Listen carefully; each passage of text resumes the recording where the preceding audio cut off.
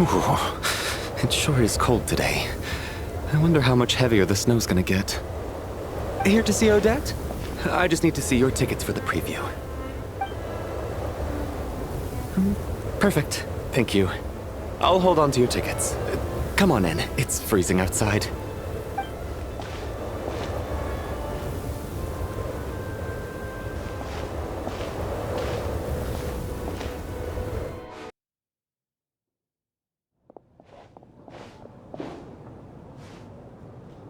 I think I'll leave the Lelek question until after the show's over.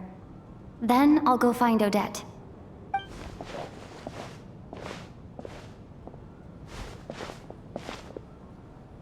Child said he was originally going to come with Tonya, so I'm guessing Tonya's already here somewhere. Is there anyone here who looks like a Tonya? Let's see. It's a small audience. Makes sense for a preview. But wait, I do see some familiar faces.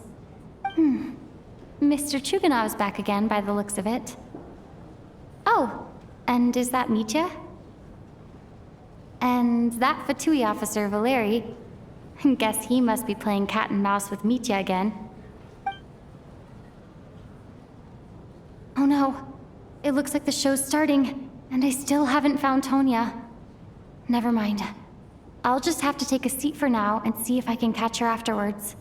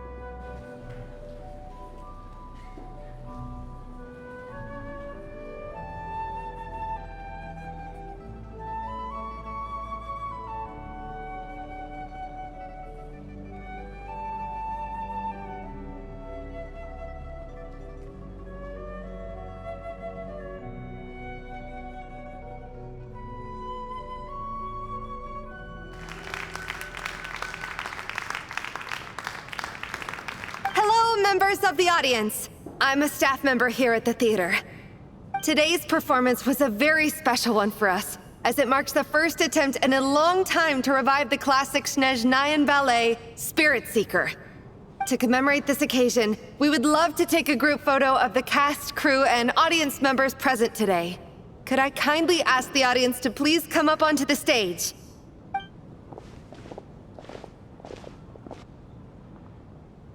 All right, everyone, huddle in a little more. Now, look at the camera. 1, 2, 3.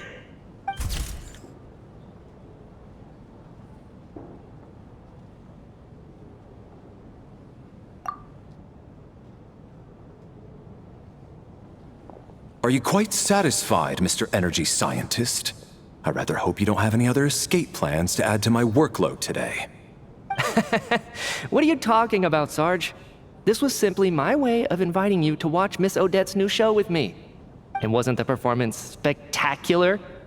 In the future, I heartily encourage you to take a leaf out of my book. Find some soul-nourishing pastimes to enrich your time outside of work. It was indeed a fine performance, but I must correct you on one point. This is not time outside of work. These are working hours. Working hours and non-working hours are just a social construct.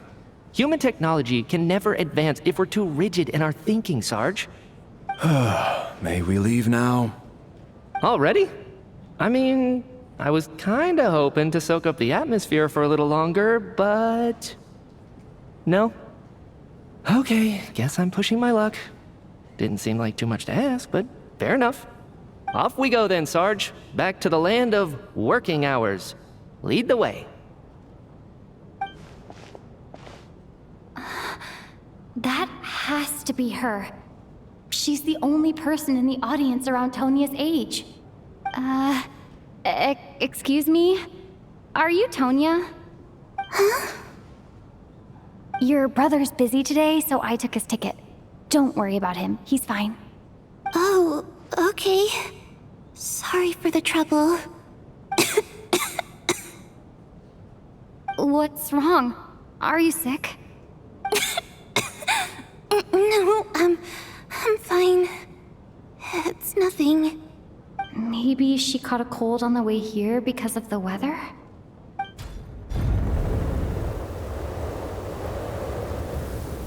I haven't seen snow like this in a long, long time. It's most unusual. I know. It's completely white out there. You can barely see a thing. I've never seen such heavy snow in my life. Let's wait it out for now. You'd be lucky not to freeze to death in this weather, let alone find your way. Well, look at that. Maybe we shouldn't be in such a rush to get back after all. What do you think? Let's wait and see. Why do you need to take it so seriously? Fate has given us this wonderful chance to take a break. We owe it to ourselves to make the most of it. Come to think of it, there's a small inn not far from here that always keeps plenty of extra blankets on hand for guests. I know the route well. Shall I head over and borrow a few blankets? That way, anyone in a hurry can wrap up warm for the journey back. Just remember to return them next time you're over this way. Sir, there's really no need to go to all that trouble. Hey, it's no trouble at all. Wait here, I'll be right back. What a kind gentleman. Very good. My wife and daughter are waiting for me at home, so I shall be heading back as soon as I get my blanket. So...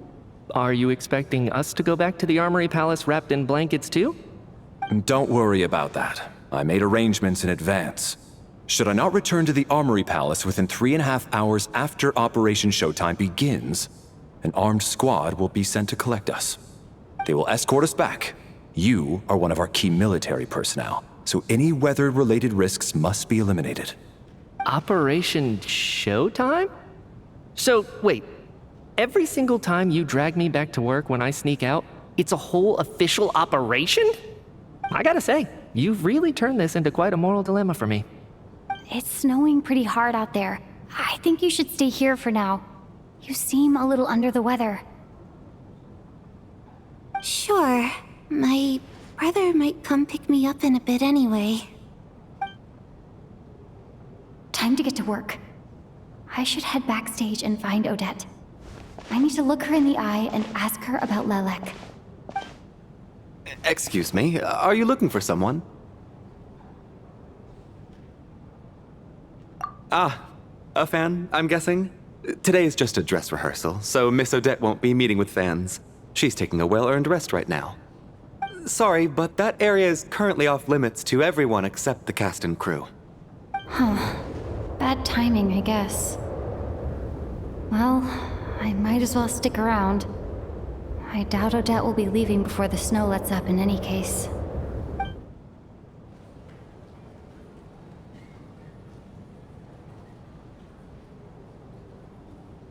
What happened to the gentleman who went to fetch the blankets? How has he still not returned? I was thinking the same thing. It's still snowing very hard. Do you think something might have happened to him? Whatever the reason for his delay, I must say I hate nothing more than people who make empty promises and fail to deliver. Well, I have to treat my employees like that on occasion, but that's different.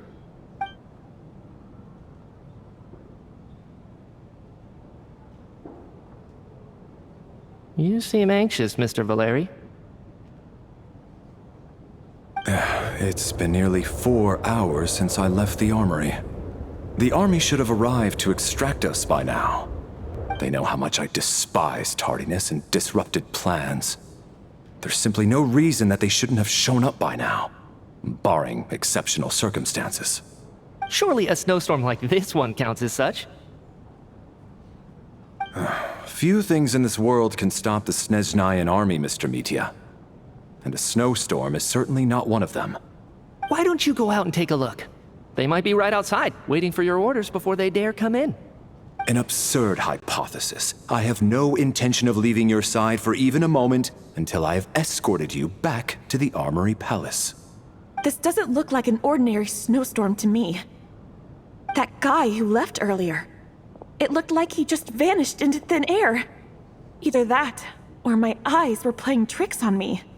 A man-eating snowstorm? Come on. Night hasn't even fallen yet. Spare us the ghost stories.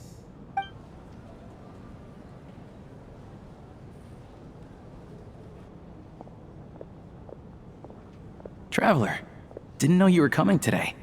How come you didn't say anything? Oh, right.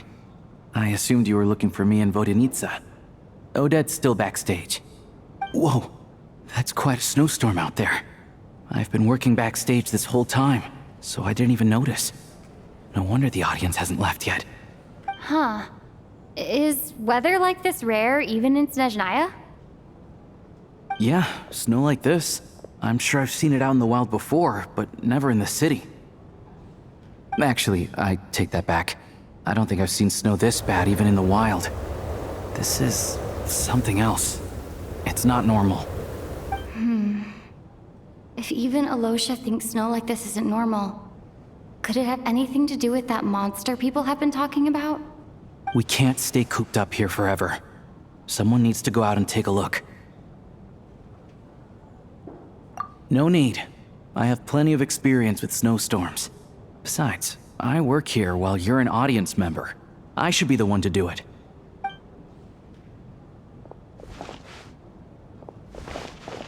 Everyone by the door. Careful not to let the snow soak into your shoes. In a snowstorm, you gotta look after your toes above all else. Heading out, my man? Be careful. I've been told the snowstorm eats people alive. Thanks for the advice. I am planning to be careful. I just want to take a quick look at the situation out there.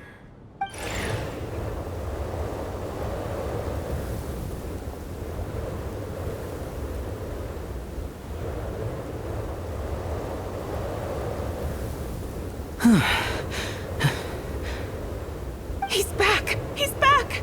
How was it? What's going on out there? Did you see any soldiers patrolling the area? Something about this storm isn't right.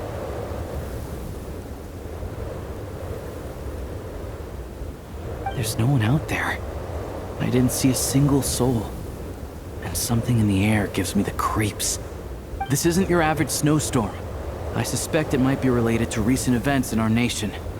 I strongly advise everyone to stay here until the snow dies down. Are you serious?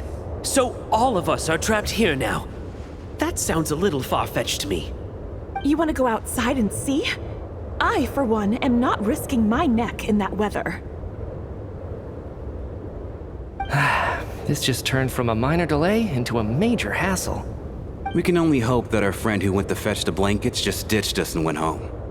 Is it really that bad? But my daughter, I won't be able to read her a bedtime story tonight. Huh?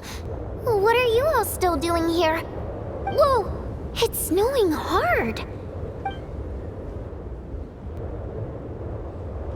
So now we're stuck here?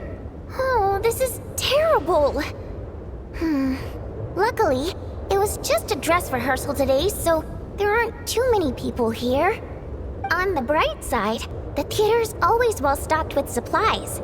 If the snow still doesn't let up as we get into the evening, you can spend the night here, everyone.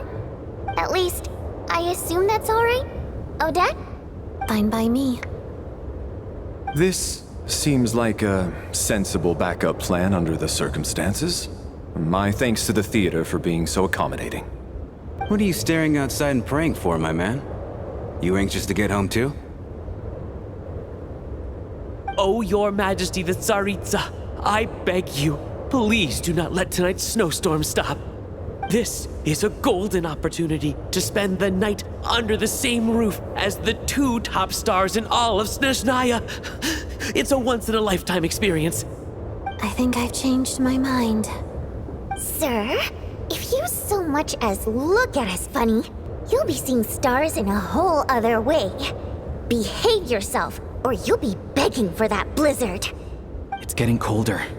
We need to keep the indoor temperature up. Close the door and lock it tight. Let's head somewhere warmer.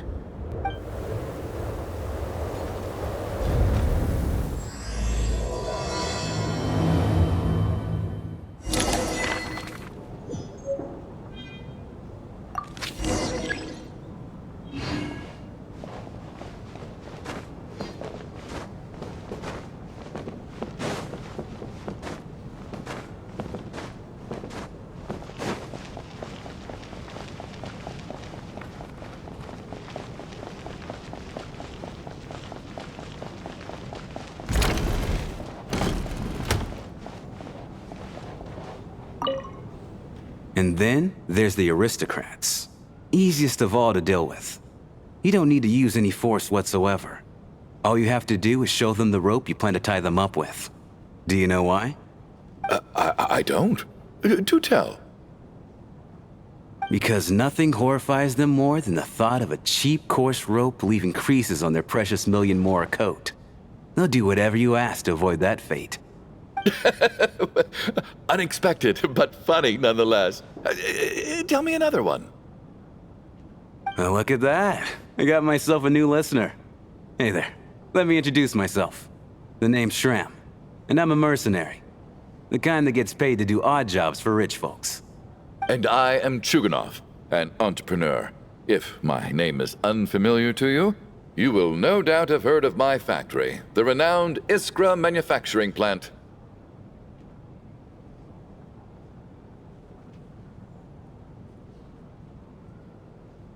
Are you really that famous, Mr. Chuganov? How come I've never heard your name before? Excuse me? Is that a joke? Or are you being serious? Oh, I'll have to ask my rope later. He's probably tied up more entrepreneurs than I've ever heard of.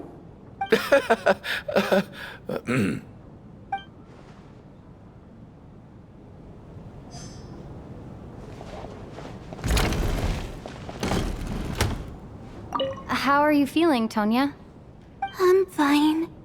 Sorry to worry you. I'm used to it by this point. I take medicine for it. My brother usually helps to get it ready for me. Child must take great care of his sister. He's never mentioned Tonya's illness, though. You know, I actually find this whole thing kind of exciting. Stuck in a strange place thanks to a snowstorm. Having to spend the night with a bunch of interesting characters. It's... exactly. It's like one of those stories where an ordinary school trip turns into a magical adventure. I've always wanted something like that to happen in real life.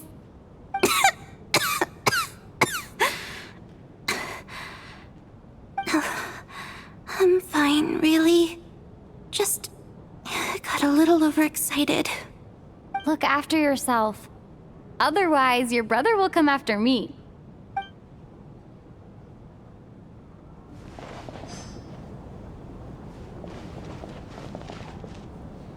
My husband has major trust issues. To him, I doubt even this snowstorm is a good enough excuse for me to stay out all night. That's the price of marrying into wealth. You'll get used to it. I'm not about to stop you if you want to leave. But don't drag me along. Hello? Can I help you?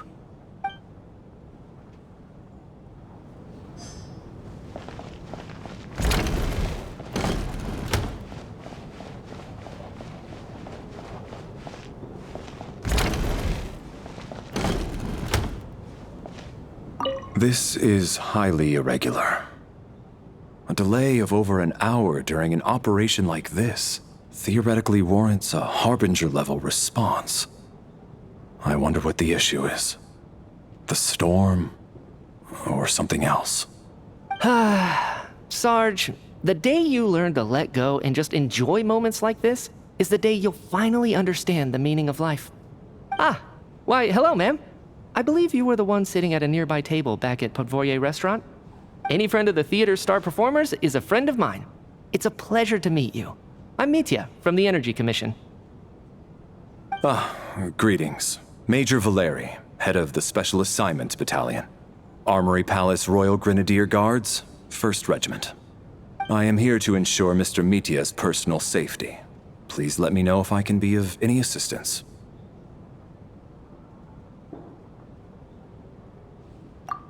Miss Traveler, I cannot help but notice that Miss Odette is stealing glances at me.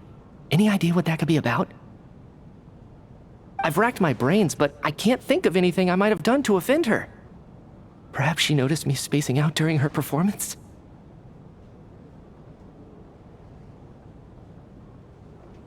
So, Mr. Mitya, is your work related to Project Suja? Yes, that's right. The higher-ups in the Fatui transferred me from the Energy Commission to the Armory Palace because they wanted me to... Really? I can't even talk about that?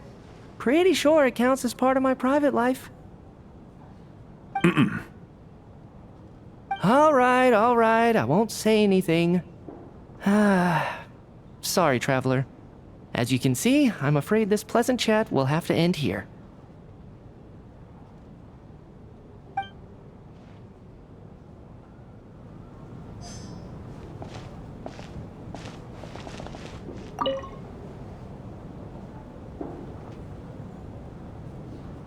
I don't think it's ever been this lively backstage before. I didn't know you were coming today.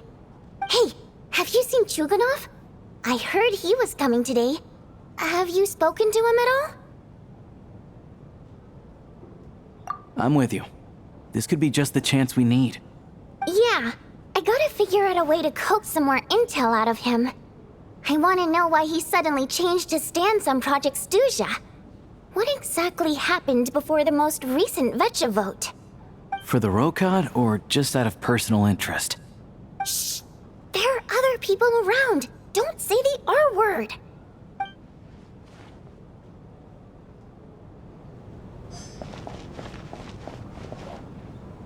I have to say, even though today was a rehearsal and there were some hiccups along the way, Miss Odette's performance was one of the best I've ever seen, even compared to an actual show. Oh, I couldn't agree more, especially considering the weight of the subject matter. It takes a truly seasoned professional to do justice to a theme like love and regret. Do you think we were coming on too strong? Odette's ignoring us again. What about you? What did you think of today's performance?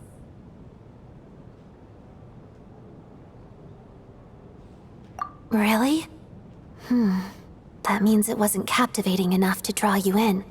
I'll work harder to win you over next time. I'll make sure to save a ticket for you when the show's performance ready. This doesn't seem like the time or place to bring up the subject of Lelek. I need a chance to speak with her in private. So unfair. Talk about double standards. And now it looks like I've been spotted.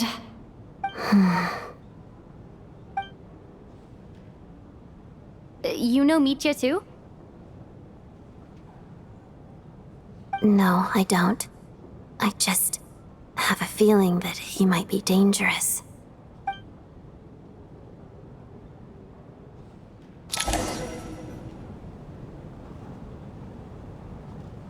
How's it looking, Alosha?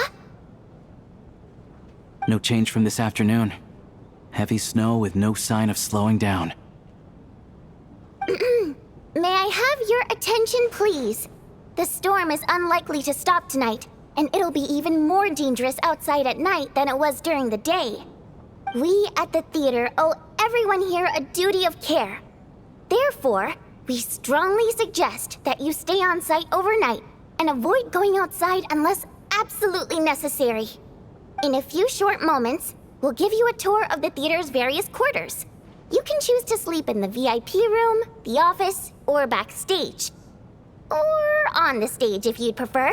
We won't mind. I'll pass on sleeping on the stage. What if the snow is stopped by tomorrow morning?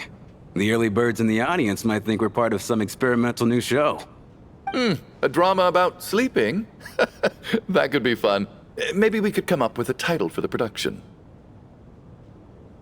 Not bad. Clear selling point at least. Could be a big hit.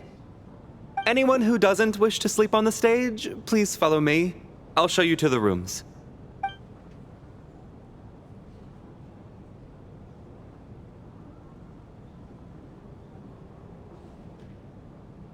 I guess I'll call it a night. Though, I feel like I won't sleep very well without Paimon here. I'm sure she'll be worried that I haven't made it back yet. But as long as she looks out the window, she'll probably realize what's holding me up. I wonder if she's feeling any better yet? At least she hasn't been getting any worse. Still, I should try and get back first thing tomorrow morning.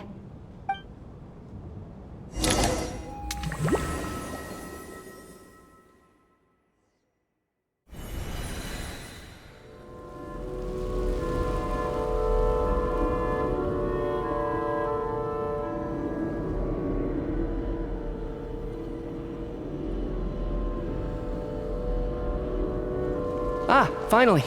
Welcome back to the world of the living, lazy bones. I was about to wake you. The black mist is almost on us. Still waking up, huh? You know, the black mist. It's been chasing us from below ever since we were born. You're just dozy. There's no way you've forgotten. Come on, let's keep heading up. Onwards and upwards is the only way to survive. Don't listen to a word those black mist cultists say. Here we go again. The endless march toward survival. What's going on? That black mist down there is creeping me out. And it's rising. Guess I should head upwards and get away from it.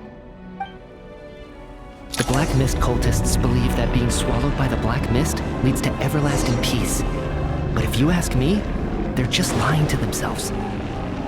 We're the only heretics left, the only ones who refuse to give in. We have to keep going. But how do you actually know that they're wrong? Dangerous question there, Torgov. The moment your faith wavers, you start a chain reaction that ends in the collapse of your will. Put the question out of your mind. Stay strong and believe that the black mist means certain death. Okay, but it's not my mind that's the problem. My body's about to give up on me. It's already starting to falter.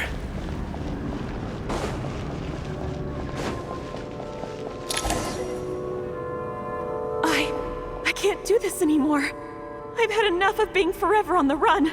What's the point of it all? All this will pass eventually, I promise. Keep fighting. It will be worth it. You accuse the Black Mist cultists of being liars. But you're lying too. There is no end to this path. It keeps going up forever. There was never any hope to begin with. The cult of the Black Mist has poisoned your mind, Sobolova. Are you thinking of giving up as well? I am. I think I'll take my chances with the Black Mist over this perpetual torture.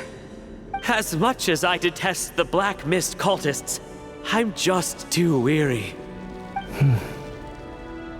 Then I bid you both farewell. Let me put my personal opinions aside for a moment and say, I hope that you both find peace within the Black Mist. Fate always appears so impossibly complicated. But at moments like this, its raw simplicity is laid bare. Their fate was sealed from the instant they entertained doubt. From then on, the outcome was both inevitable and irreversible. Let's go.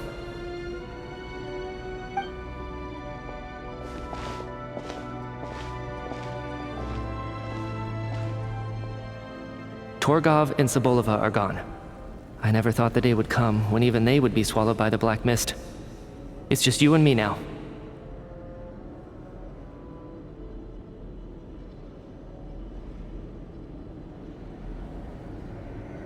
Yes, it looks like it's satisfied.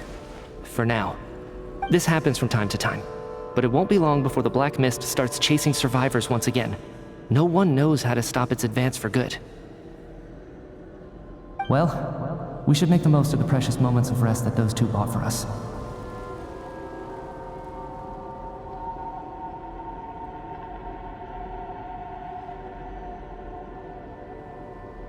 Huh? Are you really that sleepy, traveler?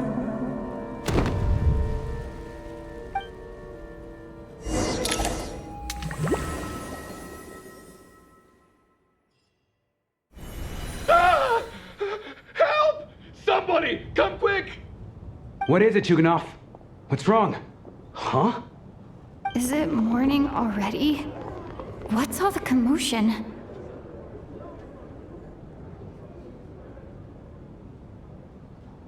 Sounds like it's coming from next door. I should check and see what's going on.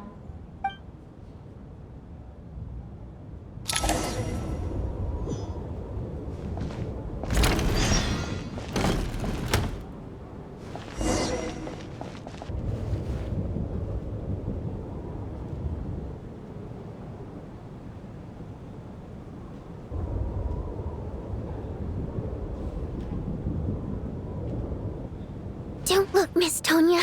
Stay here. Okay. What happened to them?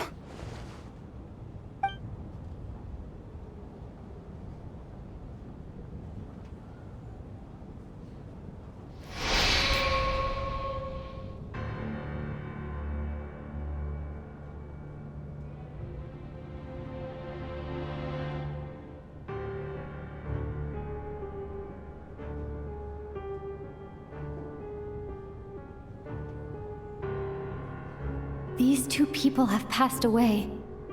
And the strange thing is that somehow I knew this was going to happen. I knew that they would be the ones to die. Have I seen this moment before? Or did I have some kind of premonition? I can't remember what it was. Let me take a look.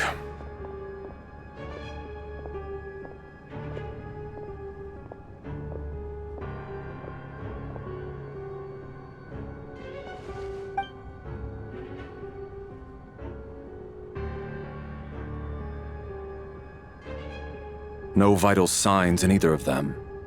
They're dead. The cause of death, however, remains unclear. No wounds on the bodies, no signs of a struggle, and no skin discoloration caused by the buildup of toxins. But just last night, they were chatting and joking away. This is so sudden. Could they have had pre-existing medical conditions? Even then, the odds of them both dying of sudden complications on the same night are extremely low. It's hard to believe that they died of natural causes, nor does this appear to be a suicide. Who was the first to discover the bodies? It was me. But these deaths have nothing to do with me, officer. I got up early because I wanted to see if the snow had stopped. Then I noticed that the door to this room was open, and it looked like there was a man and woman inside. I just went over to see what was going on. I had no idea they were... I can corroborate this. I was doing my morning exercises near the stage. When I saw Mr. Chuganov heading this way, I followed him. I can also confirm that I didn't see a single person approach that room before him. The snowstorm was raging all night, and it's still going now. There's no way someone could have come in from outside, correct? You mean an intruder? No, not possible. I slept by the door last night as a precaution. There's no way I wouldn't have noticed if anyone had tried to open it. Everyone, split into pairs and search the theater for anyone in hiding, or any signs of suspicious activity. I'll follow up with a full search of my own shortly. Go, there is no time to waste.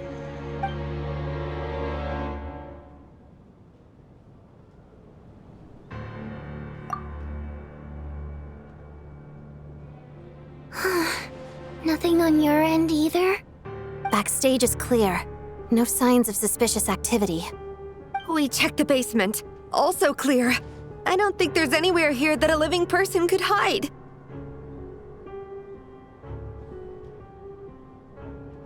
Are we certain that the theater doesn't have a back door? Or any tunnel or passageway wide enough for a person to fit through? No, there's nothing like that. If people were sneaking in through some secret tunnel to avoid buying a ticket, we'd have sealed it off ages ago. I also checked the windows. All of them are locked from the inside, and there's no sign of anyone entering or leaving. It sounds like we can safely rule out the intruder theory. If anyone came in during the night in this weather, there'd be no way for them to avoid leaving footprints or water stains. This can only mean one thing. It's like one of those murder mysteries you see in novels and plays, isn't it? The ones where the killer is one of us.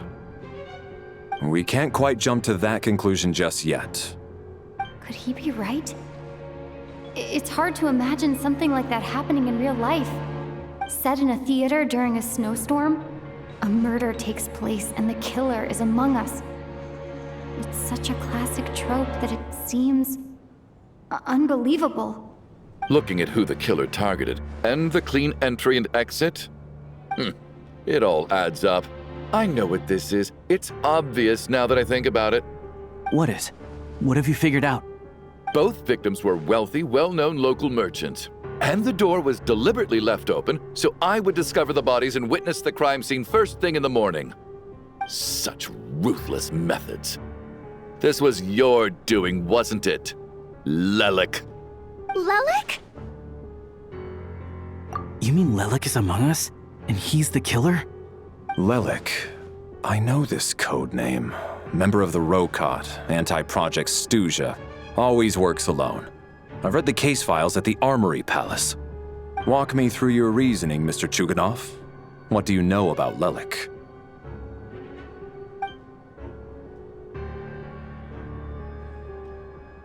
What now, huh? What now, Lelik? What more do you want from me? I already voted against Project Stuja at the Snezhno Gradvecha. You snuck into my house the other day while I was asleep. Left a threatening letter. And I did all that you asked. But Project Stuja cannot be so easily shaken. Not with the rooster in charge.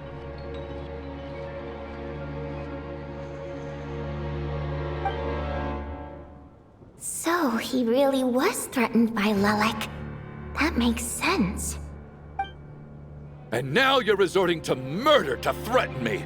Isn't that right? I knew it. The Rokot despises the rich. The lives of the wealthy are but refuse in your eyes.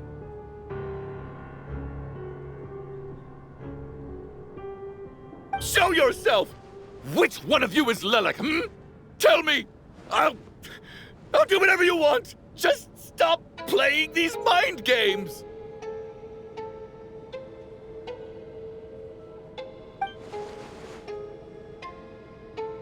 Was this really Lelik's doing? Would Odette really do something like this?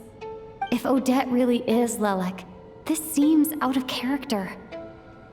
But then again, how well do I really know her?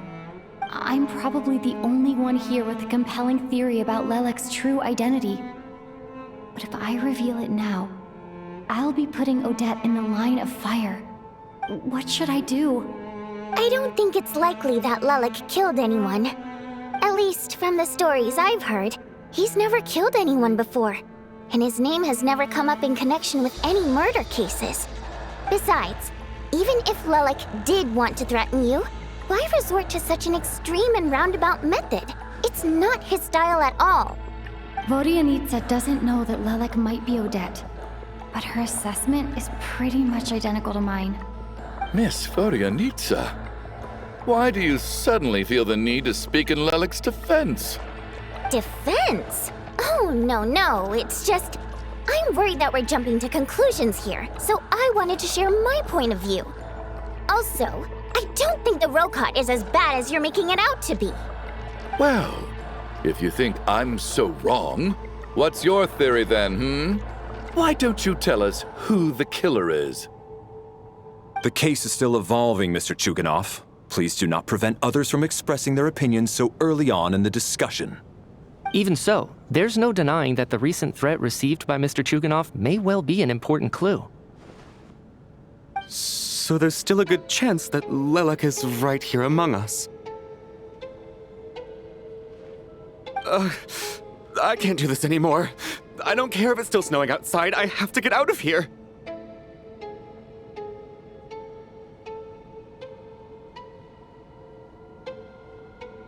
Whoa, take a beat. We all know it's far too dangerous out there. Even the soldiers couldn't get to us. Go out that door, and you might not live to tell the tale. And whoever this Lelik is, they're surely not going to murder anyone in broad daylight. Be sensible, my man. You're safer inside. As much as I regret having to say this, I'd like everyone to cooperate and refrain from exiting the premises until further notice. Because as things stand, every one of us is now a suspect. Unless anyone has further information to share, let's adjourn for now. Feel free to keep searching for clues, but make sure you don't go off alone.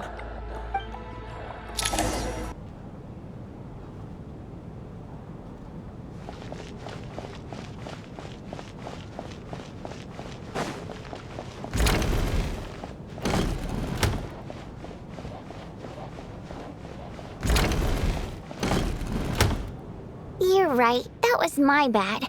It was a knee-jerk reaction. I didn't think it through. Luckily, no one suspected my identity. Oh, phew. It's just you. I thought someone was eavesdropping. Since Vodianitsa and I were on the same page earlier, I think I should share my thoughts with the Rokot members first.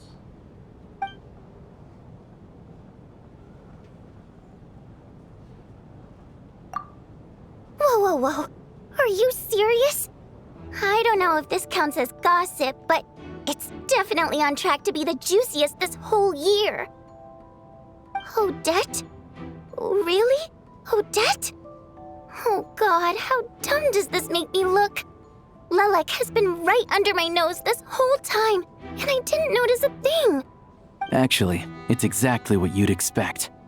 Sometimes, hiding in plain sight is the best strategy. And now that you mention it, the more I think about it, the more sense it seems to make. It all adds up. What are we up to now? 1, 2, 3, 4...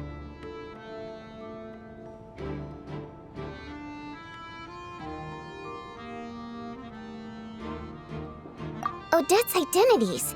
She's my coworker, specifically a ballerina, and also a Fatous, a member of the Rokot. Now, Lelek. It must be so exhausting. I just want to give her a hug. I guess since I've always known her as a member of the Fatui, it never even crossed my mind that she could be involved with the Rokot, let alone be Lelek.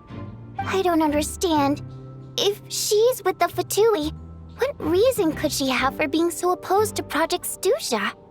Probably best if you ask her that in person. Well, since you waited until now to bring this up instead of announcing it to everyone earlier, does that mean we're all on the same page here? Yeah. Lelek may not follow orders from the Rokot leadership, but as far as I'm concerned, she's never crossed the line. If anything, her actions benefit the poor. We need to confront her face to face. Do you think she'd really admit to being Lelek? I don't know. We'll have to see how it goes. For now, we'll work on the assumption that she didn't kill anyone, and see how much she's willing to tell us.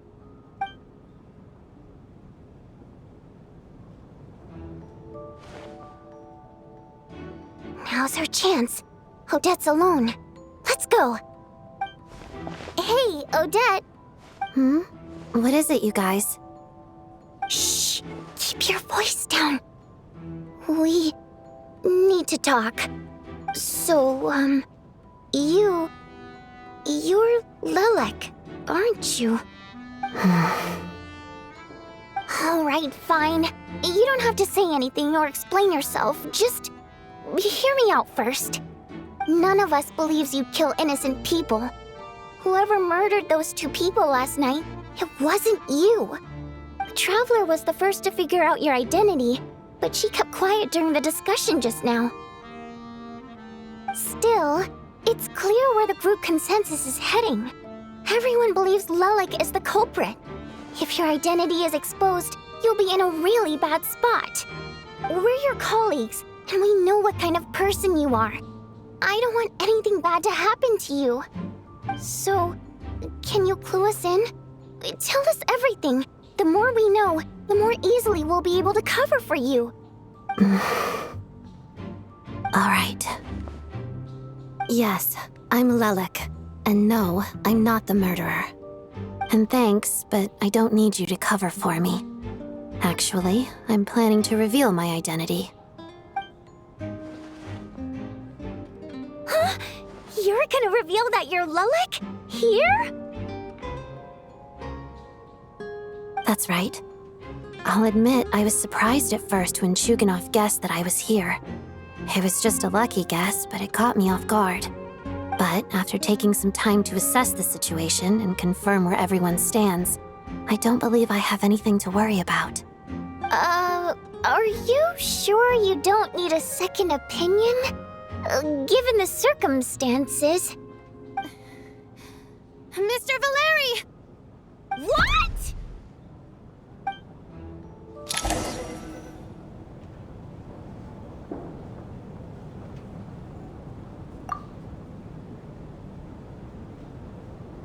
So...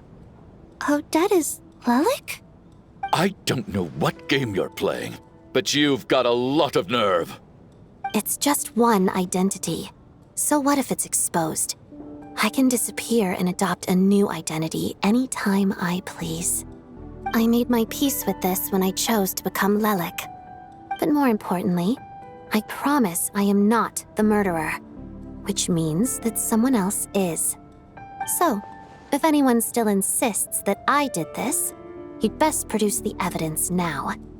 Otherwise, I suggest that you bite your tongue.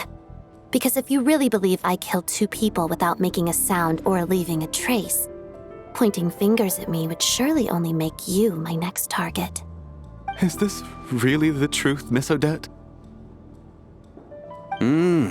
That's confidence, all right. I believe you. A real no-nonsense attitude. I can see why Marionette said that she's on track to inherit the title of the Fair Lady. Are you seriously buying this? Hey, officer!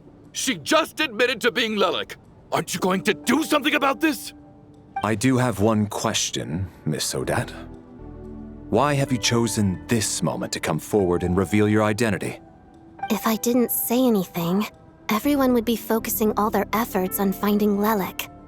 And that is exactly what the real culprit wants.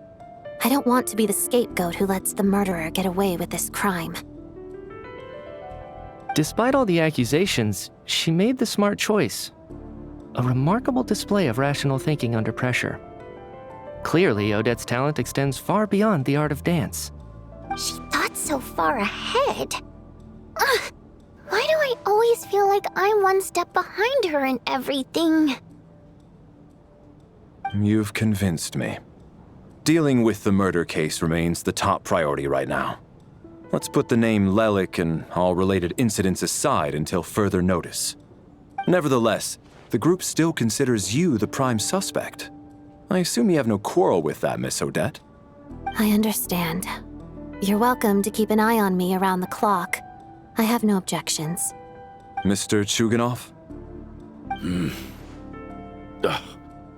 For my wife and daughter's sake, I'll let you off the hook for now.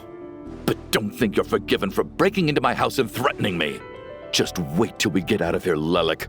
We'll settle the score then.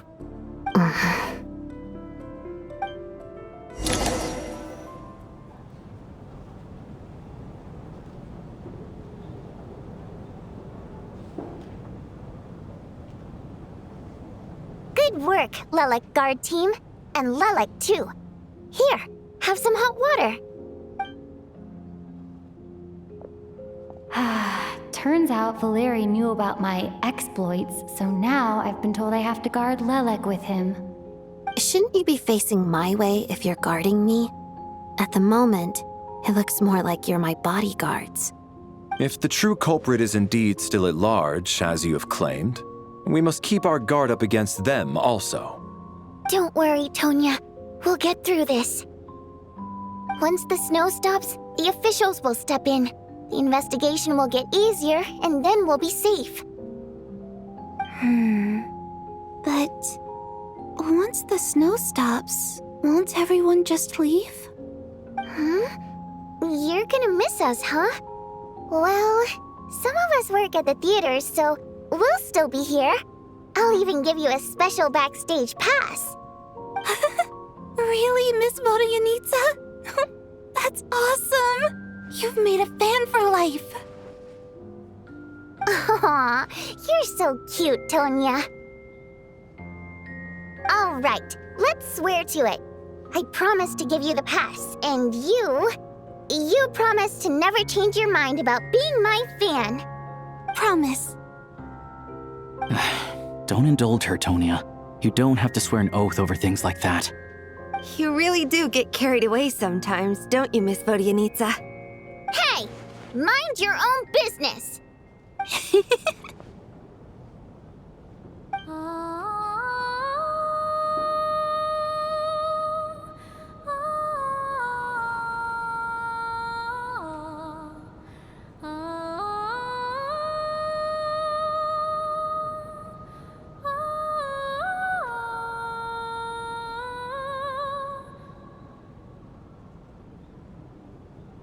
Don't be nervous, Miss Water Imp.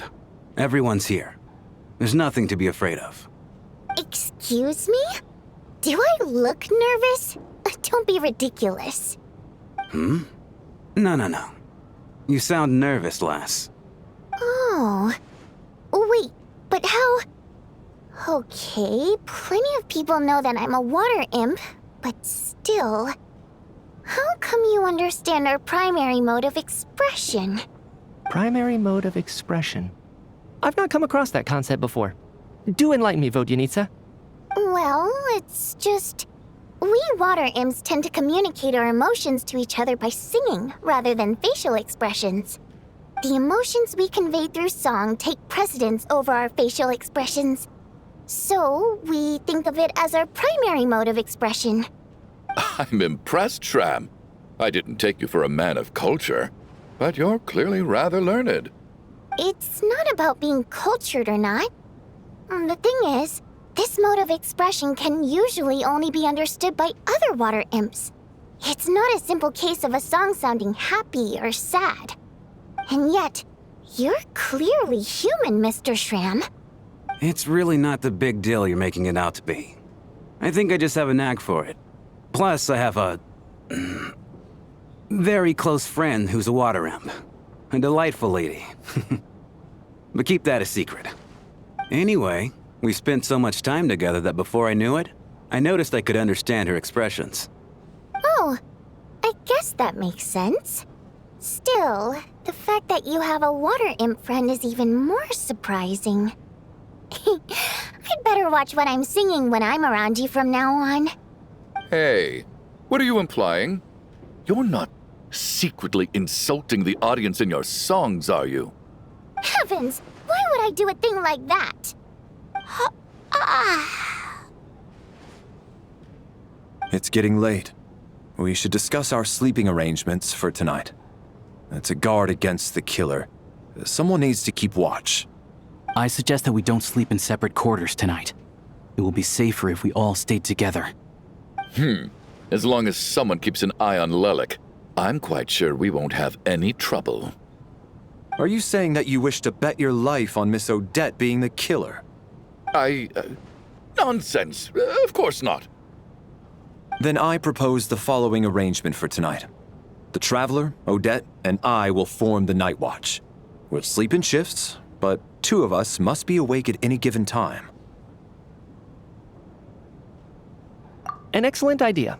This allows us to handle the night watch while also keeping an eye on Lelik. Meanwhile, the rule of taking shifts in pairs resolves the other issue. Namely that we can't necessarily trust the Traveler or Valeri either. I expect that plan took you quite some time to come up with, didn't it? Actually, our field combat manual outlines a similar approach. Although the scenario there involves guarding prisoners overnight during field operations. That being said, I must clarify that I harbor no disrespect towards you personally, Miss Odette. In fact, Lelik's numerous covert operations make fine textbook examples for military agents. I care less about respect and more about the fact that you just robbed me of 2/3 of my sleep tonight. I'm calling dibs on being the first to rest. Good night.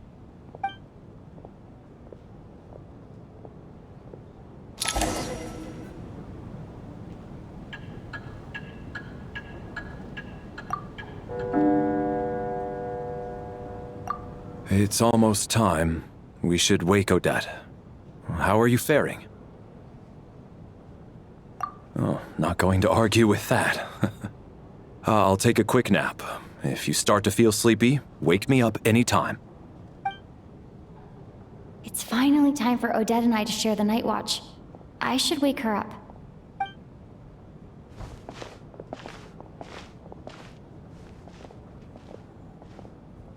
I came here to get information from her in the first place. Maybe I should think about what questions I want to ask before she wakes up. How long are you gonna keep staring at me? Couldn't sleep. My mind's been running haywire. Plus, there's something I've been meaning to talk to you about. I had a hunch that you wanted a conversation, too. Let's take this chance to clear the air, shall we?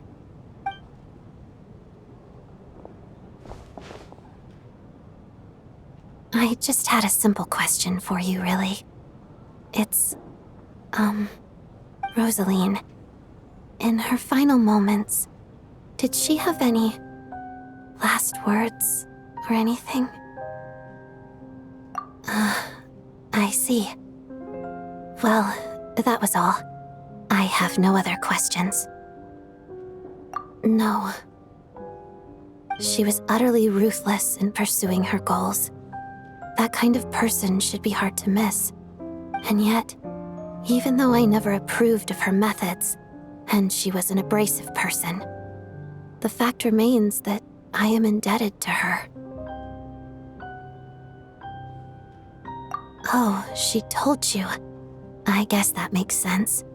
I think she and Rosaline were on pretty good terms. Yes, Rosaline wasn't the kind to gossip about this sort of thing. Not that it's any huge secret to me, though. When I was a child, I had to join the Fatui for the sake of my mother and me. I trained under Rosaline. It was extremely grueling, and it didn't exactly come naturally to me. All I could do was try to ignore the biting cold and practice. I was a newcomer who'd managed to make a good first impression on a harbinger. There was pressure to live up to her expectations, to be worthy of the fair lady's reputation. Every day was a struggle against the cold, pain, and fatigue. And most nights, I struggled to fall asleep. After enduring all that, I've become almost immune to the sensation of pain. I suppose that was the cost of survival. Surely, any child who had to experience that would grow to hate her lot in life, don't you think? So, I put an equal amount of effort into my ballet. Because in my young mind, that was the only way to defy my fate. It was my way of telling her, the Fatui's demands and your expectations of me are not what I wish for. One day, I will leave. I think she probably blamed my poor performance in training on my passion for ballet. She knew my heart wasn't in it. One time, when I was secretly practicing a dance at night, she suddenly showed up. I knew she was there to catch me red-handed. I told her, "You don't deserve to watch the dance I learned from my mother." She looked stunned. I guess she was surprised that I lashed out first, before she had the chance. But strangely enough, on that occasion, she wasn't fierce with me like she was during training. Instead, she fell silent for a moment, and then left. After that, she never interfered with my dancing or asked me how it was going. She never came to watch me dance again either. Not even once. She was.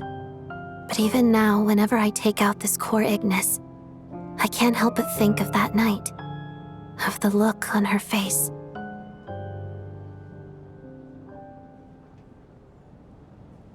Sort of. Although gift might be too kind a term. This is her flame sealed within ice. A symbol of her favor, yes, but also her way of keeping an eye on people. She knew the location of every piece of core Ignis. If any recipient started acting suspiciously, she'd be on to them immediately. Trust her to make even a mark of approval feel suffocating. So, when news of Rosaline's death reached Snezhnaya, many people immediately crushed their core Ignis. It gave them a profound sense of relief, like they'd broken free from her shackles. But I kept mine. With my sensitivity to pain being as dull as it is, the warmth from this core Ignis is one of the few things I can still feel clearly. I still wonder, did she really come to stop me that night? I wasn't sure, but I was scared, so I said some really awful things. I guess she didn't leave anything behind. Not that I expected her to. It's fine. It's just a bit of a shame that we couldn't settle our differences before the end.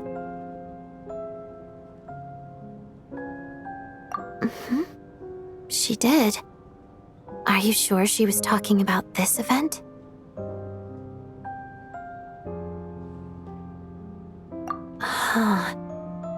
No, she didn't.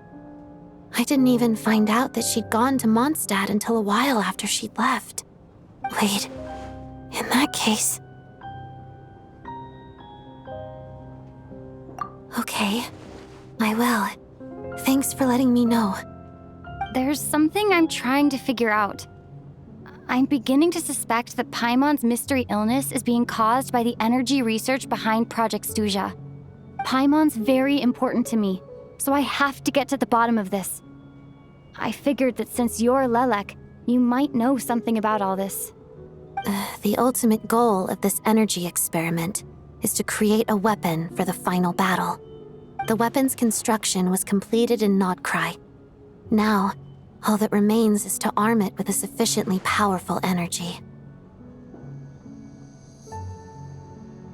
Yes, the weapon's development and all the related experiments are overseen by Lord Piero, the Jester, and the lab is located deep within the Armory Palace. I'm not sure why this experiment would be making Paimon feel unwell, though. The best way to get to the bottom of it would be to go there in person. Once we get out of here, I'll help you apply for an entry permit. And I'm hardly the organization's proudest member, as you know. You answered my question about Rosaline. I want to do you a favor in return. It's that simple.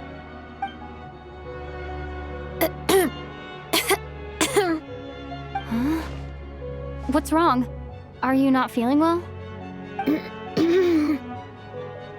You two seem to be hitting it off. I thought you were sleeping.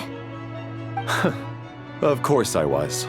In the military, one learns to fall asleep quickly, even in the most inhospitable environments. It's vital to staying alert and energized. Why? Is something wrong? Even if he was awake, he can't have overheard us, right? Well, thank you both for keeping watch. Traveler, I'll take over for now. It's your turn to get some sleep. Sure.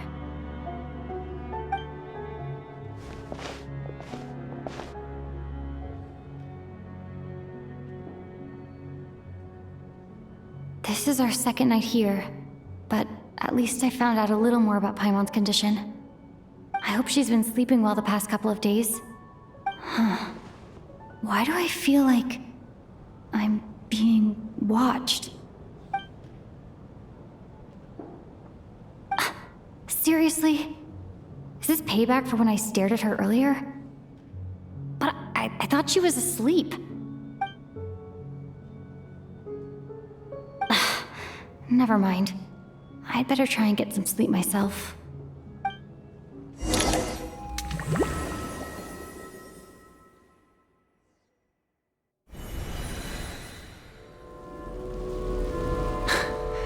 Hey, what are you spacing out for?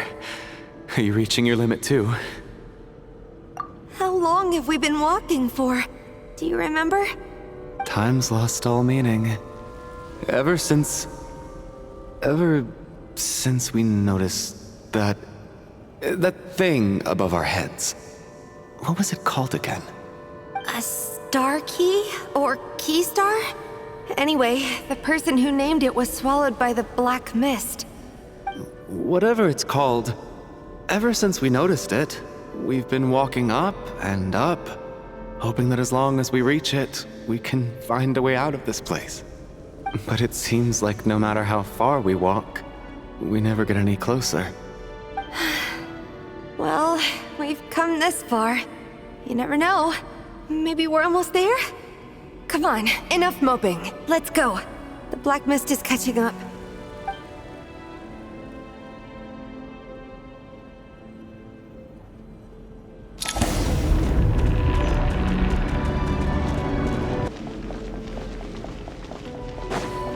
Monsters ahead of us? The black mist behind us? It feels like there's no escape. Shut up. Run faster.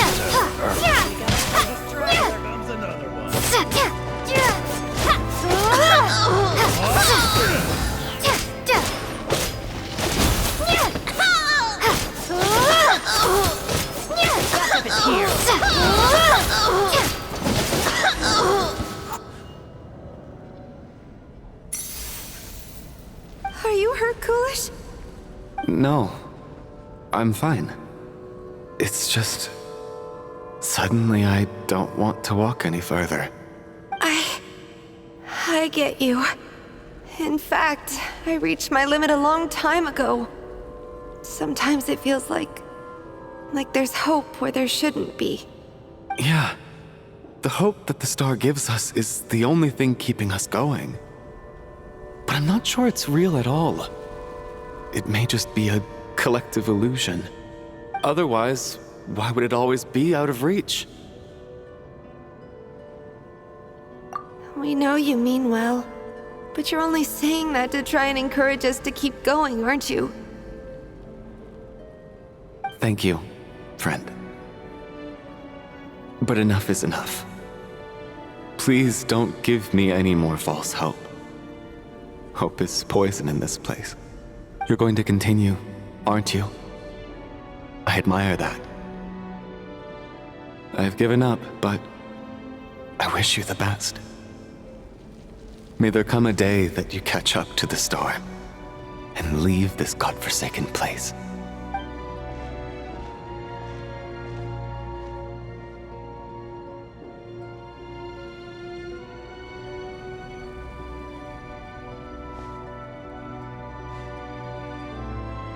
It's not an illusion. We really are getting closer to the star.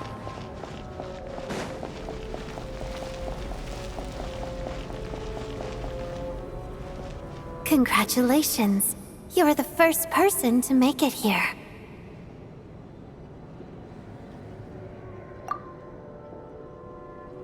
I'm the star's envoy. The black mist has stopped rising. Its hunger is satisfied for now, having devoured your two companions. This is a good opportunity. I'll let you get some rest before we continue. What do you mean, leave? The star represents the starting point. It's the waypoint for the beginning.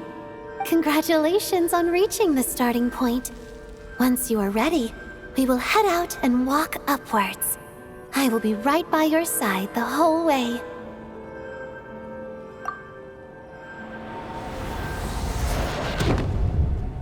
Huh? What's wrong? Hey, don't give up before the journey's even begun.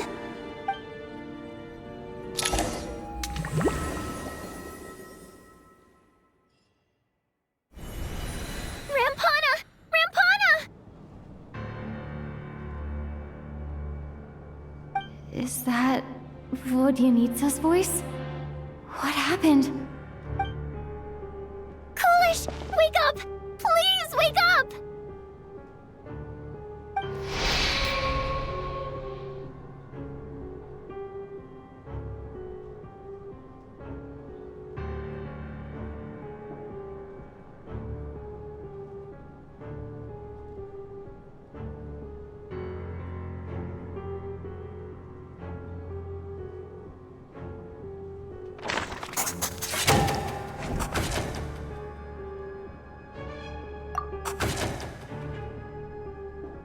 The situation is identical to that of the two casualties yesterday. We cannot ascertain the cause of death. At least there are some elements that we can rule out this time. They slept on the stage with everyone else, so I suppose the surrounding environment can't be a relevant variable. Rampana. Coolish. Weren't some of us keeping watch last night? 3 of us, in fact. How could you not notice something was wrong? I'm as confused as you are. Certainly nothing unusual happened on my watch. Likewise, and from what I've observed so far, both Miss Odette and the Traveler can be trusted. To be honest, I didn't get a wink of sleep last night. I couldn't help but think I was the target, so I just laid there with my eyes closed.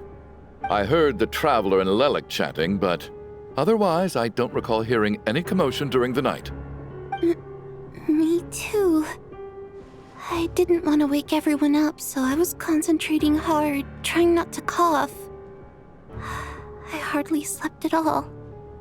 If anything had happened, I'm sure I would have noticed. Then, what could possibly be causing this? Once was bad enough. I can't believe it happened again. I worked closely with Rampana and Coolish for so long. I never imagined that one day they'd... And on the stage of all places... Florianitsa. 4 victims in just 2 days, and we still don't have a single lead. I need to get to the bottom of this as soon as possible. And above all, keep Tonya safe. I'd never be able to look Child in the eye again otherwise. Still snowing? Yes, I just checked. Still no sign of anyone outside either. So we only have ourselves to rely on. If you ask me, this killer can clearly strike whenever they please. The Night Watch was a useless endeavor from the start. Lelik must be an expert in poisoning. Clearly she used some poison that can't be detected on the corpse. Here we go again. Listen, I was already thinking to myself last night, was Lelik's reason for revealing her identity the real story? Well, now I have my answer. It most certainly was not. She's been playing us for fools. You get off on this, don't you? Revealing your identity, only to carry on with your killing spree? That's a hideous thought. One that only a hideous mind like yours could dream up. How dare you! That's enough! Yesterday, you named Lelik as a suspect because the victims were both wealthy merchants. Lelik might have had a motive then, but today's victims were just ordinary people. Not to mention that they were colleagues of Odette and mine. What reason would she have to murder them? Let me guess. Just to scare you? Who knows? Maybe you don't know her as well as you think. I implore you all to ask yourselves, how many people are there really in this world that have what it takes to kill another person? Not many, I'd wager. Lelik is well known to be a ruthless operator, and now she has revealed her identity. How could it be any more obvious? Everything you've said so far is still just conjecture, which doesn't constitute a concrete lead. You need to back up your claims with some evidence. How can you defend her, officer? What did she say to you while you were on Night Watch? Maybe I shouldn't be so surprised. You military types are always colluding with criminals to target the rich.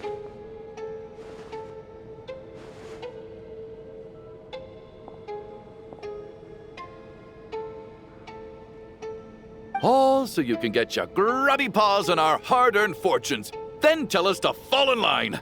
The Fatui, the Druzhna, and the Rokot. Thugs, the lot of you!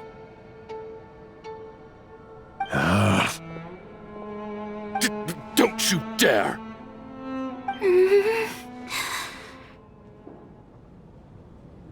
Sir, but... You were the one who told us not to stop other people from expressing their opinions yesterday. 4 people have already died. Only yesterday I was chatting with Mr. Coolish. Then we woke up in the morning and he's... Turning against one another is the last thing we should be doing right now. Little girl. Even if Mr. Chuganov is a puffed-up, pig-headed windbag who doesn't have a clue what he's talking about, he's still one of the victims here, isn't he?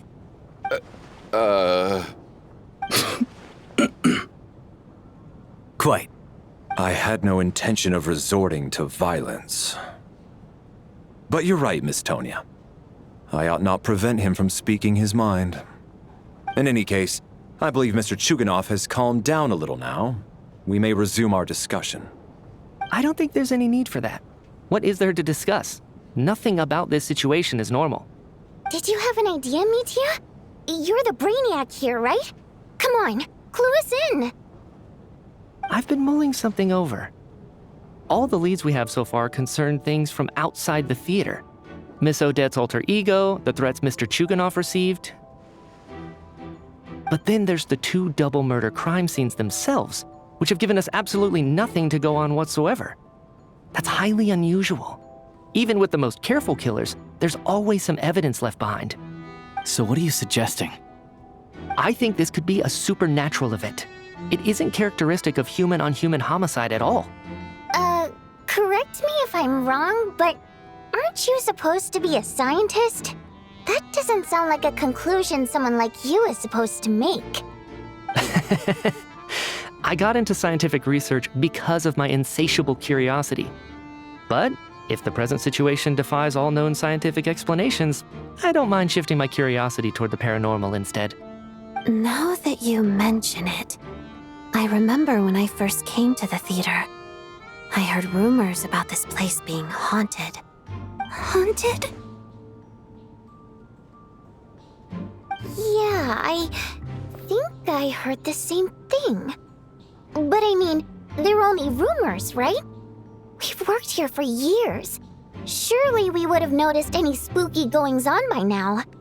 Well, this has taken an unexpected turn. A haunted theater? If Paimon were here, she'd probably be hiding behind me in fear right now. Why don't we take this opportunity to look for clues again with a more open mind? Maybe a different perspective will help us see something different. Very well. Whether it's criminals or ghosts we're looking for, the same rules apply. Everyone needs to tread carefully. I'll move the bodies into the same room for now.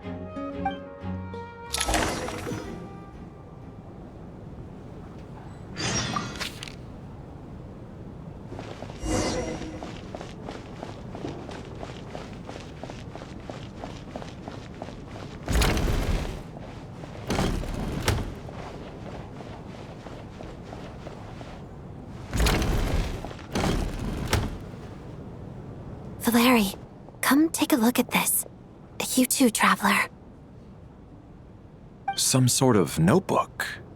What is it for? It's the on-duty logbook for the theater. Kulish was the main person to use it. He mostly used it to record any unusual incidents during a show, audience numbers, exit times, and so on. Yes, he'd always have this logbook with him when he checked tickets at the entrance. This should confirm a lot of key details about the recent show. So, you find anything unusual? Yes. The number of people. I've checked and double-checked, but the numbers just don't match what's recorded in the logbook. Apparently, we have an extra person among us. Are we certain that logbook is accurate? Could someone have sneaked in without buying a ticket or something? Unlikely. Kulish took his duties very seriously. I've rarely seen any errors in his work. Not to mention that this was a dress rehearsal, meaning smaller audience numbers and tighter ticket restrictions than usual. Everything would have been well within his control. We no longer have our tickets with us, do we? They got collected on entry. I assume there's no way we can check them again. Unfortunately not. The theater recycles tickets. Once people are in the door, they don't tend to leave until the show ends, so we collect the tickets at the point of entry.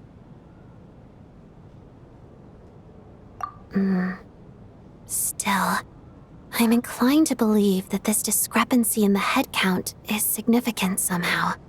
Did an extra person just materialize out of thin air?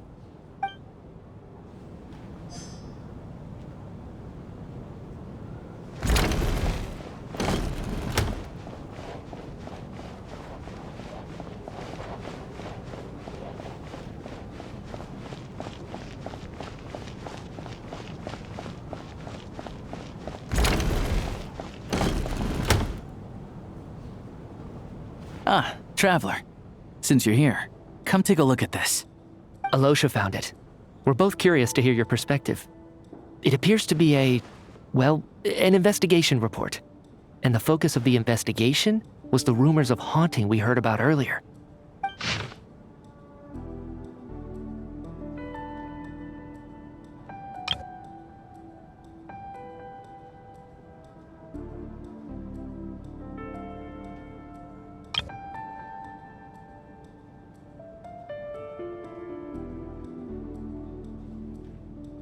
An investigation report, huh? Looks quite old. This person's name looks to be of Sumeru origin to me. Was the investigator from Sumeru? The theater manager must have hired an investigator once specifically to look into this issue. But it doesn't look like anyone ever looked at the report. Presumably, the manager wanted to know if the supposed haunting was dangerous, while also being fearful of word getting out in case it affected the theater's business.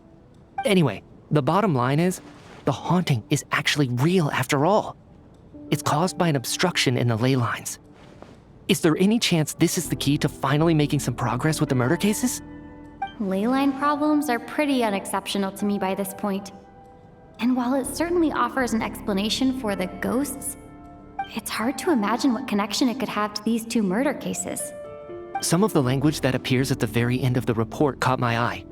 Angel civilization, ley line renovation? My area of research doesn't touch on any of that, so it's completely outside of my wheelhouse. Huh? A piece of paper just fell out from the report. It landed right by your feet.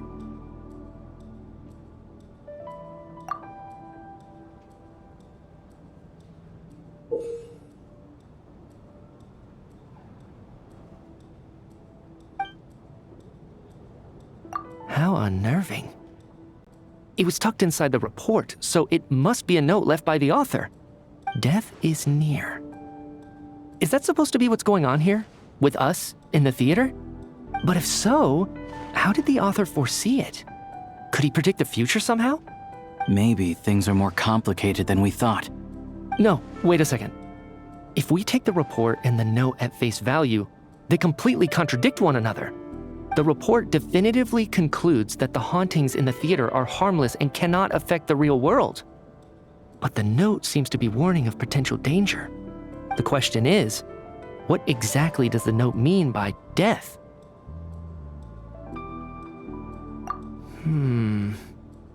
The various ways we could interpret this keyword lead in completely different directions.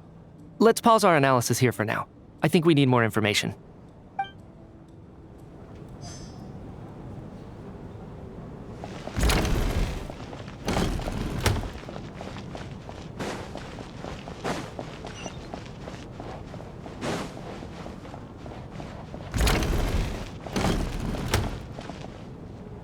Tonya? Did you find anything? Not yet. Still looking. So... Are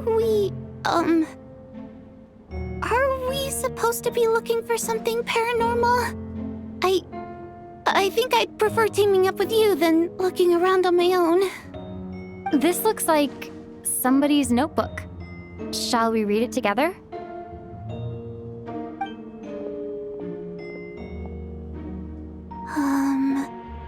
Well, it doesn't look scary or anything, so I guess it should be fine. All right, let's read it together.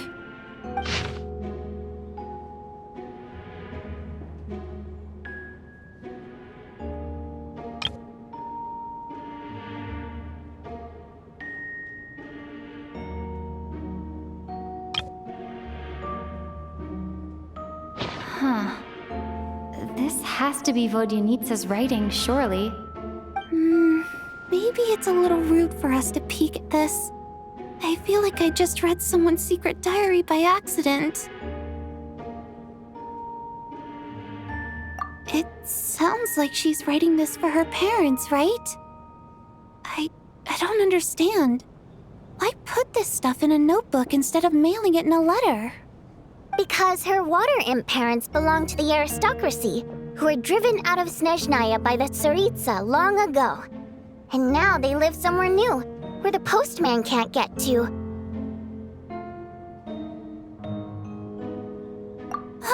We're sorry! It's fine. My fault for not storing it properly.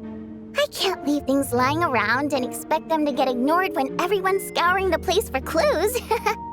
All right, give me my notebook back. I'll take over the investigation in this room.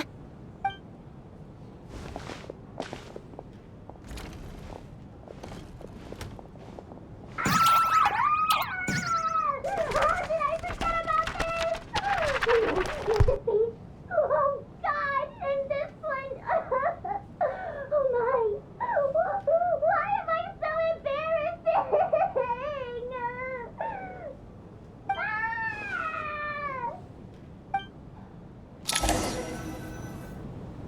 if we take all this together, it's not impossible, is it?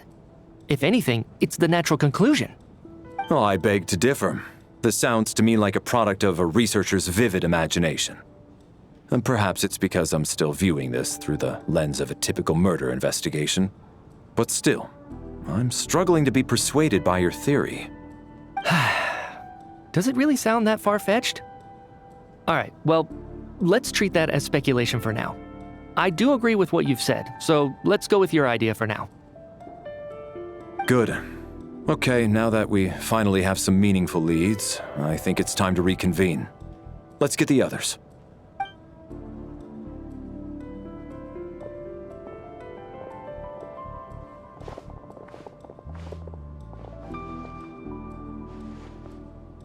So, that's about everything we've discovered so far. I'll share my theory first. Based on what we've learned from the logbook, I believe the extra person among us is most likely the killer. If the killer had simply bought a ticket, it would have greatly increased the risk of their identity being exposed. I expect he or she either hid in the theater ahead of time, or found a way to slip past the ticket inspection. They then blended in with the group and waited for an opportunity to strike. What about the note found in the investigation report? Any thoughts on how that fits in? The killer may have simply planted it there as some sort of sick joke. I've seen my fair share of psychopathic killers. They love playing cryptic mind games. So, it has nothing to do with the haunting of the theater after all. This theory makes sense to me. If we have an audience member unaccounted for, chances are they didn't come here to watch the show. Could it really be that simple? So, in other words, all we have to do is find out who got in here without a ticket, and all our problems will be solved? Then let me make one thing clear. All the theater staff should be well aware that I came here for the rehearsal legitimately, yes?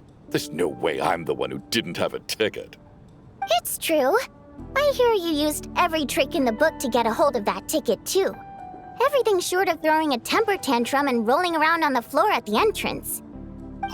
I most certainly did not degrade myself in such a way. Probably a stupid question, but I might as well ask. Did anyone here get in without having their ticket checked? Guess it was naive of me to expect them to just admit to it. Especially after the unprompted Lelik reveal. Once was already a miracle. Twice would be unfathomable.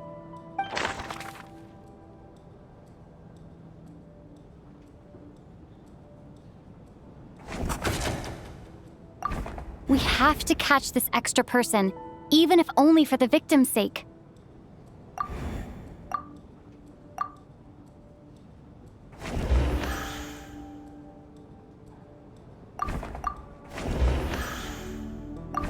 Sounds like Chuganov went to a lot of trouble to get his ticket because everyone at the theater knows about it.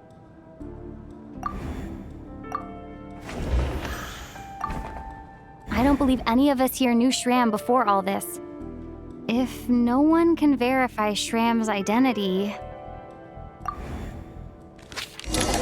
Mr. Shram, did you really go through the ticket inspection to get in here? Huh? Me? Why am I being singled out, my friend?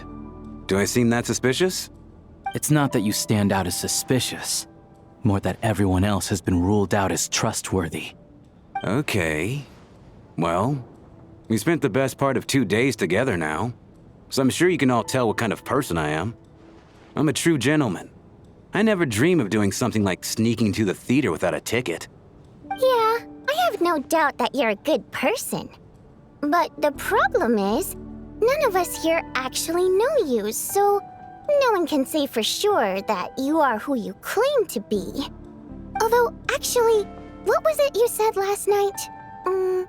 Yeah, you're friends with that water imp, which is why you understand our primary mode of expression. Last time I checked, there were barely any of us remaining in Snezhnaya, since most of the water imps left. Could you tell me a little bit more about your friend? There's a good chance I actually know her. And I suppose it's also kind of a way for everyone else to get to know you a little better.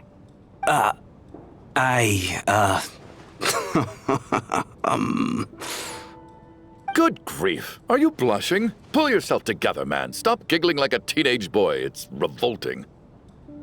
Hey, revolting is a little strong. All right, fine. I'll admit it. That water imp friend of mine, the truth is, we're dating. I was just a bodyguard hired by our family. But the stars must have aligned, because sparks began to fly between me and their daughter. Never in my wildest dreams did I think I'd get so lucky. We don't need details. Just get to the point. Okay. I'm just a little hesitant to reveal her name, that's all. You know how it is. These are delicate times. Even with me to protect her. If word gets out that she's dating a human, both the Fae and human factions will give her a hard time. Really? Wait, no. That can't be. Huh? Shram, what the devil are you talking about? Why is everyone looking at me like that? Surely you can understand where I'm coming from. Delicate times? Factions? Yes? You know, the Civil War? Last time I checked, the Fae and the humans were still at each other's throats. If I'm not mistaken, the last significant civil war in Snezhnayan history was over 400 years ago, when Her Majesty the Tsaritsa had just taken the throne and was consolidating her reign. What do you mean, 400 years ago? What's going on here? Is Shram from the past? All right, Mr. Mitya, you win this round. As far-fetched as it is, it appears that your theory may be correct. I'm just as amazed as you are. I didn't even believe it myself, to be honest. Is someone going to explain what's going on here? From the look on your face, you figured it out too, haven't you, Traveler?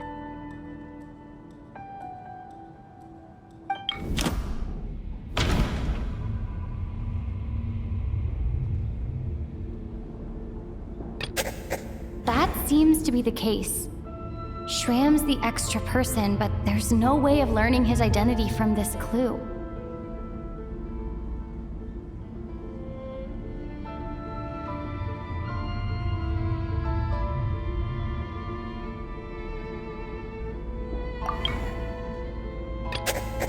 Vodyanitsa's private letter touches upon the history of the Water Imp aristocracy's exile, but reveals nothing about Shram's identity.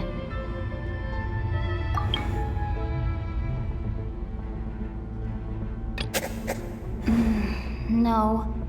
The truth lies within the clues we've already discovered.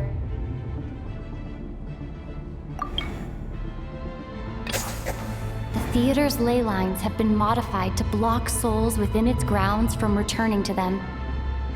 Some souls can even wander this place forever. Mr. Shram's statement proves he's from hundreds of years ago.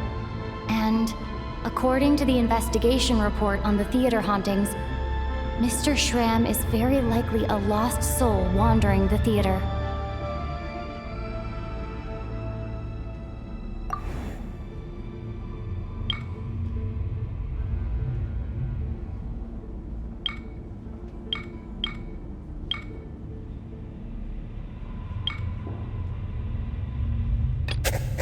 This is Mr. Valeri's hypothesis.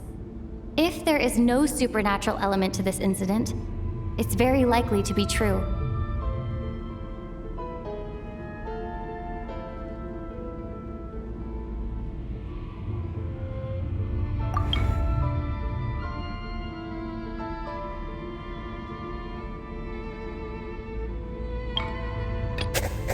I don't think I'm that redundant.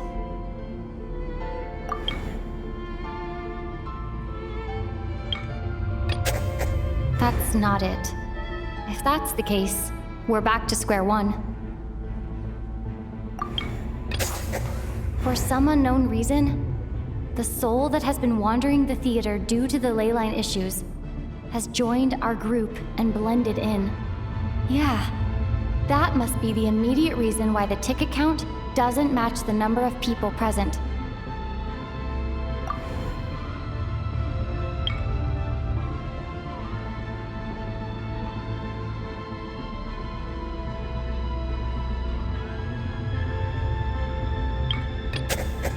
All of last night, Lelek, that is, Odette, was under surveillance, which rules her out. We've basically proven Lelek's innocence.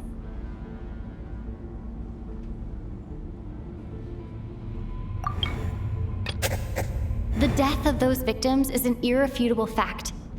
It is the outcome of whatever's going on here. What we need to do now is find the truth within this information.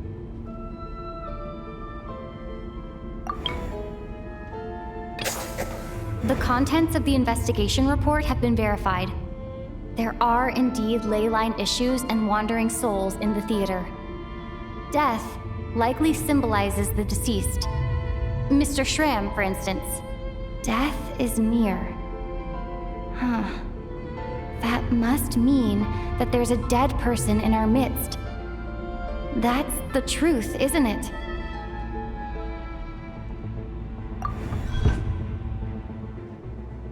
Yeah, the logic is clear now. The investigation report said that there would be souls stuck wandering around the theater because the ley lines were cut off. Mr. Schramm must be one such soul who died in the theater a long time ago. In which case, that also makes him our extra person. So when the note said death is near, it must have been referring to death as in the deceased, people who died a long time ago. Someone who died a long time ago. In short, there's a dead person among us. The extra person we've been searching for is a ghost from the past. You mean I'm a ghost? No. Don't make jokes like that, my man. There must be some mistake. But even if I was dead, I know for a fact I didn't kill anyone these past 2 nights. Yeah, even if all that's true, the report also said the souls inside the theater can't affect reality, right? They're harmless. Then what if the problem isn't the souls at all, but the ley lines themselves? The ley lines have a powerful ability to attract and devour souls. Let's say that the ley lines are like a black hole, constantly seeking to engulf souls. But the souls that don't want to return are trying to avoid being sucked in. Huh. Why does this analogy sound so familiar? What happens when the black hole can't achieve its goal? I'm only speculating here, but what if it ended up swallowing innocent souls by mistake? Or intentionally taking other souls to compensate? That could explain why we weren't able to determine a cause of death. If you're right, and their souls were devoured by the ley lines, it does make some sense. It does seem to explain a lot of the things we couldn't make sense of. Does that mean it's true? Except there's no concrete evidence. Mitya is relying on a lot of logical leaps. Still, it seems like the best explanation we have under the circumstances. All right, so how could Schramm not know that he's dead? Seems a little unlikely that he hasn't noticed anything unusual even after several days interacting with us. On the contrary, it's perfectly normal for a soul to wander the theater for centuries without questioning their existence or reason for being there. It's simply what's natural for them.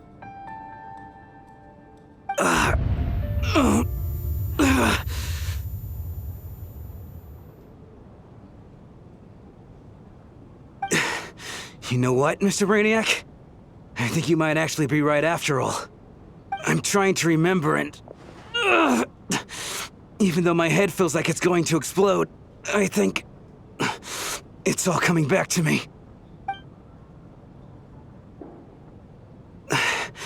I was the one who didn't want to remember my own death, so I forced myself to forget. Well, I'm sure those are painful memories. My lady and I snuck out to go on a date one day. We bought tickets for the theater. It wasn't really my thing, but I was just happy to be together. All of a sudden, a group of people burst into the theater, shouting for all the water imps to get out, performers and audience members included. It was clear the conflict between humans and Fae had reached a boiling point. This time, the extremists were even coming after the water imps who had nothing to do with the war. I thought I could pull one over on them. So I took off my jacket, draped it over my lady, and tried to sneak out amid the chaos. But I got caught. They started shouting, calling me a traitor to humanity. But I was going to do whatever it took to buy our chance to escape, no matter how many people stood in my way. I had to, both as their bodyguard and out of love. It's all right, friend. You can stop there if you want. You don't need to dig all that up again. It's just... Even now, I'm still struggling to accept the truth. How could I be dead? I'm sorry, everyone. If I'd known I was a dead man walking, I wouldn't have dragged you down with me. If I'm the cause of all this death, then punish me however you see fit. But, Mr. Shrim... No.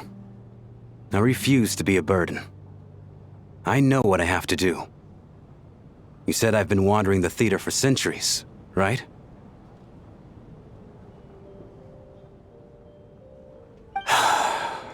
I guess it's high time I got a breath of fresh air. Out there, I mean. I'll leave this place and take all this death with me. Go out on my own terms. Mr. Shram, I'm sure we can figure out a different course of action. My good sir, we both know I'm not supposed to be here. I should have accepted my death long ago. One way or another, this has to end. Unless you're saying this goes against another one of your military principles somehow. No, I'm speaking on a personal level this time. Let it go, man. Oh, wait. One last thing. Miss Water Imp. My lover. Her name was Litia. Litia Ozarova. Do you know what happened to her? Ozarova. Oh, Auntie Ozarova. That's what we all called her. I remember her as a very kind elder. She had a bunch of kids, too. I'm so glad she survived. And she had lots of kids? Good. That's... good. I could hardly expect her to stay single just because of what happened to me, right? As long as she went on to be happy, that's all that matters. Besides, I'm dead. My soul's been wandering around here for so long because I was worried about her. But now, I can go without regret. There's no need to see me off, my friends. I've enjoyed our time together over these past few days. Perhaps we'll meet again in the next life.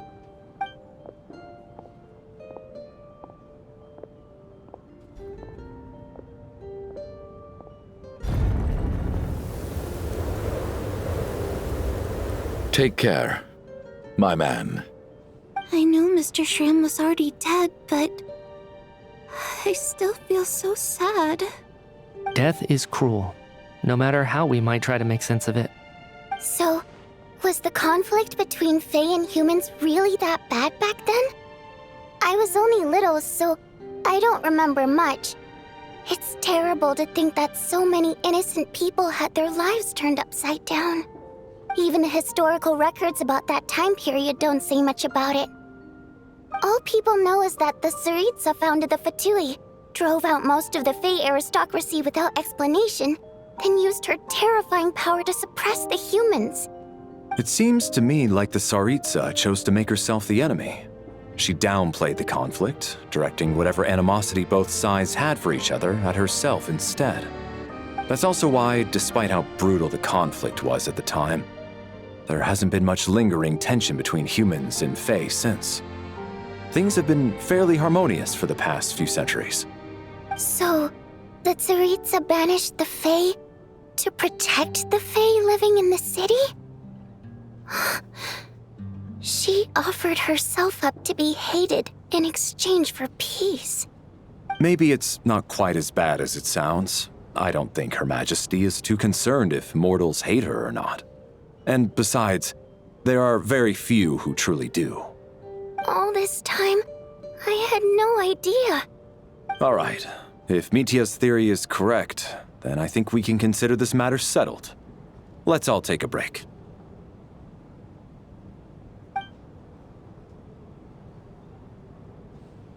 Ugh, if only this blasted storm wasn't still raging on.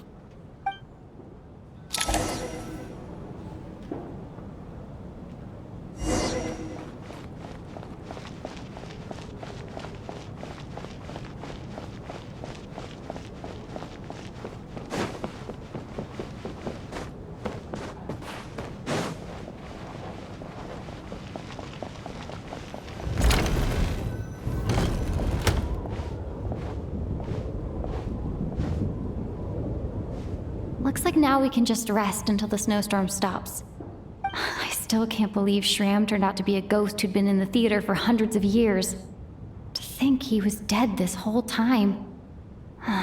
What a strange turn of events. Knock, knock. Hmm? Knock, knock.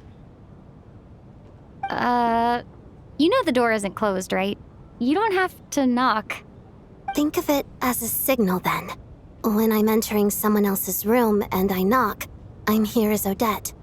If I don't knock, it's Lelik. Thanks. So, why did you come to find me? Is there something I can help with? Vodyanitsa said you knew about my secret identity from the start. But when everyone was discussing who Lelik could be, you were worried that revealing what you knew would be unfair to me, so you kept it to yourself, right? Yes, I'm extremely grateful for that. It's nothing. I mean, you didn't hold what happened with Senora against me, so I should thank you for that as well. Actually, there's something else as well. I found myself in a situation similar to the one you were in when you helped conceal my identity. So I thought I'd come and ask you for advice. It's about Mitya. Before all of this, the last time I saw him, he was dead. As I'm sure you know, my goal as Lelik was to stop Project Stuja. Well, when I found out the tech lead for the experiment behind Project Stuja was Mitya, I immediately started planning to track him down and threaten him to back out. I often saw him around the theater, but I soon concluded that making my move there would risk exposing my identity. So I decided to infiltrate the Armory Palace and go directly to his lab. That way, the threat would be much more effective. Well, I suppose there was a bit of luck involved. But I am a Fatus, so I already had some familiarity with the building's layout. But when I finally made it to his lab, Mitya seemed to be dead. I checked his breathing and his pulse. He had no vital signs whatsoever. I'm certain of that. I thought maybe another anti-Project Stuja activist had beaten me to it, and chosen a much more brutal method, so I made myself scarce. That's why you were so on guard around Mitya that first night here. Yes. When I saw him sitting in the audience during the performance, I could barely contain the shock. To me, it was a miracle. Somehow, he'd come back from the dead.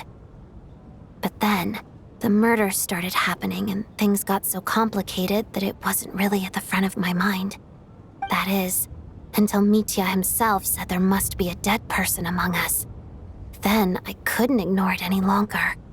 And yet, you thought that bringing it up right away would single Mitya out, just like when everyone was suspecting Exactly.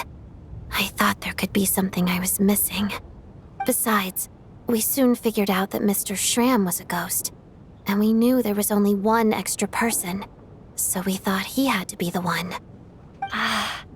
But now it seems like there's another candidate. I understand why you kept it to yourself. There was so much information being thrown around during that discussion. Bringing up Mitya would have just introduced more confusion. So, what do you think we should do? Let me confirm one thing first. When was it that you found Mitya dead? Around a week ago, sometime in the afternoon. A week ago? That's earlier than I thought. I saw him just a few days ago at a restaurant. That definitely would have been after you found him dead. He seemed completely normal to me, chatting with Vodjanica, trying to avoid Valeri. So he was definitely alive on that day. Huh. Well, all I can say is I know what I saw. Here's a thought. The reason we even suspected a dead person could be among us was because of the problem with the theater's ley lines. But Mitya's death happened inside the Armory Palace. The ley line issue affecting the theater shouldn't reach that far. You're right. I guess he doesn't fit the profile of the person we were searching for. I think the chances of it being him are very low. Surely he can't have died for real in the Armory Palace. Unless what? Unless he really did come back from the dead. You're right. Do you think we need to disclose this to the others? Huh, what's this? A private meet and greet? Where do I line up? That's not what's going on here.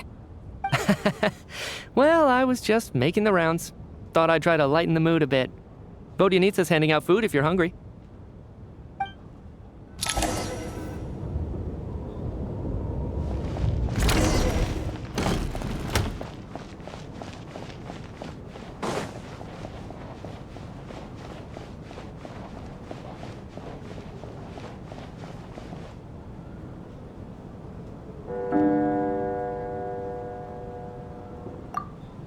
What is going on with this storm? Could it be connected to that monster that just arrived in Snezhnaya? I almost hope it is.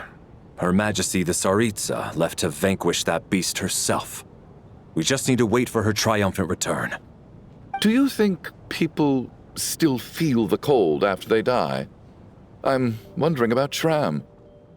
Oh, maybe we should have given him a coat before he went out there. Death itself is cold, isn't it?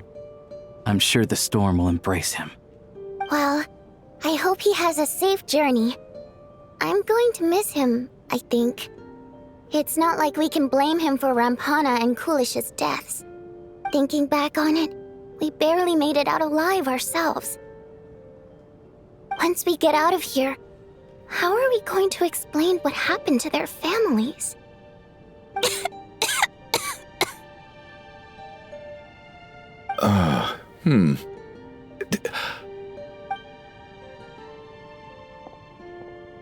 Are you okay?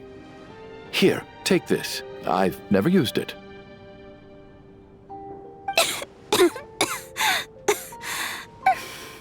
Thanks.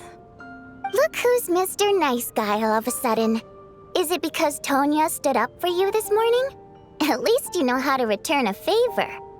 Yeah, without Tonya, who knows how badly he would have been hurt. I told you already, I never intended to resort to violence. Duh, bunch of rascals.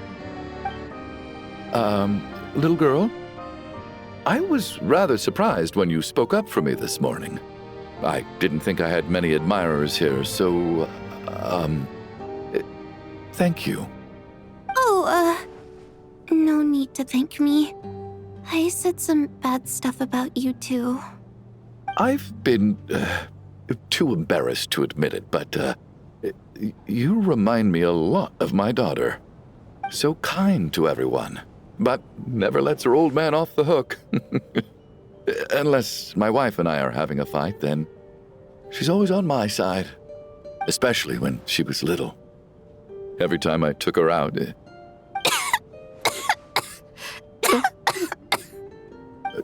All right, easy now. How long have you had that cough, Tonya? I don't know. It's probably been a while. I'm fine. Are you taking anything for it? Yeah. I'll be fine once I see my brother. He's gonna pick some frost fairy flower leaves and brew a tonic for me. I'll feel much better once I drink that. I see. That's good to hear, then. We should probably discuss arrangements for tonight.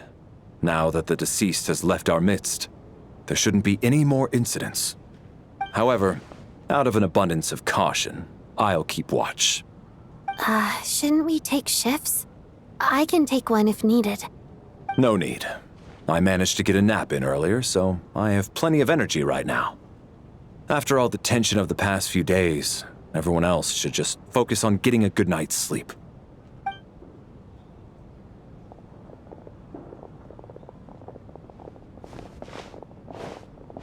What a long day. This whole situation turned out to be way more complicated than I expected. But Valeri's right. I should just try to calm down and get some rest. The last thing I want is to give myself nightmares.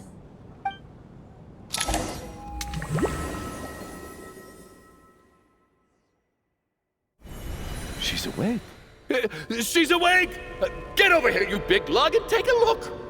If you must call me something, call me Mr. Door. The Black Mist is coming. You need to go. Are you all right? Can you walk? We just got attacked by monsters on our way up. That Mr. Door fellow protected us. He just seemed to come out of nowhere. Not much of a talker, but when it comes to taking down monsters, that man doesn't hold back. Curses! The Black Mist is catching up to us. We need to keep going. Mr. Door, I don't believe I've ever seen you around here before. Why is that? There's no need to try to get to know me. I'm just Mr. Door. Mr. Door! Looking for trouble! Get rid of them! I can just push these ones off. Oh. Well, anyway, we're lucky to have you here. Thanks for saving us earlier. No need to thank me. This is where my duty lies. You asked for it! You win this one.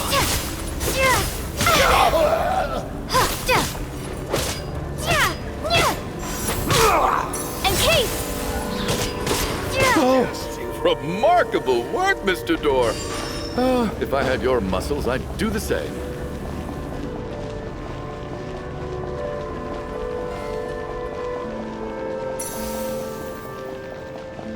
Are none of these doors the one you're looking for? No.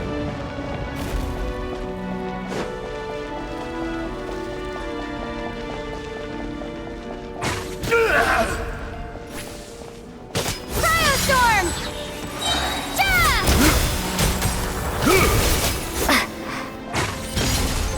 Come closer. How about this? Condense and crystallize. Impossible. Fighting frog! Impossible. I'm so exhausted. And the Black Mist is still rising. Oh. Wait, look! There's more monsters down there. Are they coming from within the Black Mist? No! They're gaining on us! Quick, keep going, or they'll be at our heels any second!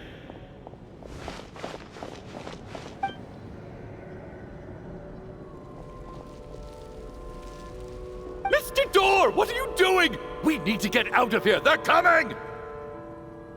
Found it. This is my door. What? You mean you're going to stay here? I am a door. This is where my duty lies.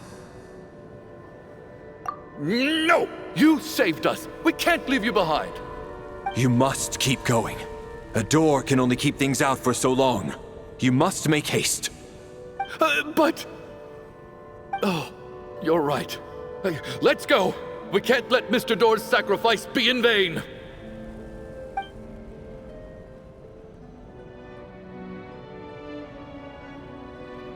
The black mist isn't moving anymore.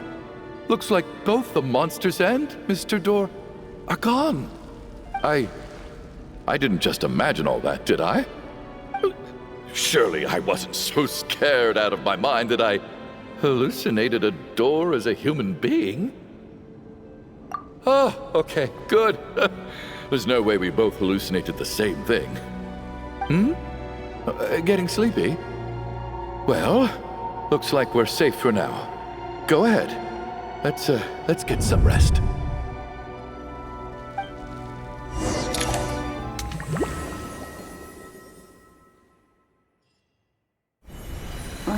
What time is it? Is it morning? I think I had a nightmare. Oh, I guess everyone's still asleep. These past 2 days have been exhausting. Valeri's keeping watch though, so he's probably the only one awake. Valeri?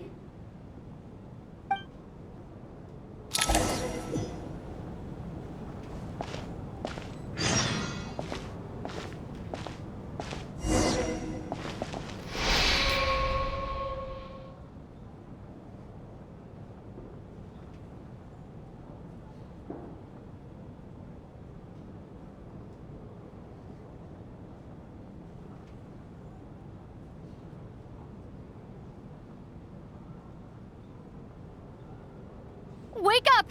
Everyone needs to wake up!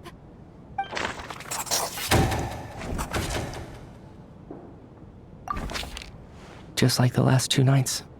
No clear cause of death. I've been a real thorn in your side, haven't I, Mr. Valeri? Now you can rest in peace. But for me, life will be all the duller for not having to run away from you, my friend.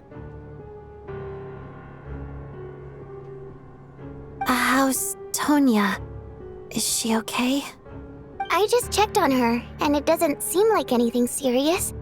She's just exhausted from the past couple of days, and she's still recovering from her illness. We should let her sleep a bit longer. That means Valeri was the only one who died last night. If Valeri was awake and keeping watch, it would have been impossible to kill him without waking everyone else up. That much is certain. This is so frustrating. Why has nothing changed since yesterday? I thought we already dealt with the dead person causing all this. Actually, one thing has changed. There's only one victim this time, not 2. Does that mean...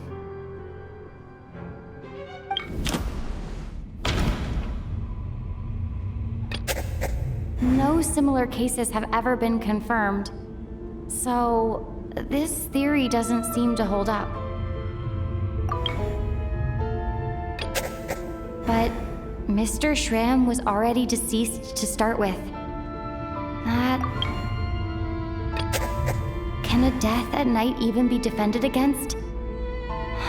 This logic seems baseless to me. After the deceased Shram left, there was one less victim last night. That more or less tracks. It's a reasonable conclusion, considering the only variable that changed. Oh, the number of people who die each night is equivalent to the number of dead among us. That's your theory, right? Exactly. We identified Mr. Shram, and the night after he left, the death toll dropped from 2 to 1. By that logic, there must be one more dead person left among us. Another one? But there was only one person unaccounted for in the ticket checks, right? The head count should match up now. Having an extra person was definitely a cause for alarm, but being one person short isn't nearly as unusual. Someone could have left in the middle of the show, or made it out before the storm hit. One more dead person among us. If Mitia's theory is right, then what Odette told me seems a lot more relevant. It's just, at the time, we had no reason to think there was more than one dead person. If only we'd taken it more seriously as a possibility, maybe this could have been avoided.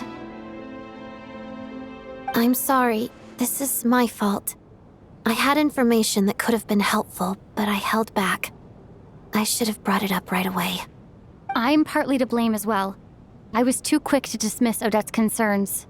What is this about? What have you two been getting up to behind my back? Sounds like there's some big news you've been keeping from the rest of us. Well, we're all ears.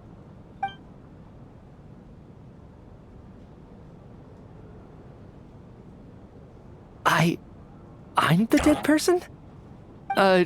Wow, that's certainly news to me. Odette and I talked about it yesterday, but we thought it just wasn't possible, so we left it at that.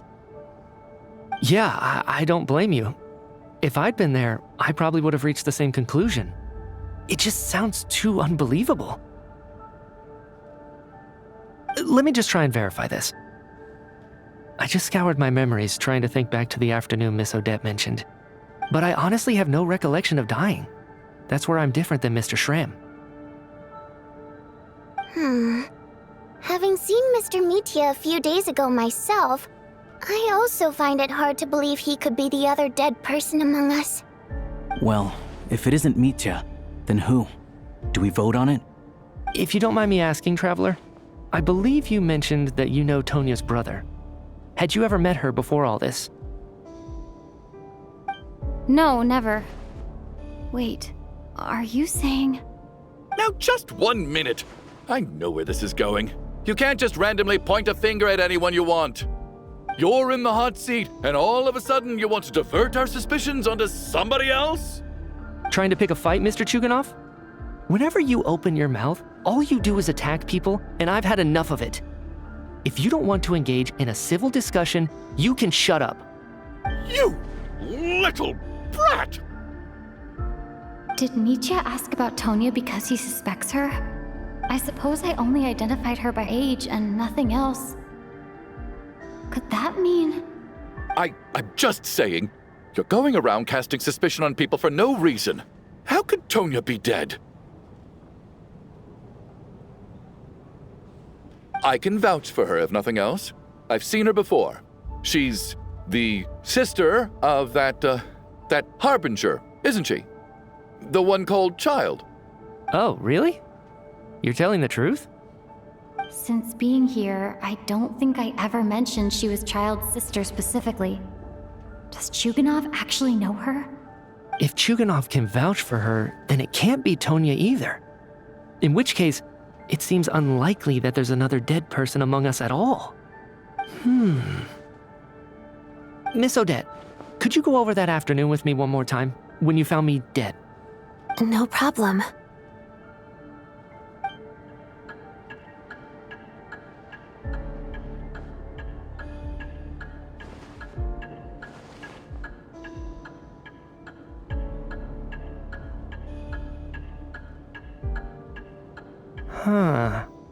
No matter how hard I try, I just can't remember anything about dying. But I do remember something else. Miss Vojanitsa, during our last meal together, I told you how some of the researchers were suffering from temporary memory loss. Do you remember that? Oh, yeah. You said it was hindering the progress of your experiments. You thought they were just under too much stress or something. Right. And even though I don't remember dying that day, I'm pretty sure I experienced something like amnesia. Some of my memories from that afternoon are missing. Are you suggesting you're missing the memory of your... Of course. How am I only just realizing this? Humans aren't necessarily aware of their own death. You mean being silently assassinated, or dying in your sleep? Situations like that? The researcher's amnesia. Suddenly it all makes sense. I must thank you, Odette. I think your perspective just helped me reach a breakthrough on a series of issues that have been troubling me for quite some time. All right. It's decided then. I'll be the one to leave today.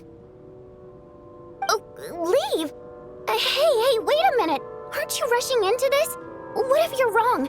You'll pay with your life! Come on, kid. Aren't you gonna fight for your life?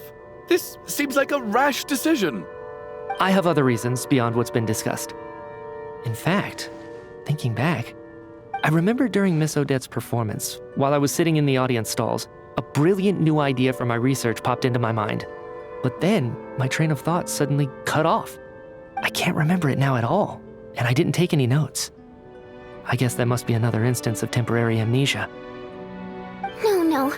Hold on. I see where you're going with this. You're suggesting that each instance of temporary amnesia is a death, right? There's a glaringly obvious flaw in that idea, no? How can one person die so many times? I believe Miss Odette's account. During the period where my memory is blank, I must have been either dead or in a similar state. All it would take is for the same thing to happen in the theater, and I would come under the effect of the ley lines in this vicinity. This increases the likelihood of me being the deceased, does it not? But... There's no evidence to suggest that anyone other than me is a candidate for the deceased. So allow me, as a scientist, to treat this as an experiment. Please relax, everyone. I don't think things are as bad as they may seem. If I really am the deceased, then to leave the theater will be a relief for me.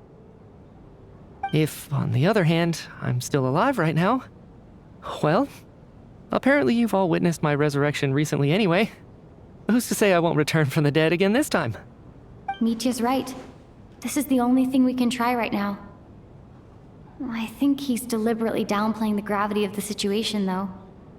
He probably doesn't want to burden everyone.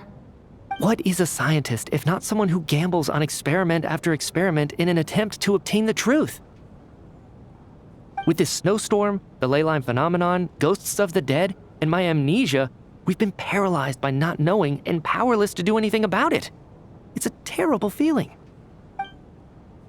But if I do get resurrected, you can be sure that I'll come back with the truth of all this. Just you wait.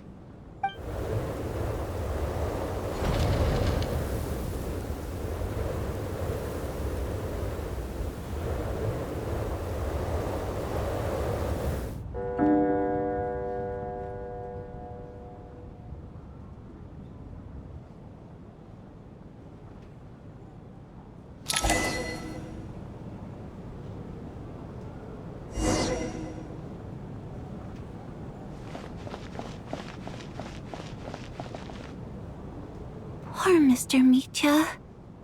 I didn't even get to see him one last time. Maybe it's a good thing that you weren't there to see it. It was a hard thing to watch. I hate goodbyes. Why does it feel like everyone around me is slowly disappearing? Not just in here, I mean. In the outside world, too. Maybe it's the realization that, at the end of life, everyone has to face it alone. Come to think of it, the main reason we're still alive right now is pure luck. Each morning here, for every one of us, there's the chance that we might not wake up.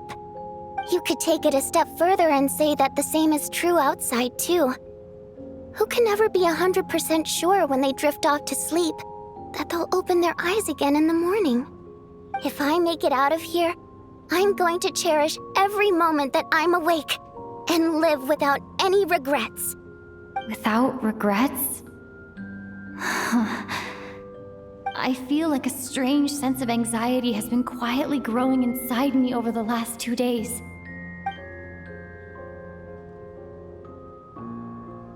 Are you okay? You look really glum. If something's bugging you, let's talk about it. There's only a few of us left here now. After everything we've been through, what's the point in keeping things bottled up? I have a travel companion named Paimon. Alosha and Odette have met her before. She's been feeling unwell recently. You're worried about her, aren't you? That makes sense. We've been trapped in here for days. To be honest, I used to feel like I was just a spectator in this world, watching everything that happens from the sidelines. Maybe it's because I'm a descender? A descender? But With Paimon by my side, over time, I slowly felt my connection to this world growing stronger. She loves eating, sleeping, and having fun, but she's also a great guide. It's her authenticity that makes this whole world feel more real for me. Over the last few days that we've been apart, I've often caught myself wondering, what would Paimon say if she were here right now?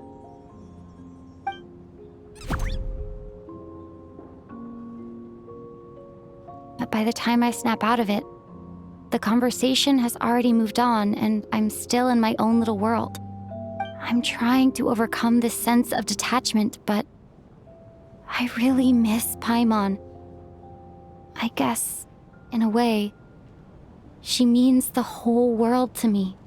I bet she misses you when you're not there as well. Maybe you're her entire world too. I don't know if this will make you feel any better, but back when the water imps left Snezhnograd in droves, I also felt like the whole world was suddenly empty. I could be surrounded by people all smiling and having fun, and still feel completely separate from it. So, I totally understand how you feel. Later on, I started to think, maybe accepting the fact that our loved ones won't always be with us is something that takes a lifetime. All we can do is cherish their companionship from moment to moment. So, once we get out of here, you better hurry back to our side as fast as you can. You can't let your story end in regret. That's the trope I hate the most. Thank you. That's exactly what I needed to hear. But Vodyanitsa, if you hate goodbyes too, why didn't you leave with your people? That's just the choice I made. I used to regret it, but I don't anymore. Like I said before, singing is a water imp's primary mode of expression. It's how we convey our emotions. Our songs have echoed through this theater for hundreds of years, each one a story pieced together through moments of joy and sorrow. But does a story exist without someone to read it? To me, the answer is no. So I made the choice to stay. That way, there would still be someone left to sing these songs and listen to their stories. Otherwise, they could have been lost forever. Could you teach me how to understand your people's songs sometime? I want to be able to truly hear them, like Mr. Shram. A fan after my own heart. Thank you, Tonya. How about I sing something for you, and you tell me what you hear? Okay, I'll do my best.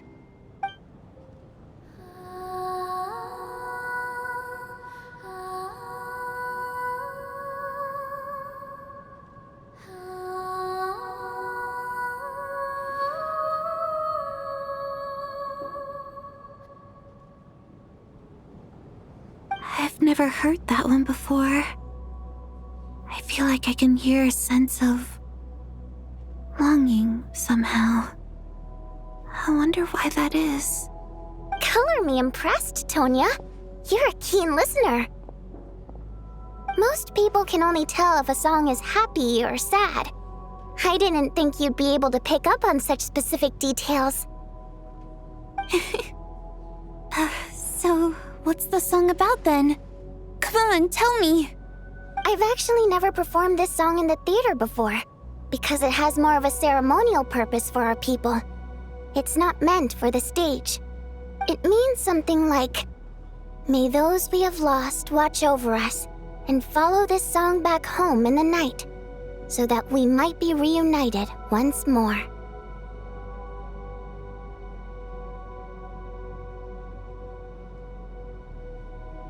No wonder I could hear that sense of longing. You sing it for loved ones who have passed away. I hope it reaches them. It's getting late, Tonya, and you're not well. We should all turn in early. I suppose there's no reason to keep watch tonight. Okay. But, before I go to bed, could you sing that song a couple more times for me, Varianitsa? Of course. Anything for my #1 fan.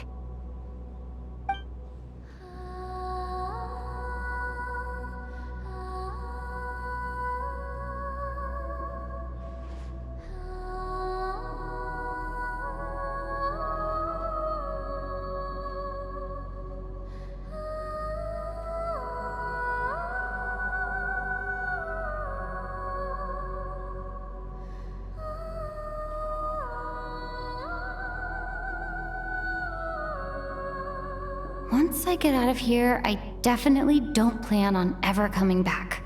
But I guess that means I'll never get to hear Vodianitsa sing again. That's a sad thought. Before I fall asleep, I should cherish this moment of companionship while it lasts.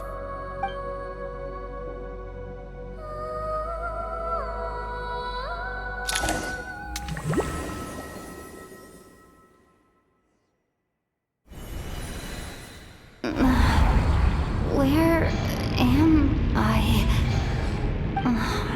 It's so dark in here, and I feel kind of dizzy. Am I alone? Huh? What was that noise?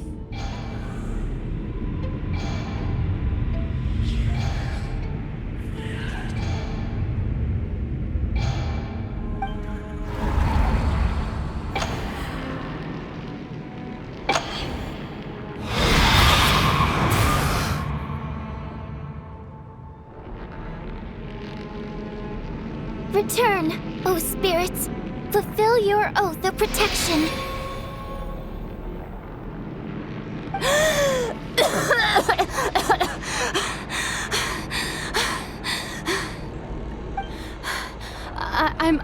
I'm alive? What just happened? No time for questions. Quick, over here. Turn on the switch. We need to bring back the light.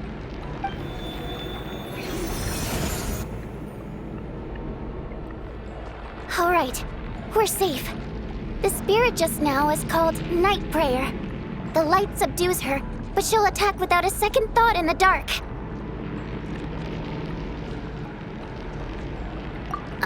Sort of. I know it's hard, but you can't let this place go dark, or she'll kill you again. Yep. Luckily, I was here to resurrect you. Otherwise, that'd have been a real bummer. A bit more than a bummer, I'd say. Wait, so you have the ability to resurrect people? Sure I do. I'm your guardian spirit after all.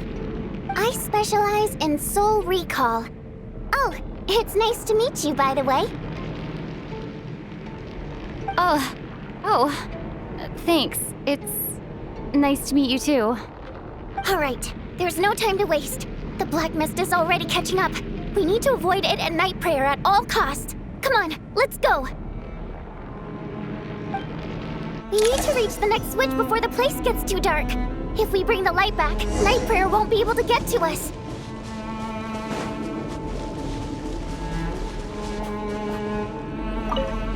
Sweet, sweet light! It's back! Now that's a sight. Shh! It's Night Prayer. We need to move quick, but don't let her notice you. Look out!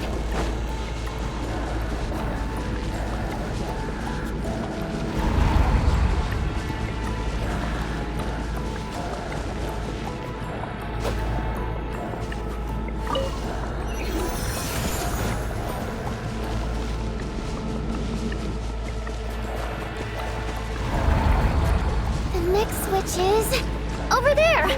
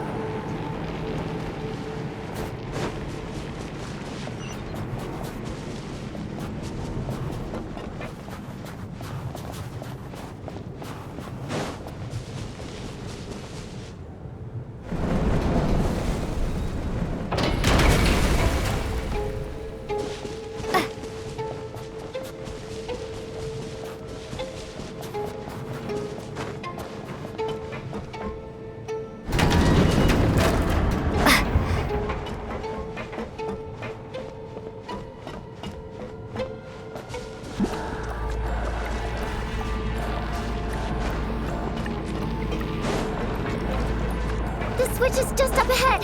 Hurry!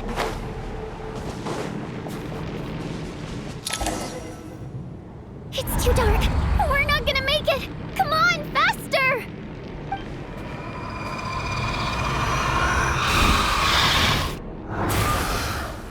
Traveler! I won't let you die like this. Not on my watch.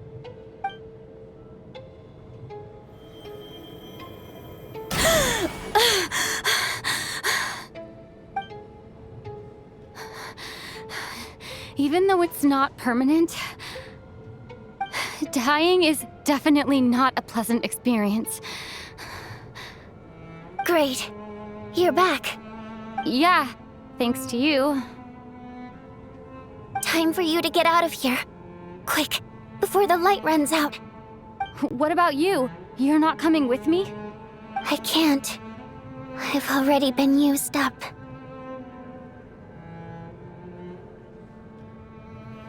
A guardian spirit's skills are finite. I can only resurrect someone so many times. I might not look any different, but my essence has been exhausted. Now, I will slowly start to fade away. I can go no further. The black mist is where I belong. It's okay. Why didn't you tell me sooner? Because it wouldn't have changed anything. That knowledge would have just burdened you. And a guardian spirit's role is to protect. But... Go. Now, before it's too late. I already hear night prayer approaching.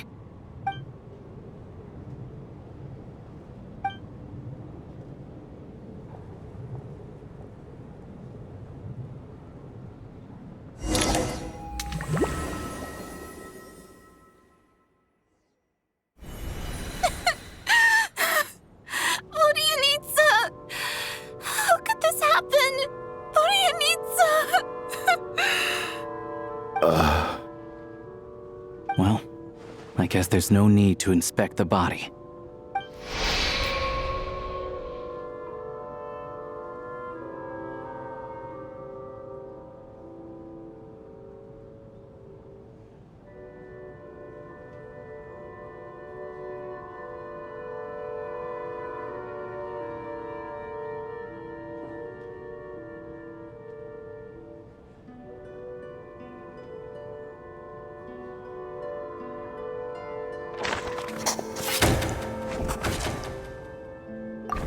Wasn't supposed to happen. You lied to us, didn't you, Chuganov? You've been lying from the start. Take a long, hard look at yourself before you go around accusing other people. I suspected you on day one, Lilac, and now look where we are. By some strange coincidence, you've never been targeted. You just happen to have survived this long? No, you should be the prime suspect. And you, little hunter, ever so content with staying on the sidelines. Yet, you were the one who stopped us from leaving from the start! Why are you trying to keep us here? Now you're just lashing out indiscriminately. That's either a sign of anxiety or a guilty conscience. Where was all this passion and bravado before? Decided to fight until the bitter end. Is that it? Is that a threat? Fine, bring it on. You think I'm afraid to die after all this? You want to kill me? Go ahead. I'd like to see you try. After all the trauma of the past few days, everyone's been pushed to the breaking point. Valeri and Mitya aren't here anymore. Someone else needs to step up and take charge. But first, I need to think this through. Considering everyone left, who's the most likely candidate for the deceased?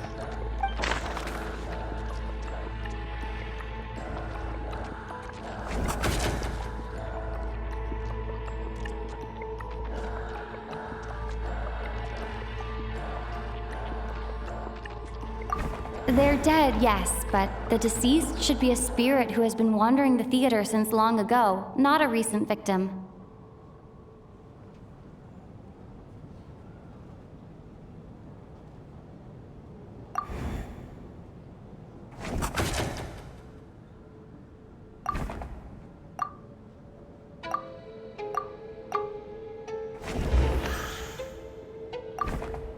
Of those who remain, the only person we've never met before is Tonya. There is room to doubt her true identity. People are easily misled by first impressions. Now that I think about it, child sister was in fact a label I imposed on her due to my own assumptions. But Mr. Chuganov vouched for Tonya's identity yesterday, with basically no other possibilities left. Could it be...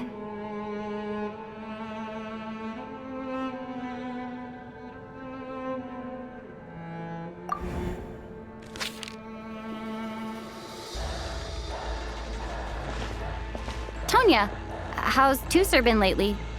Tusser? Your brother Ajax must have mentioned me in his letters home, right? Did he say anything about a blonde traveler? No. And my brother's name is Razik, not Ajax. Oh. Chuganov, looks like it's your turn to do some explaining. Yesterday you said you could vouch for Tonya. Why did you give us a false testimony? I knew you were behind this, Chuganov. You've been lying through your teeth from the start. Everything about you is fake, down to the wife and daughter you're always talking about. Your entire family man persona is a charade, isn't it? That night, when I infiltrated your place as Lelik, I noticed you were home alone. Didn't think much of it at the time, just thought everyone else was out. But thinking back on it now, that doesn't seem very likely. My guess is, you live alone, don't you? Even that was a lie? But why would he lie about having a family? Oh! Curses! Oh, why is there no end to this blasted snowstorm? If it would just stop! If it would just stop. I think I remember now. I know how I ended up here. It feels like a distant memory. But at the same time, it's just like it was yesterday. The reason I'm always coughing is because I got sick with frostbite. The locals usually call it the snow cough. It's not a very common illness. It's partly genetic and partly caused by the cold climate, but it can be fatal. They sent me to the hospital as soon as they found out I had it. And I spent so long lying there in that hospital bed. After a while, I felt myself growing weaker and weaker. Nothing seemed to be working anymore. Neither the treatment that the doctors were giving me, nor the medicine my brother was brewing from frost fairy flower leaves. So one day, I told my brother that I wanted him to take me outside for once, so things could be like they used to, just for one day. I wanted to meet loads of friends, experience new things. He agreed. He snuck me out of the hospital, and we escaped. We got to the theater, bought tickets, and went inside. Oh, it was all so exciting. I remember the show very clearly. It was amazing. But I found myself getting sleepier and sleepier. Oh, Tonya. When I woke up, I couldn't find my brother anywhere, so I guessed he'd already left. But there's no way he'd leave me behind. So I decided to stay here and wait for him. At the time, I figured he'd probably gone to brew some more medicine for me. I was planning to chew him out for abandoning me when he got back. Tonya, it sounds like by then you'd already... Yeah, I know. I understand now. Dead, aren't I? This cough and the feeling weak, it's probably just my body's memory. After all of that, it turns out I can't blame my brother after all. I was the one who abandoned him. I'm sorry, everyone. I realized this much too late. It seems like death skewed my perception. And now I've dragged you all into this mess. Your name probably isn't even Tonya, is it? Didn't that ever strike you as odd over the last few days? Well, when I was little, my brother and I read a storybook, and Tonya is the name of one of the characters. When we escaped from the hospital, our family and the hospital security were looking everywhere for us. So when you first approached me and said my brother had sent you, and called me Tonya, I thought he must have chosen a fake name that only the two of us would know. Because he was afraid of getting caught. No. It seems like that was just wishful thinking. At least your memory of death isn't painful. That is a small comfort. Now it's your turn, Chuganov. Talk to us. I believe no lie is ever told without a reason. You're right. I was lying. I happened to know that the Harbinger child and his sister Tonya managed to get tickets, so I lied to you and pretended I knew them.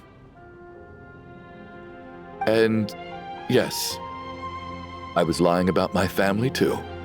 The truth of the matter is, I lost them a long time ago. I just refused to accept reality. And now I've spent the second half of my life living a lie. I'm a joke. My daughter's name was Iskra. And before you ask, yes, Iskra, as in Iskra Manufacturing Plant. She also died from the snow cough. She was just 6 years old. If she were still alive today, she'd be around the same age as little Tonya here. After Iskra passed, my wife couldn't bear to face those memories either. So she chose to start a new life without me. One day when I came home from work and saw the empty room, I felt like I couldn't breathe. Subconsciously, I started to imagine that they were still there. I soon discovered that this was the only thing that made me feel any better, so I just embraced the delusion. Nothing more than a pathetic means of escapism, I know. But at least it's not a crime. So explain your false testimony then.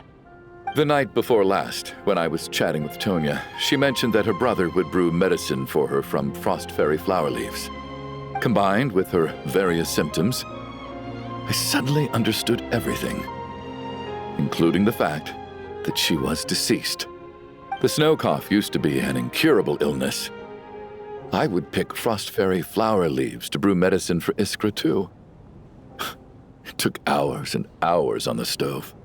But the year after my daughter passed away, the jester of the Fatui announced that a cure for frost blight, also known as the snow cough, had finally been developed. It turned out that all previous treatments were completely ineffective. No better than random concoctions.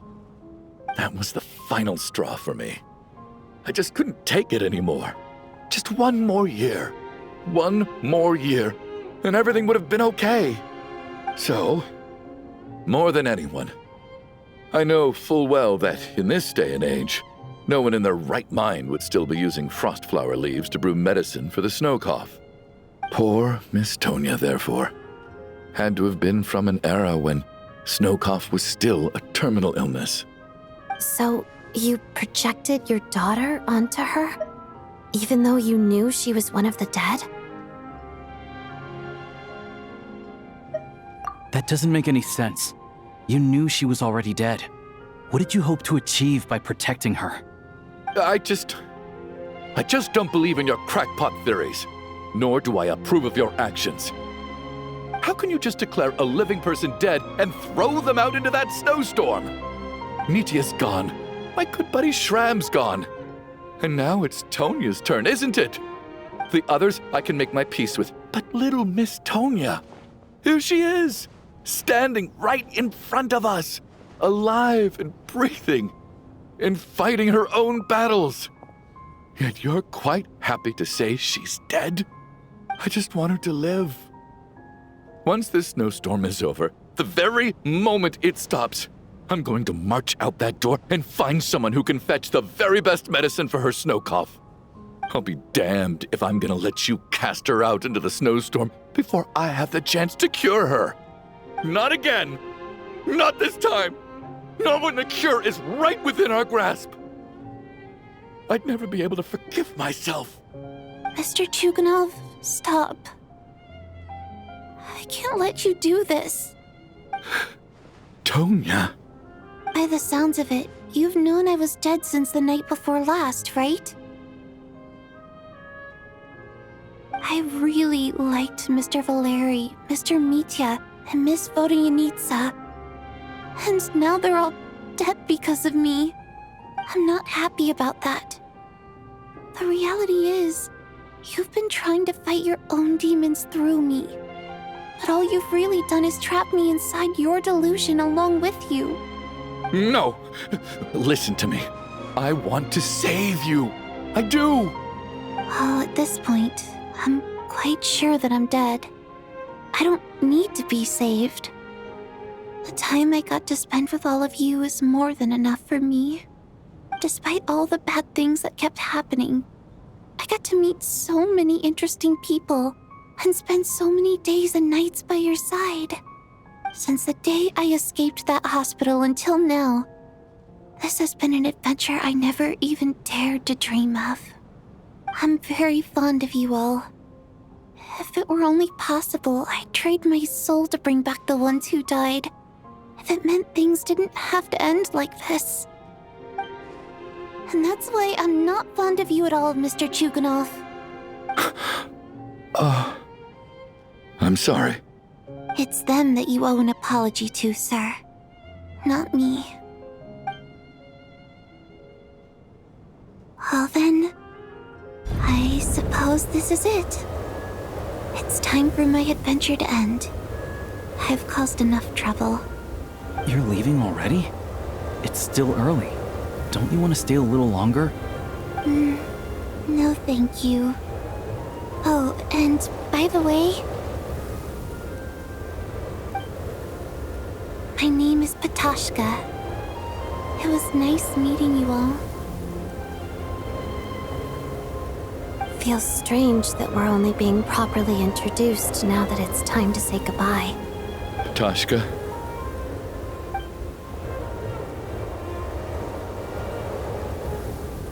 What are you doing, Chuganov? Are you crazy? Let me leave. I can't keep lying to myself anymore. In your dreams. Don't think you're getting off that easy when you had a hand in the deaths of so many people. The Fatui have honed quite an array of enhanced interrogation techniques since they were founded. Once we're out of here, Lelik will personally give you a taste of every last one.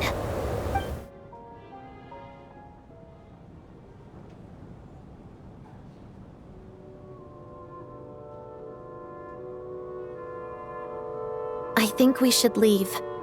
I doubt this snowstorm is ever going to stop. For all we know, this storm might have destroyed all of Snezhnaya by now. Maybe even the whole world.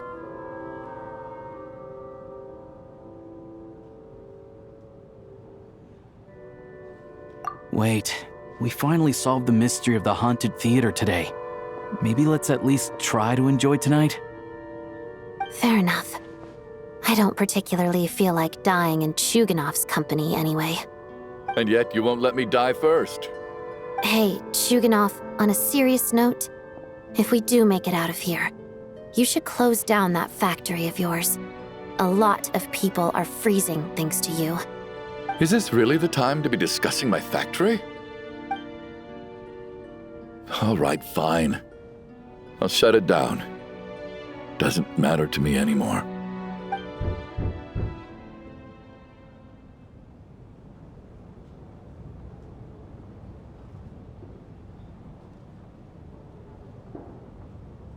Am I hearing things? Or was that a knock at the door?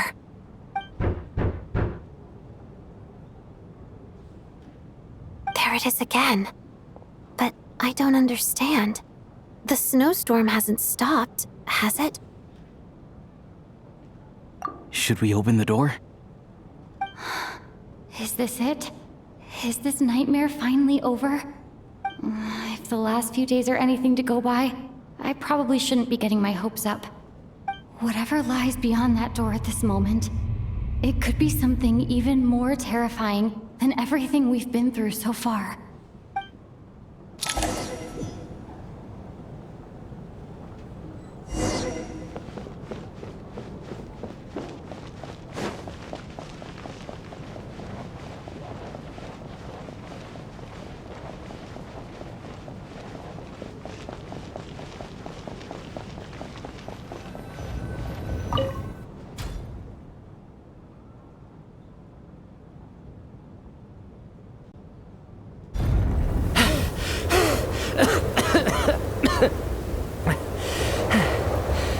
Hey everyone, I'm back. How are you doing? Feeling any better? Much better, thanks. Whew, it is so good to have you guys here. I was a little worried that the theater would be empty by the time I got back. Let me see. Tonya and Vodyanitsa are missing, which means Vodyanitsa died last night. And then you discovered that Tonya was the other dead person. Am I right? Not Tonya. Pitashka. First, tell us how you made it back here. Given the conditions outside, no one should be able to return alive. You're right. The thing that got me back safely was a song. I heard someone singing. After walking into the snowstorm, my mind grew hazy. I don't know how long I walked through the storm before my mind completely slipped away. Then, suddenly, I heard the sound of singing. The voice instantly brought me back to my senses, and I regained consciousness. So I followed the voice, searching for the source of the singing. I searched and searched, until finally, just a few moments ago, there was the entrance to the theater, right in front of me. I've actually never performed this song in the theater before, because it has more of a ceremonial purpose for our people. It's not meant for the stage. It means something like, "May those we have lost watch over us, and follow this song back home in the night, so that we might be reunited once more." That must have been Vodyanitsa's requiem.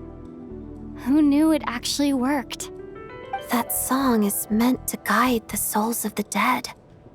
Mitya, that must mean that you... Huh. No kidding. Seemed like I guessed right then. This is what I've been so desperate to tell you about. When I first stepped out of the theater, I was still quite lucid. My memory of it is still pretty intact. I remember the outside world being completely different than what I'd expected. It was like this was a world where only the snowstorm existed. There wasn't a trace of any humans or buildings ever having been there.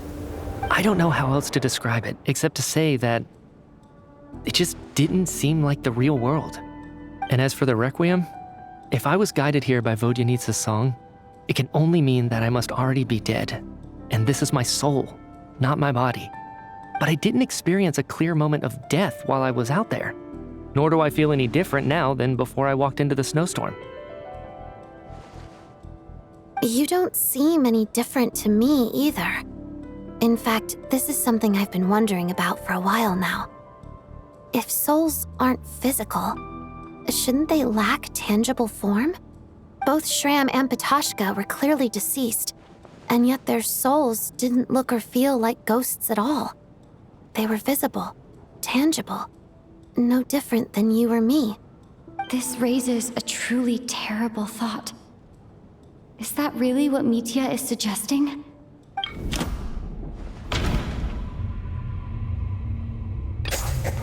Mitya's soul was summoned back by the Requiem, confirming that he is indeed already dead. And yet, he looks no different from us. Of course, if even the long deceased like Mr. Shram can blend in with us undetected, then maybe we've all been dead from the very start. And all of us are now souls wandering the theater.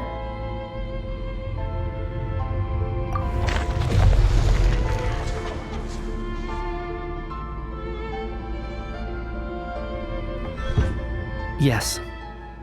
I think that this is probably the afterlife. What did you say?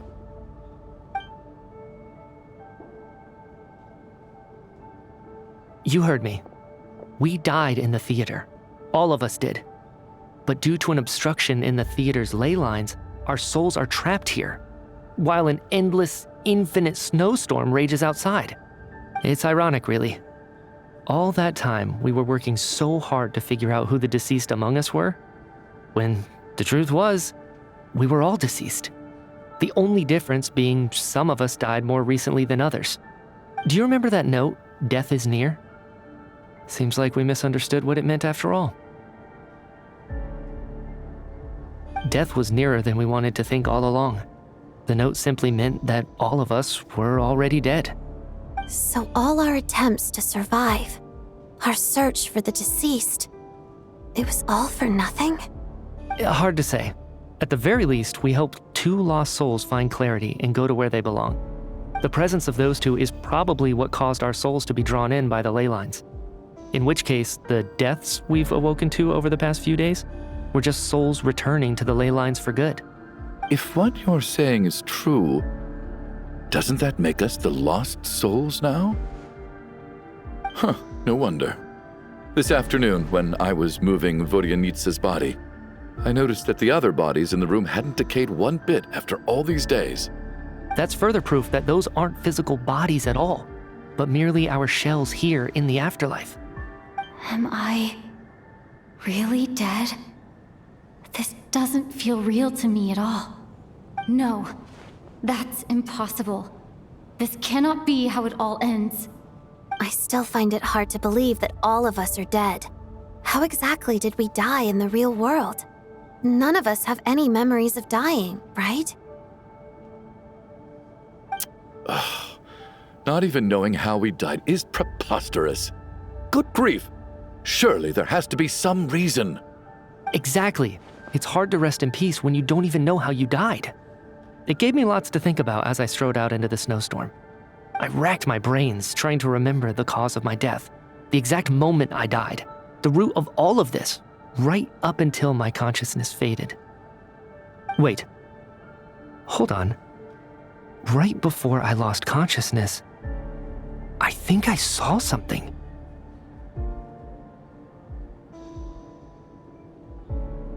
I can't remember. And I think I lost my notebook and pen. Mitya, your hand. Is that blood on your fingers? Huh? You're right. There's blood on the fingertips of my right hand. Looks like it's already dried. When did that happen? What the? I guess this was what I saw. I must have desperately drawn it in my own blood right before losing consciousness. What's wrong? Do you recognize the symbol? It's Renova, the ruler of death. Alosha, do you still remember that Snezhnayan folktale you told me about? It was about the Grim Reaper. When someone's about to die, he appears as an incarnation of someone familiar to guide their soul into the afterlife. And as soon as you recognize his face, your life is over. I heard a similar tale when I was little. You think the Grim Reaper in this story refers to the ruler of death you mentioned? That's right. In which case, death is near could also mean that the Grim Reaper is here, disguised in a familiar form. Death, the deceased, and the Grim Reaper? So it's a triple entendre. When I first saw this note, I thought it contradicted the investigation report. But now it seems like that was the whole intention. So the Grim Reaper deliberately misled us. Then, We started suspecting each other and searched for the deceased while they hid in plain sight. By that logic, the one person most likely to be the Grim Reaper incarnate is...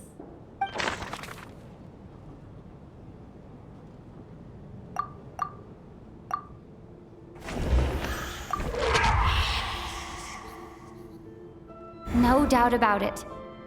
It's Alosha. Looking back at how everyone has acted over the past few days, Alosha is most likely the Grim Reaper lurking among us.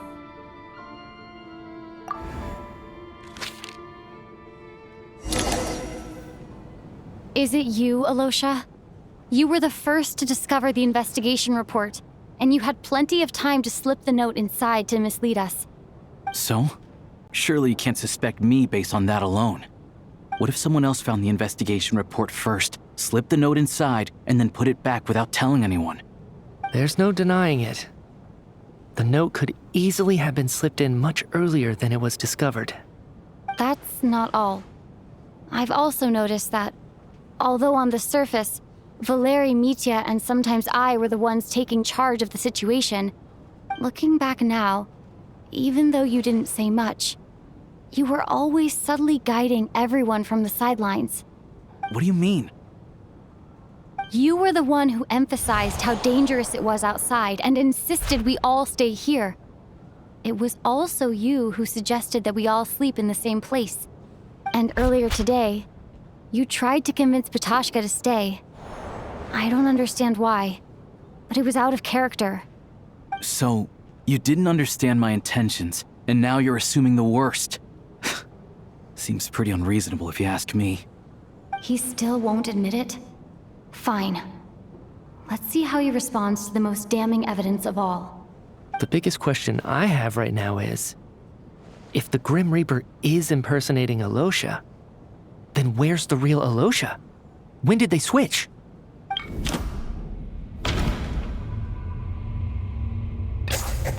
That's right. This was the moment. Right at the start, before any victims had even emerged, Alosha was switched with the ruler of death while everyone's guard was still down.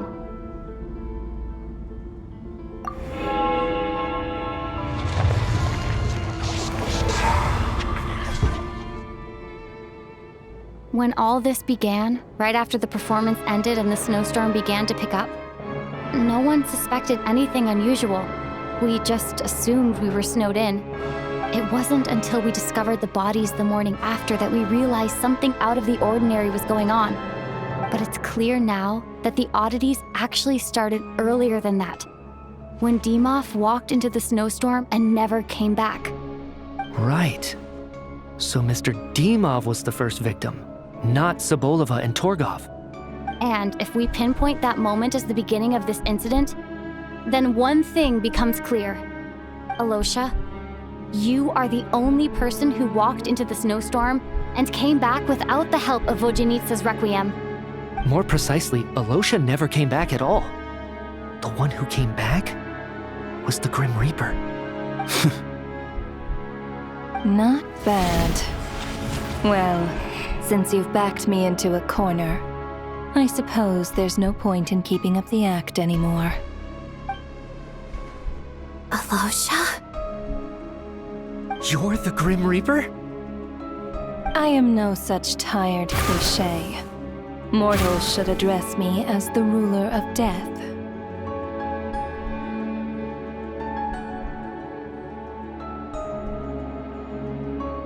Before being wiped out for good, you identified the two deceased, and even sensed my presence. A commendable achievement. Far beyond what I expected. I heard you can ferry souls. Those deaths each night. Were they your doing? Your initial conclusion was correct. Due to the existence of the two deceased, the ley lines yearned to reclaim those long-lost souls. Every night they devoured an equal number of souls to fill the void. This required no intervention from me. Though, of course, ferrying souls is indeed my authority. Here, take a look.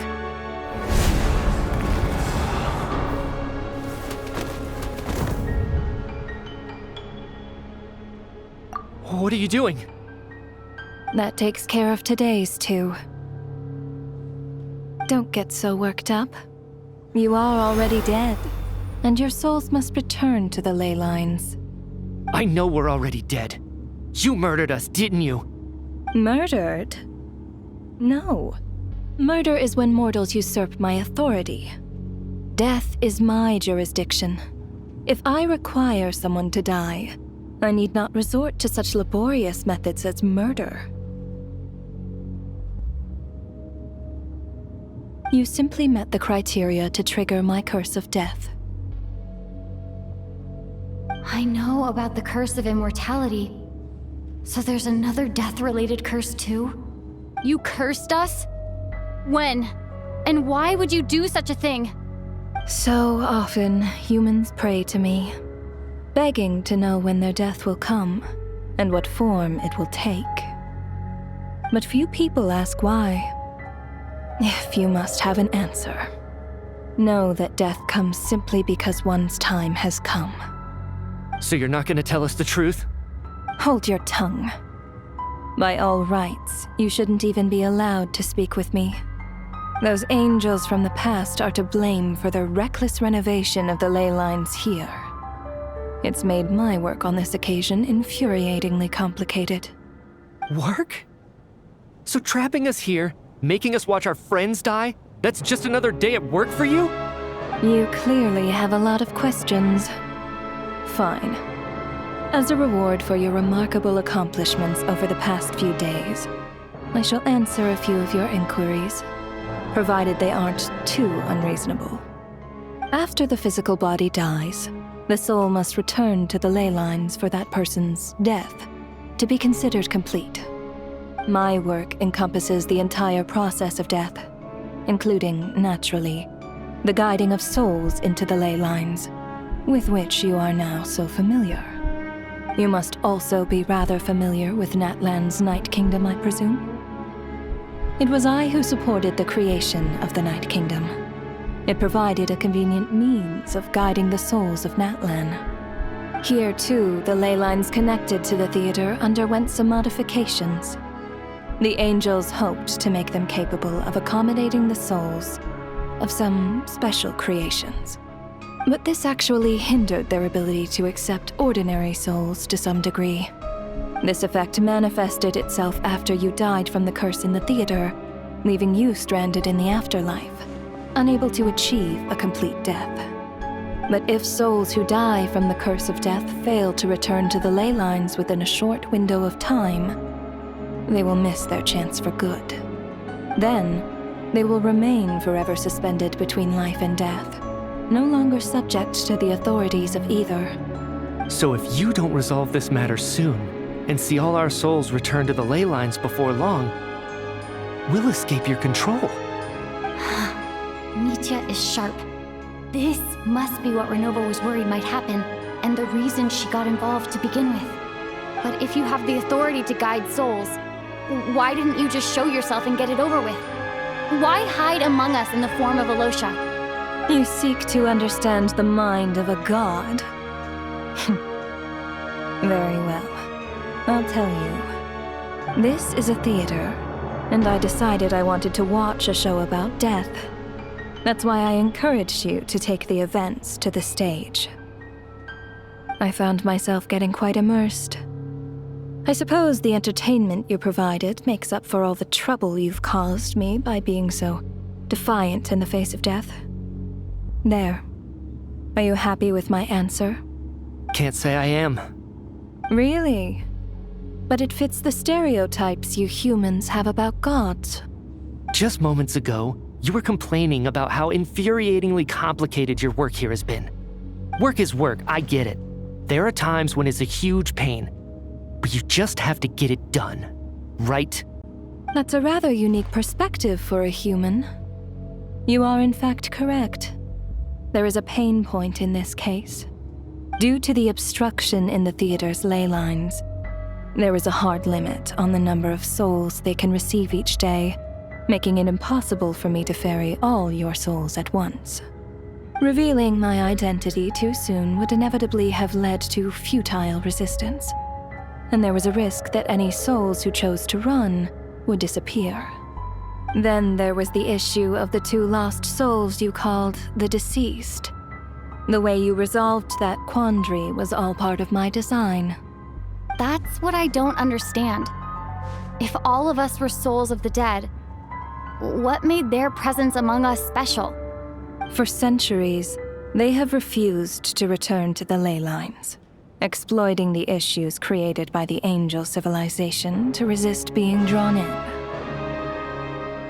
Centuries of obsession accumulated during this process. You may think of this obsession as the resentment of the dead, and in this quantity, it was a bomb that could have detonated at any moment. It reached the point where I could not afford to leave it unchecked. But the only way to fix it was to help them acknowledge their own deaths, make peace with their regrets, and willingly walk into the snowstorm.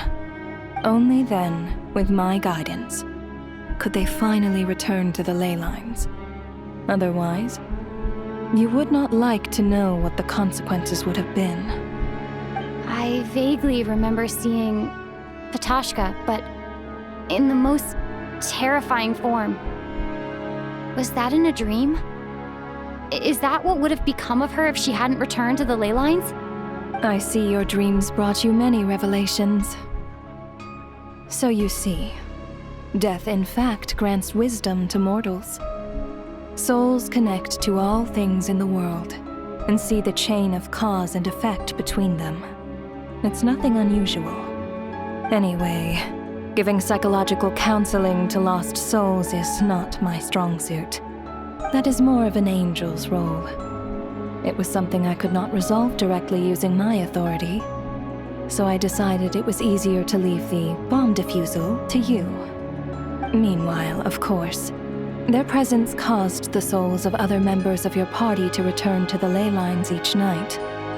From where I stand, that was killing 2 birds with 1 stone. As both issues slowly resolved one another without me having to lift a finger, all I had to do was stay close by and keep the situation under control. Then use my authority to wrap things up at the end. And, of course, while I was at it, I thoroughly enjoyed watching this drama, dealing with death from a mortal perspective, play out on the stage. Sounds like you had it all figured out, Grim Reaper. I just did the math. You said there's a hard limit to the number of souls the ley lines here can receive each day. It's 2, isn't it? That much is obvious, even to a fool. It's time to review this whole affair. If the ley lines can only take in 2 people per day, I need to go over the deaths from these past few days again.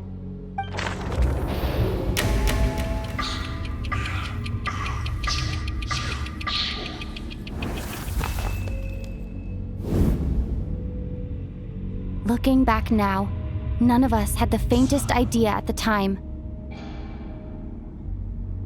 From the moment the staff member named Dimov walked into the snowstorm, the incident had already begun.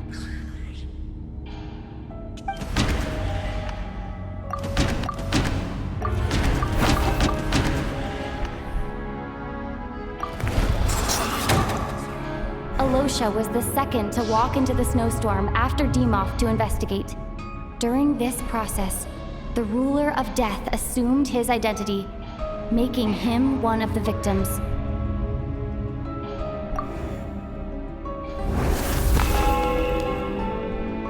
During our first night in the theater, everyone was caught up in the novelty of it all.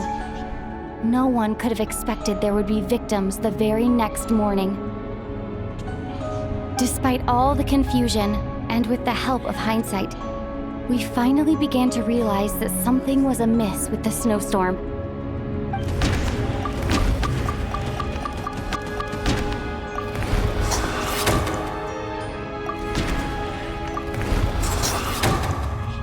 The ley lines devoured Torgov and Sobolova on the first night. At the time, we thought this might be a murder case connected to Lelek.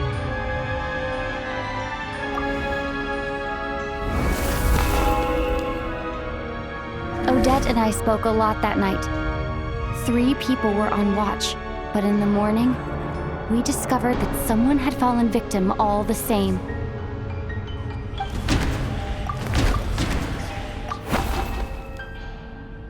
No. No.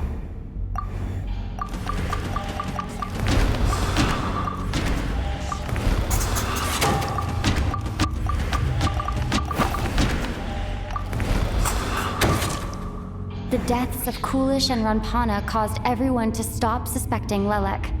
Unexplainable phenomena occurred one after another, leading Mitya to suspect that we were caught up in a supernatural event.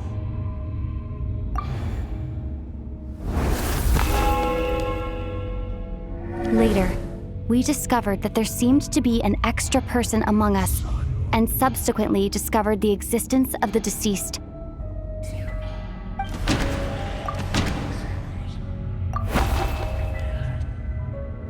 No.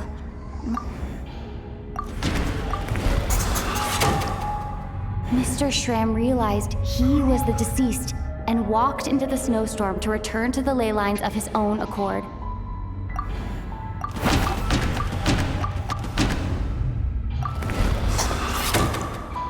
We thought it was all over, but Mr. Valeri's death was a rude awakening for everyone. Once again, the ley lines consumed him during the night. A lot happened today. Mr. Valeri's death led us to discover the connection between the number of deceased and the number of victims during the night.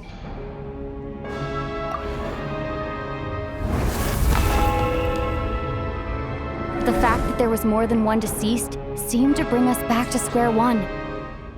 Odette revealed some information she had been keeping to herself.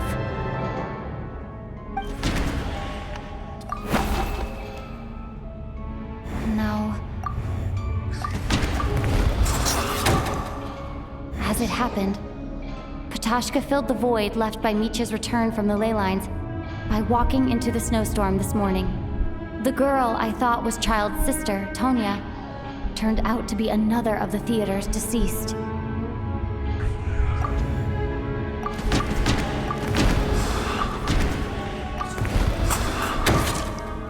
Vodyanitsa was swallowed by the ley lines in her sleep, but the requiem she sang before falling asleep was quite a game changer. Come to think of it, Patashka was about to walk into the snowstorm at that time, and Renova, unaware that Mitya would return, was concerned that her soul would overflow from the ley lines. That's why she used Alosha's voice to try and persuade her to stay behind. Looking back, I suppose that was an early slip-up on her part.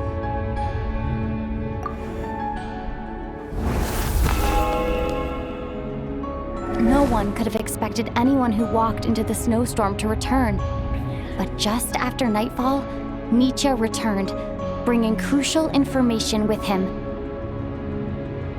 Various truths began to surface, including that all of us were already dead, and that the ruler of death was here among us.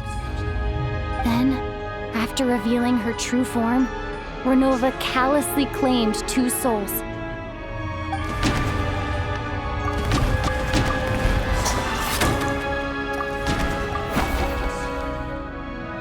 No, let me...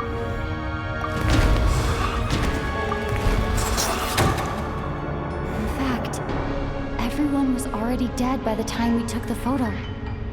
And in the days since, we've experienced many more partings in the afterlife. Now, only Mitya and I remain, and the true culprit behind everything still stands before us. In Mitya...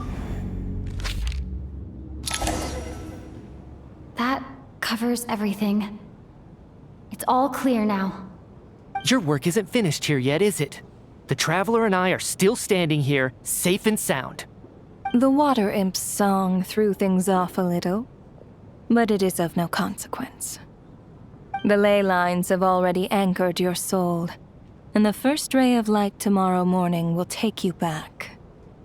I, meanwhile, need to review my attitude towards the water imp race.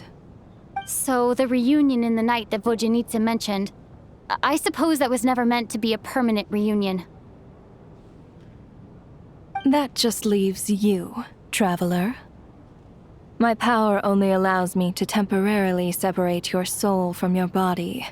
The ley lines of Tevat would not accept you, and your soul is firmly anchored to your body by your will. For a descender like you, who is not bound by Tevat's rules, your death can only be brought through the most violent of means, such as directly destroying either your body or soul. I have no interest in involving myself with descenders, for now. Although, this may change if Asmodee remains missing, or you insist on interfering with our affairs. One last question then. All our struggles and sacrifices here, they were meaningless from the very beginning, weren't they? Death abides no reason. Besides, what you call sacrifice is merely a concept created by humanity. To me, it is nothing more than a self-indulgent charade in the face of death. Mere mortals fantasizing that their actions could reclaim something from my grasp. A truly laughable idea.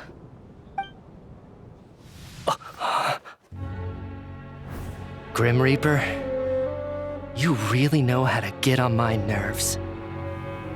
I'm not here to ingratiate myself with you. I kill merely because your deaths are necessary. Oh, you've made that quite clear. But humans don't take well to being scorned. Not even by the gods.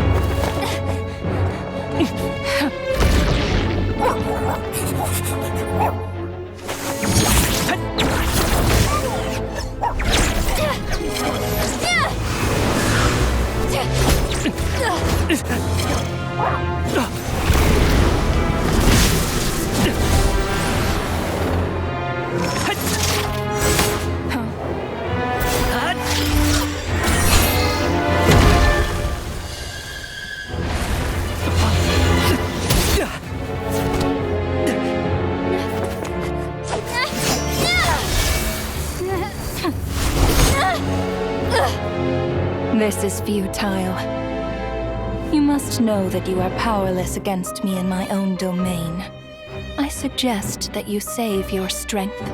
For what? Maybe we can't change it. But if nothing else, we can at least teach you to have some respect for the dead. Audacious.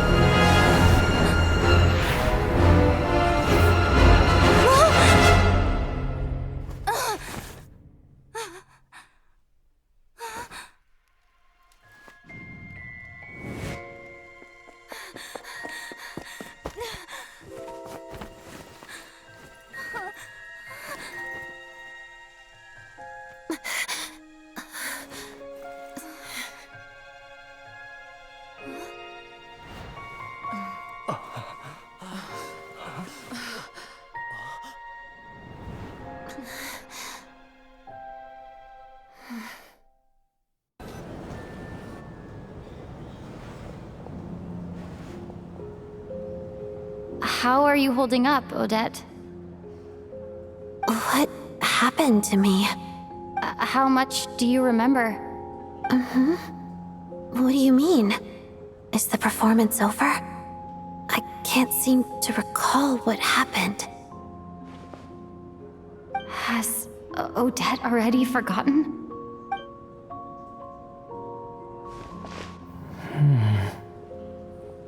meet ya? Oh, I'm sorry. I guess I spaced out there for a second. Remind me who you are? Don't you remember anything?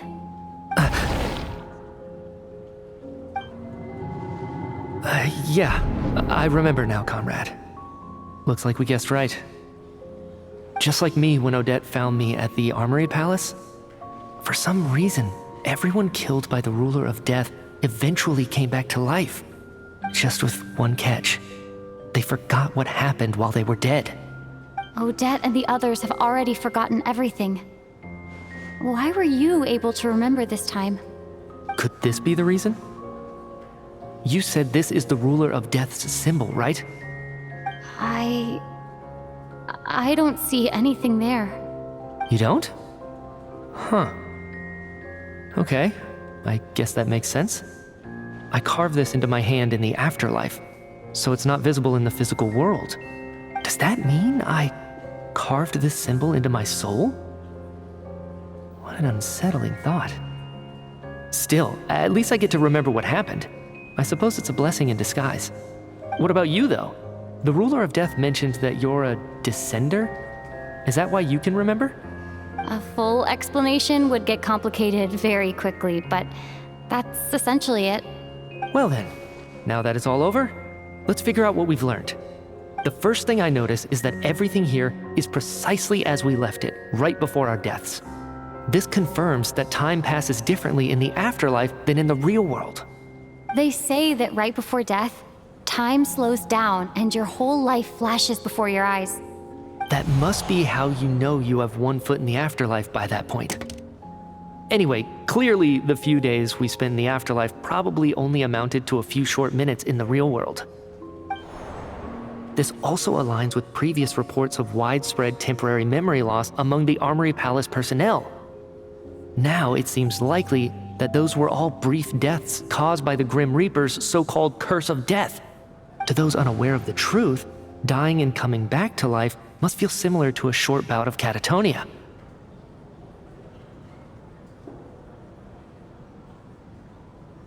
This leaves me with a couple big questions. What are the conditions that trigger this so-called curse of death? And why are we resurrected after we die? If nothing else, I think it shows that killing us wasn't her ultimate goal. We still don't know her true reasons for subjecting us to death. Right. This time only got complicated because of the situation with the theater's ley lines. That's why she had to approach it differently. If the previous incidents of amnesia among the researchers are anything to go by, killing us is usually a pretty routine matter.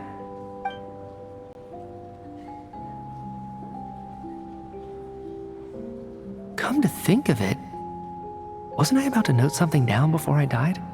I can't remember what it was, but I think it was something related to my research project. Sorry, Traveler. I'll catch up with you again later. Right now, I have to make a trip back to the Armory Palace. Ma'am, if I may, no one of your description has ever shown up in my investigations into Mr. Mitia's friends. Yet, you two seem very familiar with each other. Could you perhaps tell me where he was in such a rush to get to? And, by the way, have we ever crossed paths? Forgive the presumptuousness, but I feel a vague and indescribable sense of familiarity about you. I can explain everything. Could you help me gather everyone in the theater in one place?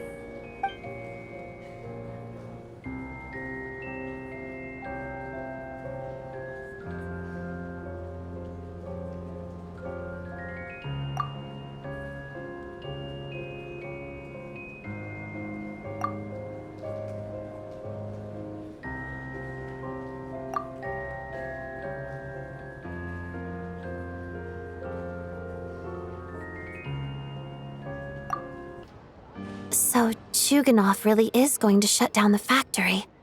I guess this theater incident actually did us some good after all. So, you said I promised to take you to the Armory Palace while we were in the afterlife, yes?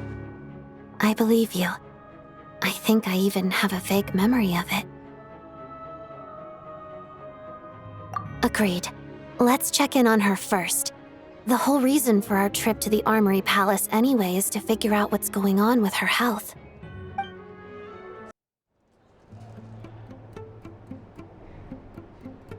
I'm finally back. Even though a long time has passed from my perspective, as far as Paimon's concerned, I probably just went out to watch a very short show. I should keep my emotions in check when I see Paimon again, or it'll seem weird. Wait. The atmosphere here feels off. Shh. Stay quiet. Let's go inside and take a look. Have we still not been able to notify Child yet? We need new orders. What if that person comes back again?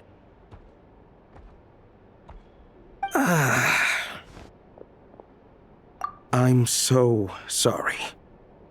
Under the circumstances, there was really nothing we could do. Tell me, what happened to Paimon? It was the Jester. He came here in person and escorted Miss Paimon away. He's the director of the Fatui. His authority supersedes all others and cannot be questioned. There was nothing we could do. How long ago did he leave? And what was Paimon's status? It was about an hour ago. Miss Paimon was fast asleep at the time. The Jester simply walked off with her as if it was only natural. I assure you, he absolutely did not use any force. Do you know where they went? The Armory Palace, most likely. Lord Piero, the Jester, has been overseeing the experiments there lately, keeping a close eye on their progress. Everyone in the Fatui has heard about it by now. I'm surprised he came in person. Whatever his reason for taking Paimon, he'll most likely return to the Armory Palace first, which is exactly where we were headed anyway. Then lead the way, Odette. Okay, let's go.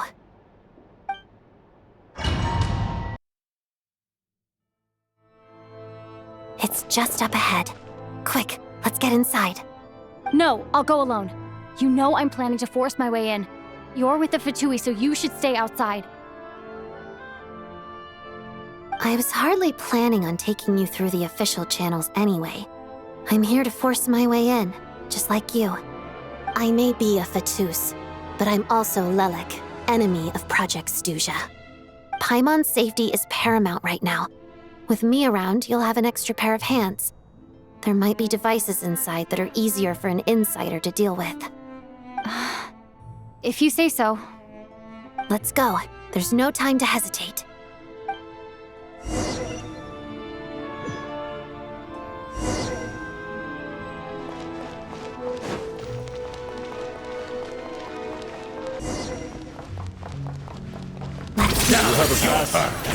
Where are you coming from? So, you're intruders, huh?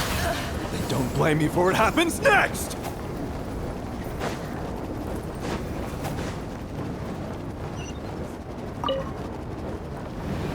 The Armory Palace is hidden this deep in? This place is much bigger than I imagined. They're conducting top-secret research, after all. The deeper it's hidden, the better, is standard Fatui logic. The style doesn't really look like the Fatui's handiwork, though. They must have requisitioned some structures from a past civilization. It Looks like we're in for a intruders! Stay alert!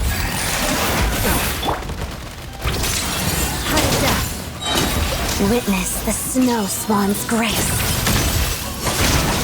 There is no escape! Ha!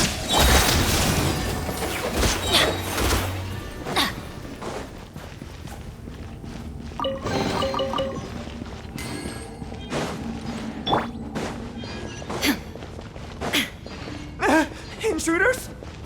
Don't come any closer! Just what are you guys trying to do here? I'm your work of your scalp! Teamwork is dreamwork! Nice and spicy! Together. Pirouette. Mission! Torn to oblivion! Mission! Your scalp! There is no escape! Crystalline adagio. No one interferes with the jester's work!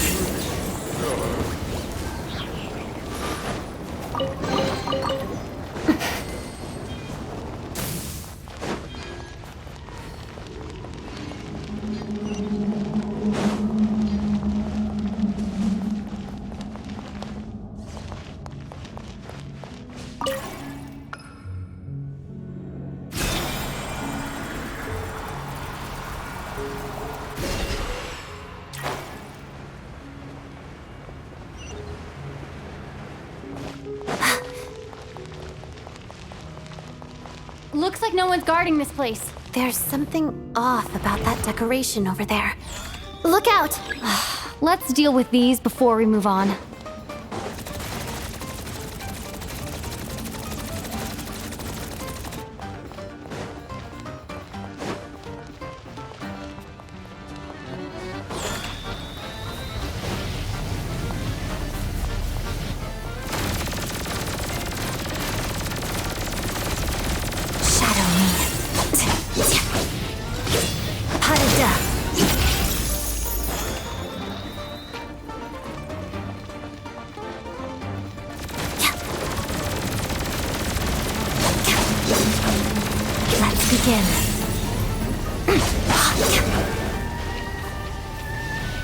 Shine down!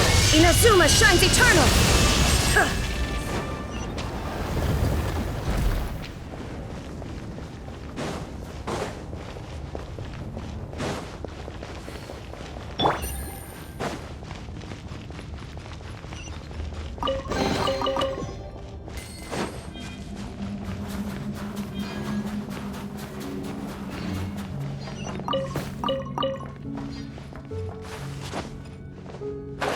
The researchers here probably don't know that we're uninvited guests. Let's try not to hurt them. What's the big star from the theater doing here? That's Miss Odette. She's a member of the Fatui. You didn't know that? Was the whole reason for Project Stuja to support the research here at the Armory Palace? Just what are the Fatui and the Tsaritsa planning?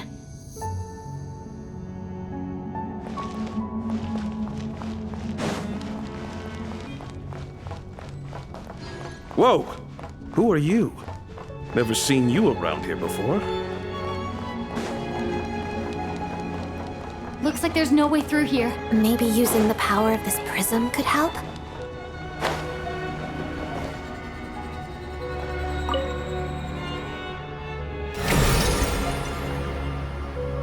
I think I see some images. It's the prism's power at play, causing images of the past to reappear, albeit only as illusions. Paimon and the Jester?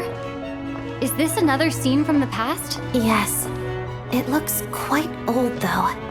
I don't think it happened in the recent past.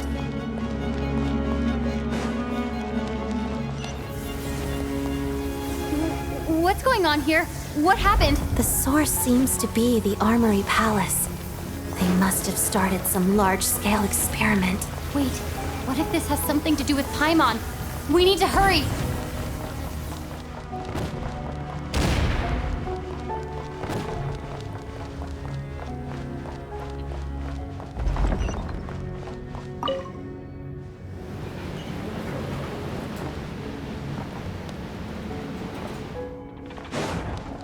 We're almost there.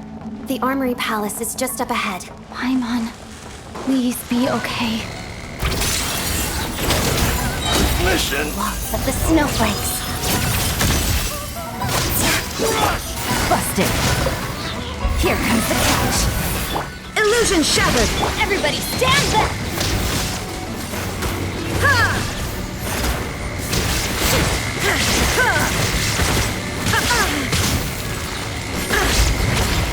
Shine down! Gotcha. Nice and spicy!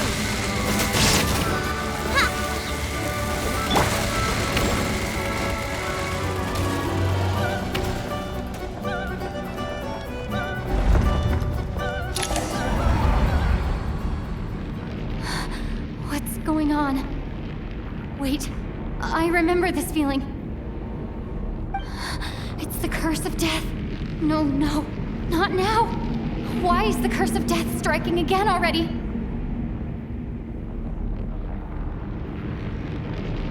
Odette?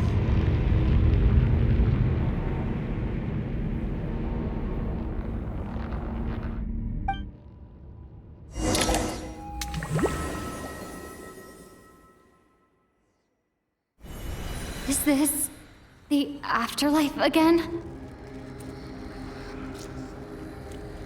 I need to find a way back to reality. Is that Odette's core ignis? Could that be what just woke me up?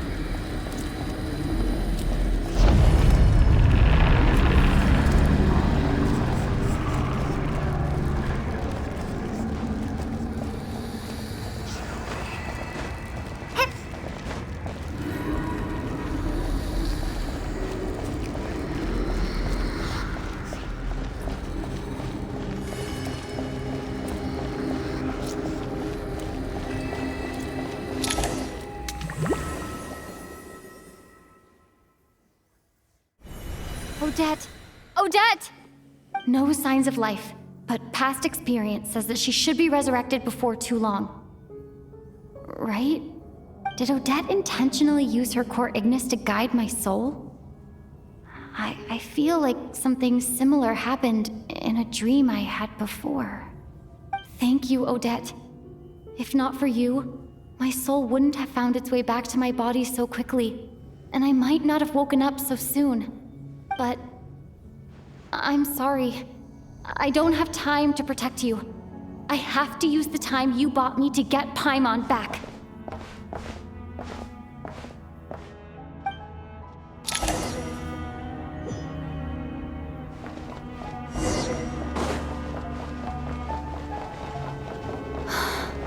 Sure enough, everyone here has been affected by the Paimon! Paimon! No, wait. Paimon probably didn't escape Renova's curse either.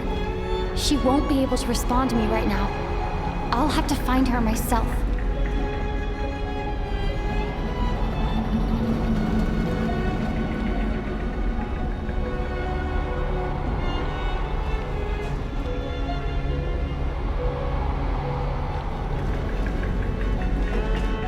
Mitya! Is this the laboratory he works in? What happened here to trigger the curse of death again so soon? I'll have to ask him when he wakes up. Finding Paimon has to take priority now.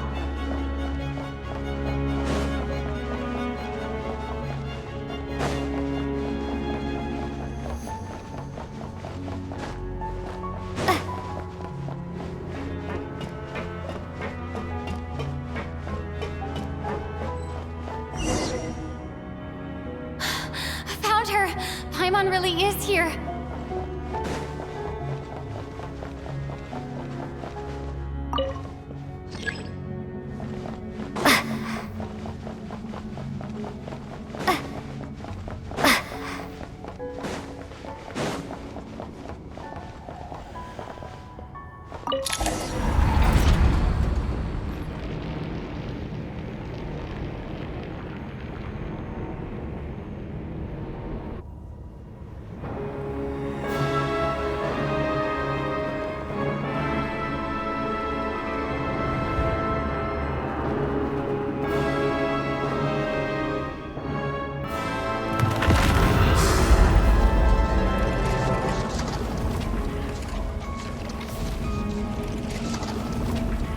don't learn, do you?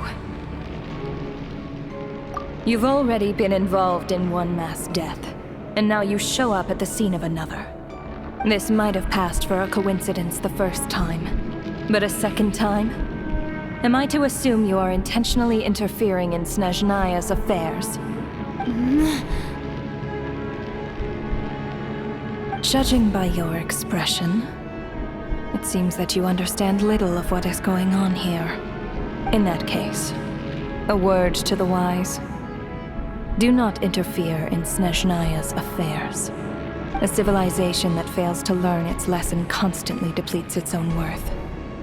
It will one day lose any reason for its existence. And as a descender, you are perfectly suited to be the lifeline to which a dying civilization might desperately cling. Consider your position carefully. No advice needed. I'll make my own judgments. Suit yourself. When the day of reckoning arrives, not even a descender can hope to escape unscathed. The time for resurrection fast approaches. The mortals here are not yet worthy to behold my form. So that will be all for today.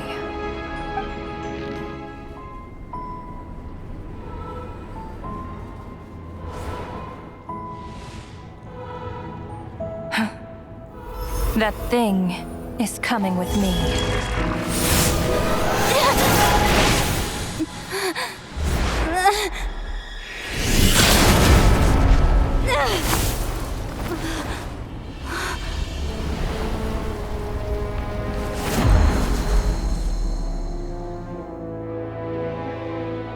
You awoke sooner than I thought. The curse of immortality is stubborn, unable to enter the ley lines, yet not content to remain a spirit. Ruler of death, what do you want? You perplex me. Both you and you.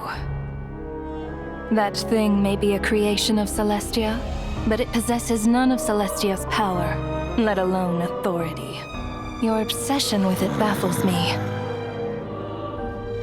No matter, the resurrection will soon begin. It's worthless anyway. I'll reclaim it next time.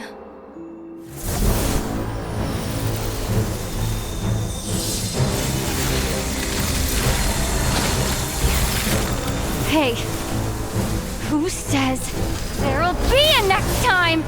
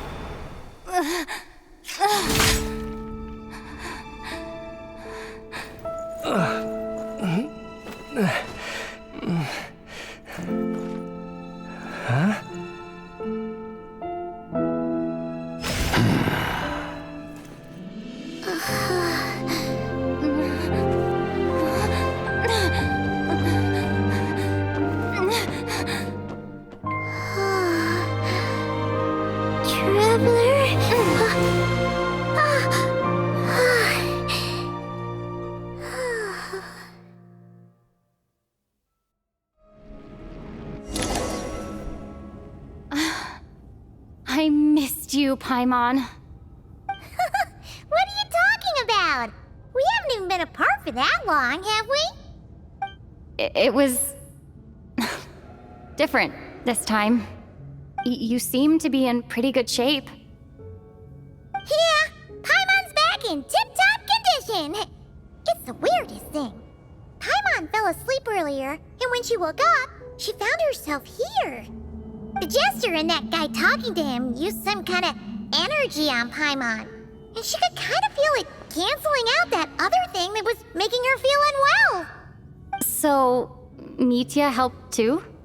Apologies for leaving in such a hurry at the theater earlier. I was in a rush to verify some theories. Rest assured that your companion is perfectly safe. We reversed the effects that the experimental energy had on her. The jester specifically instructed me to do so. I suppose this is our first official meeting, Traveler. I could not let Paimon suffer in her condition for a moment longer, and so I simply took her without explanation. I hope you do not... But why would a big shot like you care about what happens to Paimon?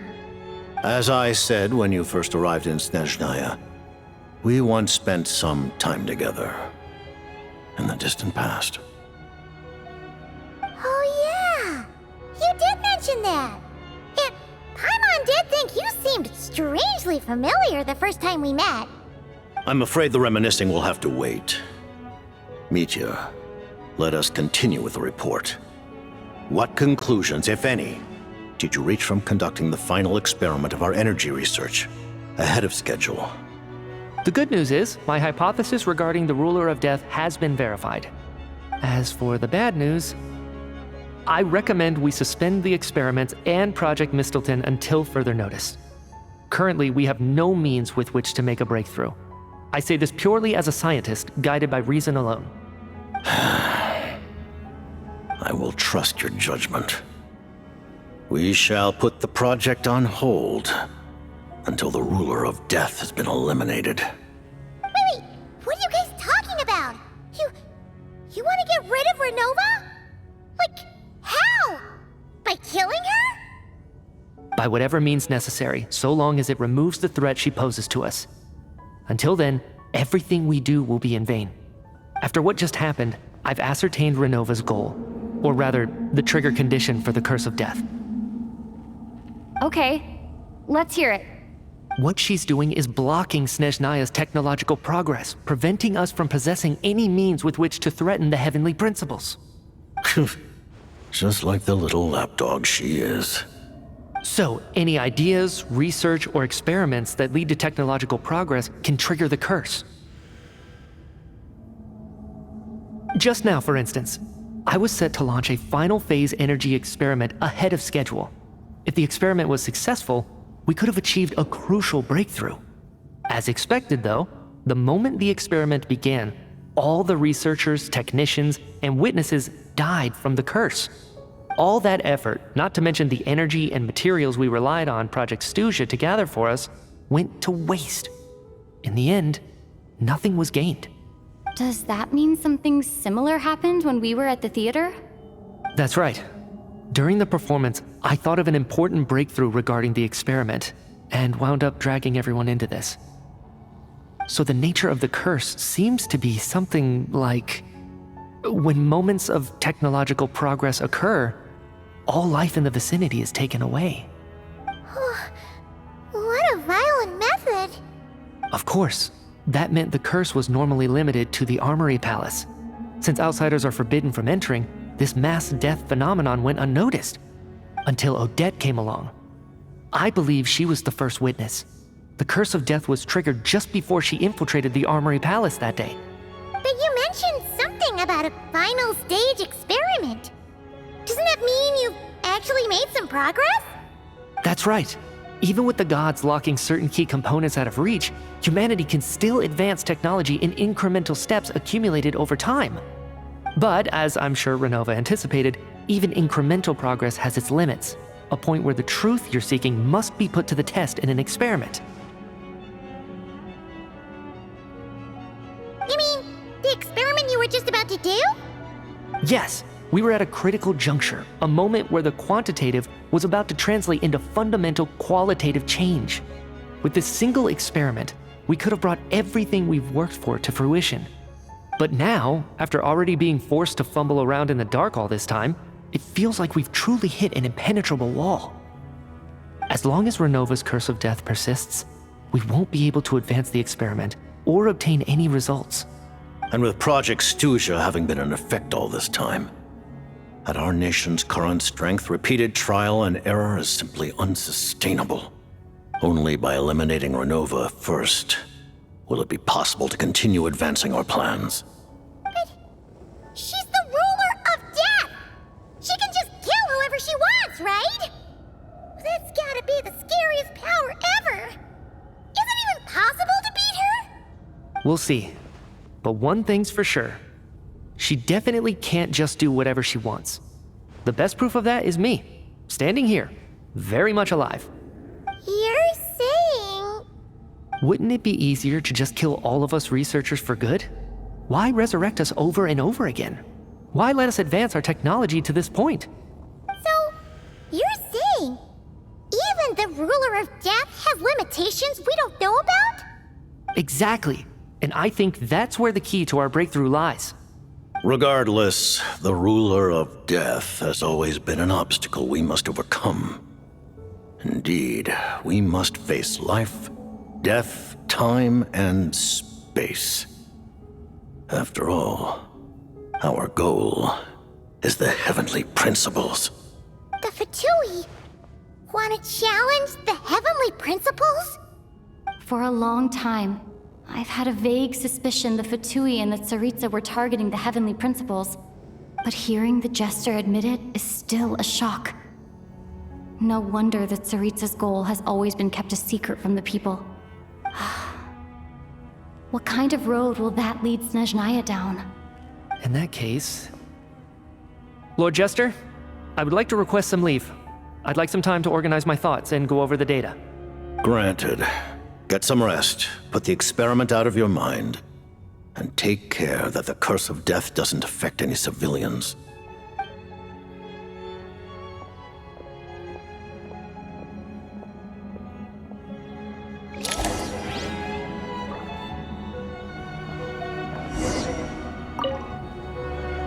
While there is yet time, allow me to offer you my hospitality, honored guest of Snezhnaya.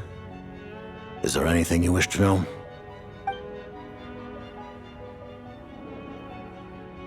I remember hearing the term Mistelton from Columbina. Yeah!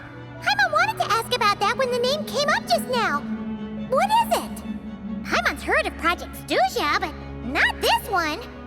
As you know, Project Stuja is a series of measures enacted to consolidate our nation's resources, the greater purpose of which is to serve Project Mistelton. Many of the things you have encountered thus far are essentially for the advancement of that project. This includes the Kuvaki Experimental Design Bureau in Nodtrai.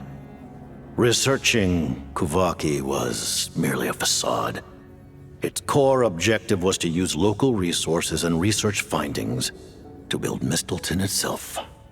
And that's a weapon built for the final battle against the Heavenly Principles, isn't it?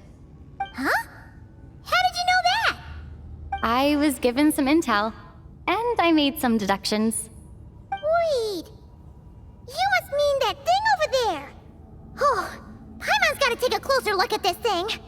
Especially after you guys sent so many people to Nograi to work on it. Kuvaki alone will not break through Celestia's defenses, let alone challenge the Heavenly Principles. The Heavenly Principles are no doubt accustomed to combating the power of the Light Realm, and elemental energy is simply the power of the human realm, converted to that form by the Heavenly Principles themselves. Any attempt to use this power against its creator would be a futile endeavor. For now, therefore, we have set our sights on the form of energy associated with the Third Descender and the Stellar Linchpins. This may hold the potential to allow Mistelton to contend with the Heavenly Principles. You could say that by reverse engineering the Stellar Linchpins to extract the energy within, we have obtained a source of anti-Celestia energy. The Kuvaki Experimental Design Bureau, Project Stuja, and the new energy experiments. Huh. So that Mistleton is what ties it all together. And it looks like your plan is almost complete. No wonder the ruler of death came after you.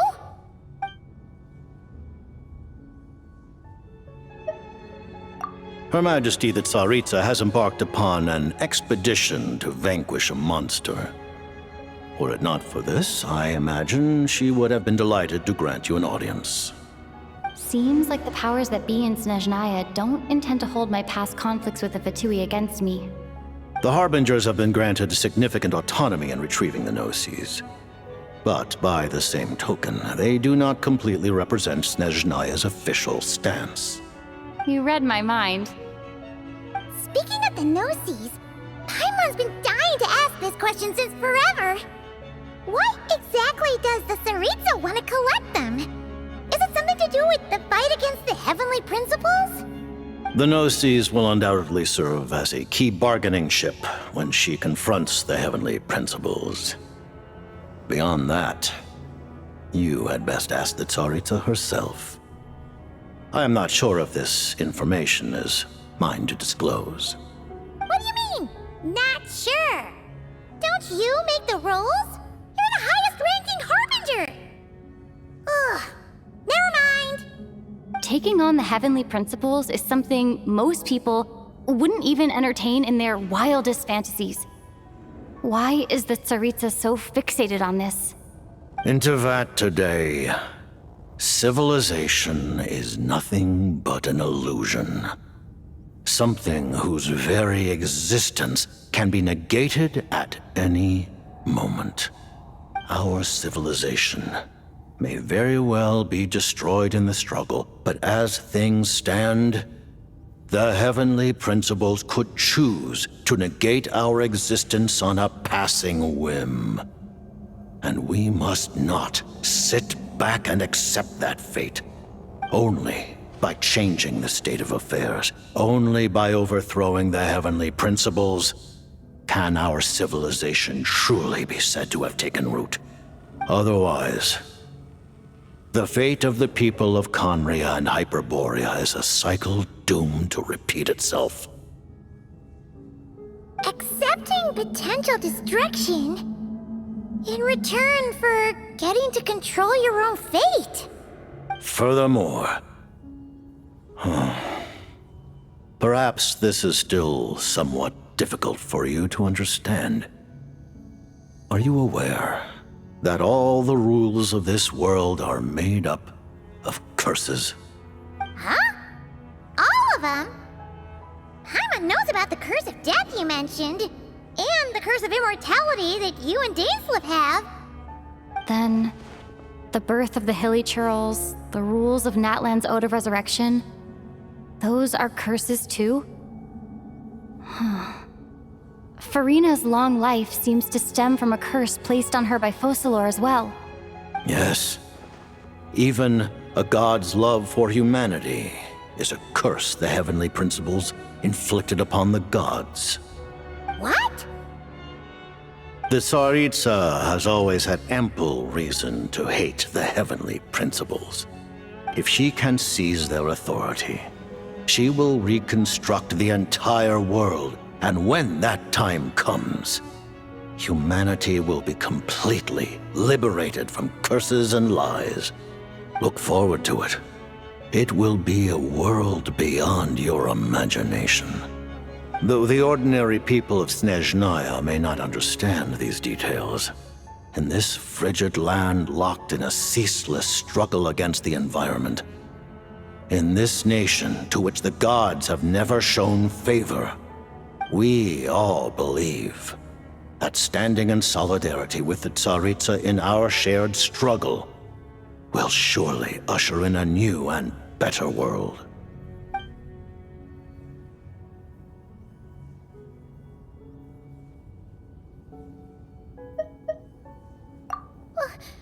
Paimon really doesn't remember.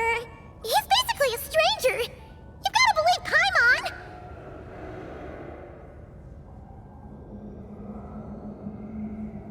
Allow me to explain. The reason Paimon reacted to the anti-Celestia energy developed by the Armory Palace is because she comes from Celestia herself. More specifically, she is one of its creations. Paimon? A creation of Celestia? Oh, right. I was blinded by anger earlier, but thinking back on it, Renova also said that Paimon is a creation of Celestia, but she lacks Celestia's power or authority. As you know, the lunar fragments in Nodcry were pulled down from the sky using Fatui technology. But the first application of this technology was in Conria over 500 years ago. I used this technology upon the heavens, and the response I received was none other than Paimon descending from Celestia. I presented her to the Vinster King, but he took no interest in this gift, nor did it satisfy him. Paimon then took up temporary residence in my palace until, of course, the arrival of the Cataclysm. Wait, Paimon's a little confused. You're talking about things that happened but Paimon doesn't remember any of that. Falling from the sky? Being given away as a gift? None of it! Having lived through the Cataclysm, perhaps you too were burdened with some manner of curse.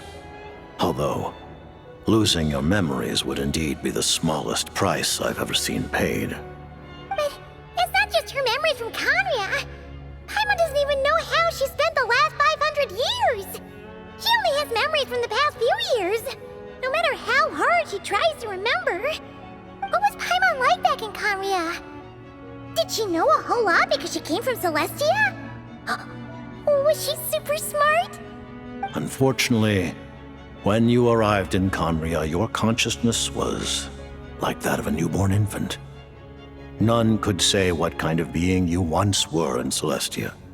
During the time you lived in Conria, your personality was no different from how it is now. Aw, man! Paimon's plan to get her memories back and become super smart is ruined before it could even start. You know, even though Paimon lost her memories, she still feels weirdly close to you for some reason. That must mean you took pretty good care of Paimon back then, huh? On the contrary, I completely ignored your existence. I was entirely focused on my struggle against Troptatir the Wise. But now, as I see it, it is as if you are the only sane thing that survived that era of insanity. And thus, are worthy of protection. Noted. Man, Paimon's gotta stop projecting friendship on everyone she meets. But, Traveler? Even though you know Paimon's some creation of Celestia now, you still want her, right? You're not going to abandon her? Oh, phew! That's a relief. Paimon's just learning about this too. She's barely even processed it.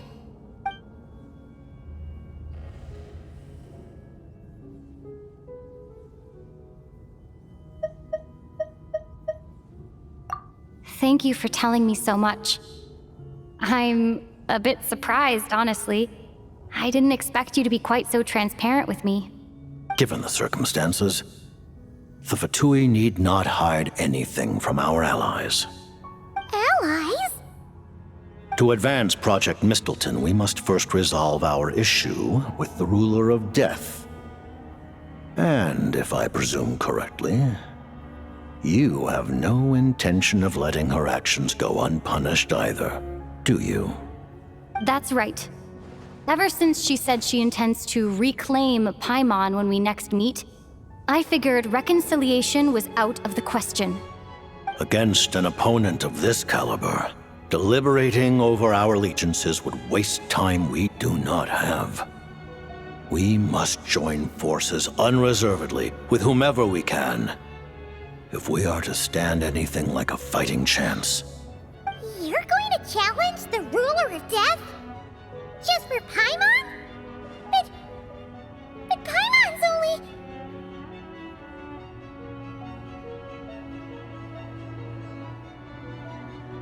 Thank you! Oh, thank you! Oh, gee! Now Paimon doesn't even know what to say! Anyway, Paimon's super touched! The Tsaritsa will return in triumph in short order, and the Fatui shall hold internal discussions regarding the enemy. The time for us to meet again will come very soon. Got it. Thanks for your help with Paimon. I'll be sure to look after her for you. There was just one other thing. Well, it's just a request, really. Paimon really wants to see what this Mistelton thingy you're gonna use against the Heavenly Principles looks like. Of course, Paimon knows it's top secret and stuff, but she just had to ask. It's okay if the answer's no. Certainly you may. Whoa, for real? Actually, maybe it's best not to. What if her Nova suddenly pops up again? She might take this chance to... While the technology is not yet fully developed, it has nevertheless reached the stage where Celestia's creations are unable to damage it. In that regard, you may rest assured. Oh. Wow. No wonder Paimon felt so out of sorts recently, even though it was super far away. Alright then! Paimon's ready to take a sneaky peek at this top secret super weapon!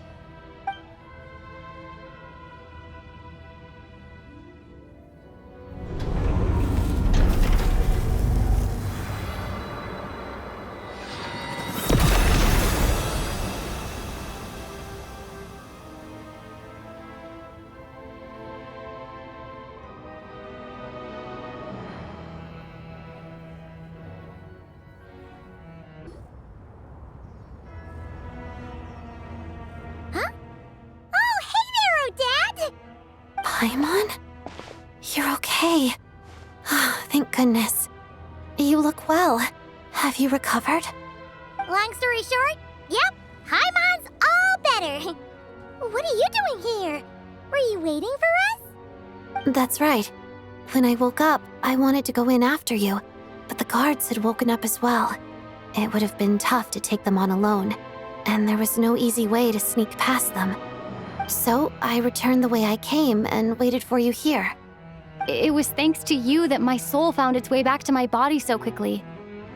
Thank you. Huh. That actually worked? Nice. I just figured I'd try my luck when that ominous feeling struck me. Really, you should be thanking this thing instead. Anyway, and now that things here are all taken care of, I have other things I should get back to. Ah, Director Chuganov, you're back. We just received notice that Project Stuja has been suspended, so we've convened an emergency meeting. This is the preliminary plan. In addition to expanding production capacity, we've also discussed feasible layoff plans to optimize revenue and expenditure structure. Our calculations indicate that the factory's profits will increase by at least 30%. Just give the word, Director. That won't be necessary. Leave the energy for those who need it. Whether they use it just to get by or to run a business, that's up to them. Start preparing to halt production and lay off the staff. Make sure the workers are able to land on their feet and that they are duly compensated. Thank you all for your hard work during this time. Am I hearing you right? Why? After all the tough times we made it through, now is exactly when we should start to turn a profit. I just suddenly don't want to do this anymore. Huh. Does there have to be a reason? Iskra, it's time to rest. Dear esteemed members of the Rokot, given the effects of Lelik's radical actions upon our organization's reputation and social stability, a decision has been made to permanently withdraw this codename from use. Considering that Lelik did what they did for the benefit of the people, the Rokot has nevertheless negotiated with the authorities, ultimately securing a waiver for all penalties due to them. Lelik will be suspended for a period of time. Depending on their future performance, they may be allowed to adopt a new codename and continue acting as part of the Rokot. The purpose of this notice is to remind everyone once again that motives and methods are equally important when one operates in the shadows. Even with Project Stooge's suspension and our interim operational victory, we must guard against complacency and rashness and work to consolidate the progress we have made so far. We act only for the greater glory and solidarity of our nation. May the aurora shine ever on, and the tundra always stand firm. We act only for the greater glory and solidarity of our nation. May the aurora shine ever on, and the tundra always stand firm. Looks like it's finally over. You mean for us? Just thinking out loud. I've never seen the Snezhna Grad Vecha so lively before. I never once thought I'd come here. But I understand everything now, Rosaline.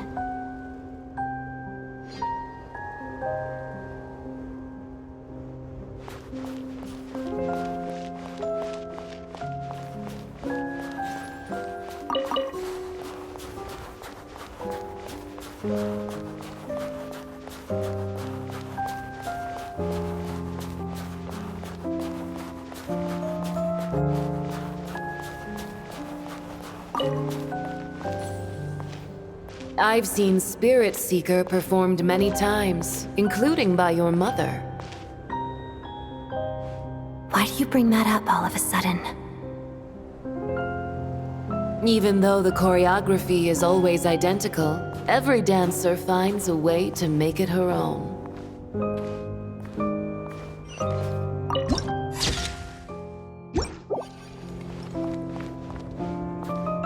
So you actually want to talk to me about ballet?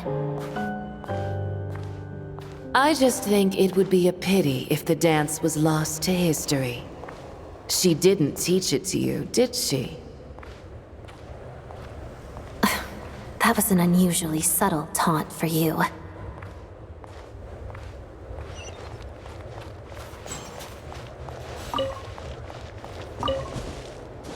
We embraced one another on the snow-swept plains, melting the ruthlessness of time. But when our bodies, in pieces, are cast to the winds, what of our love will remain behind?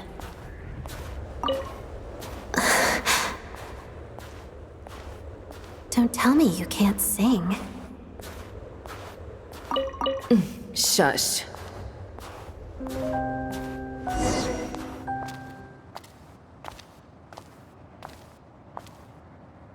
I understand her hatred. The Fatui robbed her of the life she should have had. I never opposed her dancing. Yet still I became an enemy of her ballet. I'll just keep my distance. Many despise me. I'm used to it. You're certainly not one to shy away from confrontation. But children, they need a different approach. I'm hardly the most maternal figure. Yet, she is a child. In my experience, while a father commands authority, he must still yield to love. You should tell her what you think about her dancing.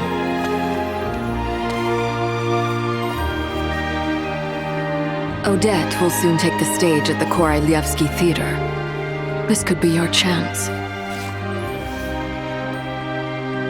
Geonosis secured. It went smoothly. I'll be there. Have them send me an invitation.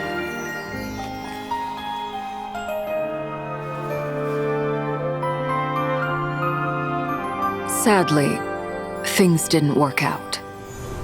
Her final words are inside that block of ice. This? Aren't these for monitoring her subordinates? Not yours. This one isn't her witch's flame, but my two worlds' flames. The two worlds' flames can burn away memories. It was my parting gift to Rosaline.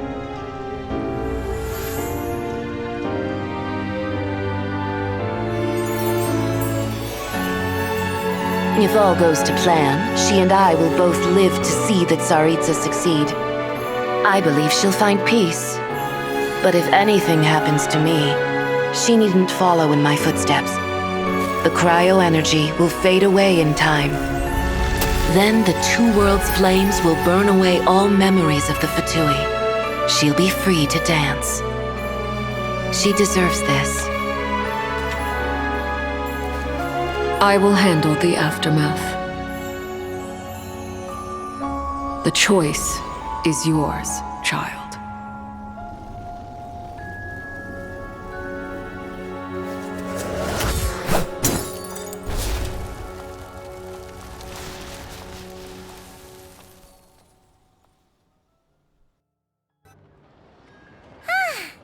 Fresh air at last!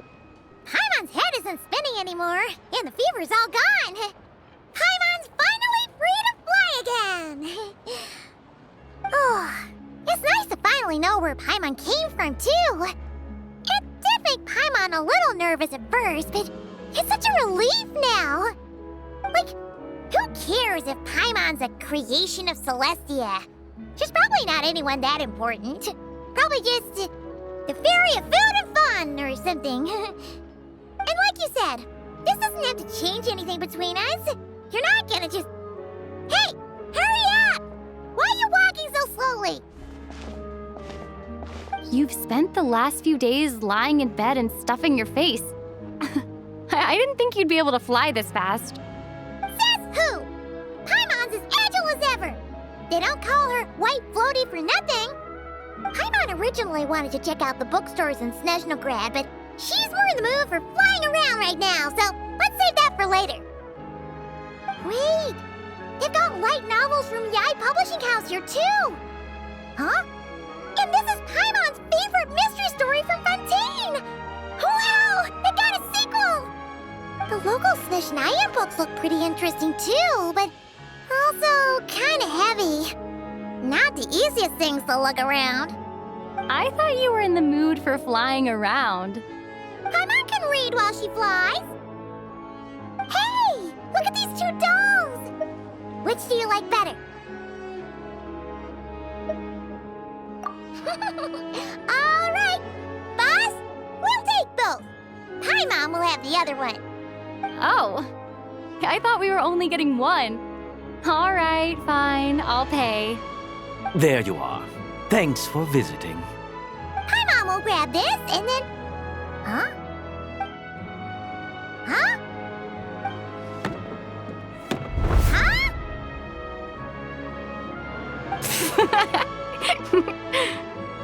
How many layers does this thing have?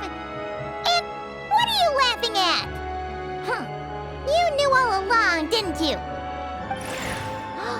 A whole bunch of people are gathered over by the plaza. Hey, look!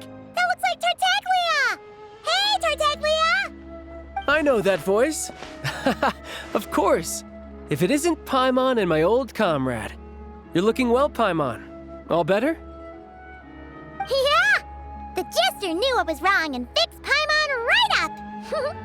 Thanks for sending someone to keep Paimon safe, too. Oh, yeah. About that. That was... kind of embarrassing. Who could have known that our director would go looking for you in person? So sorry for the misunderstanding. Oh, right. Let me introduce you. This is my little sister, Tonya. Hello, Tonya. Hello. Firstly, I'm really sorry about my brother. Sounds like he's caused you no end of trouble. Hey now, why'd you have to start with that? Not that it isn't true, of course. So she's the real Tonya. She said you two didn't manage to meet up at the theater. She waited ages for me, and when I didn't show, she got a little worried and went outside. I know, right? He didn't bother to say a word to me. I searched up and down the city for him, and he only told me about it when I finally caught him at the gates of Glupov. I've been rushed off my feet lately, so I didn't get the chance to go home. I just figured the Traveler would fill you in when she got there. Well, the snow was bad, and you're never late. So I was really worried about you. How was I supposed to know that you'd stood me up? I'm sorry, Tonya. I really am. I'll make it up to you somehow. Just... please don't tell Mom and Dad. Although the mix-up led to a series of misunderstandings, it's probably for the best that the real Tonya didn't get caught up in that mess. Besides, it's obvious that Tartaglia isn't usually one to break a promise. He only gave his ticket to me because he had to look into Lelek. No, it's fine. It just meant I didn't get to see the show in the end. By the way, what did you think? You were one of the first people to see it, you know? I would say... the best is yet to come. Huh? What kind of review is that?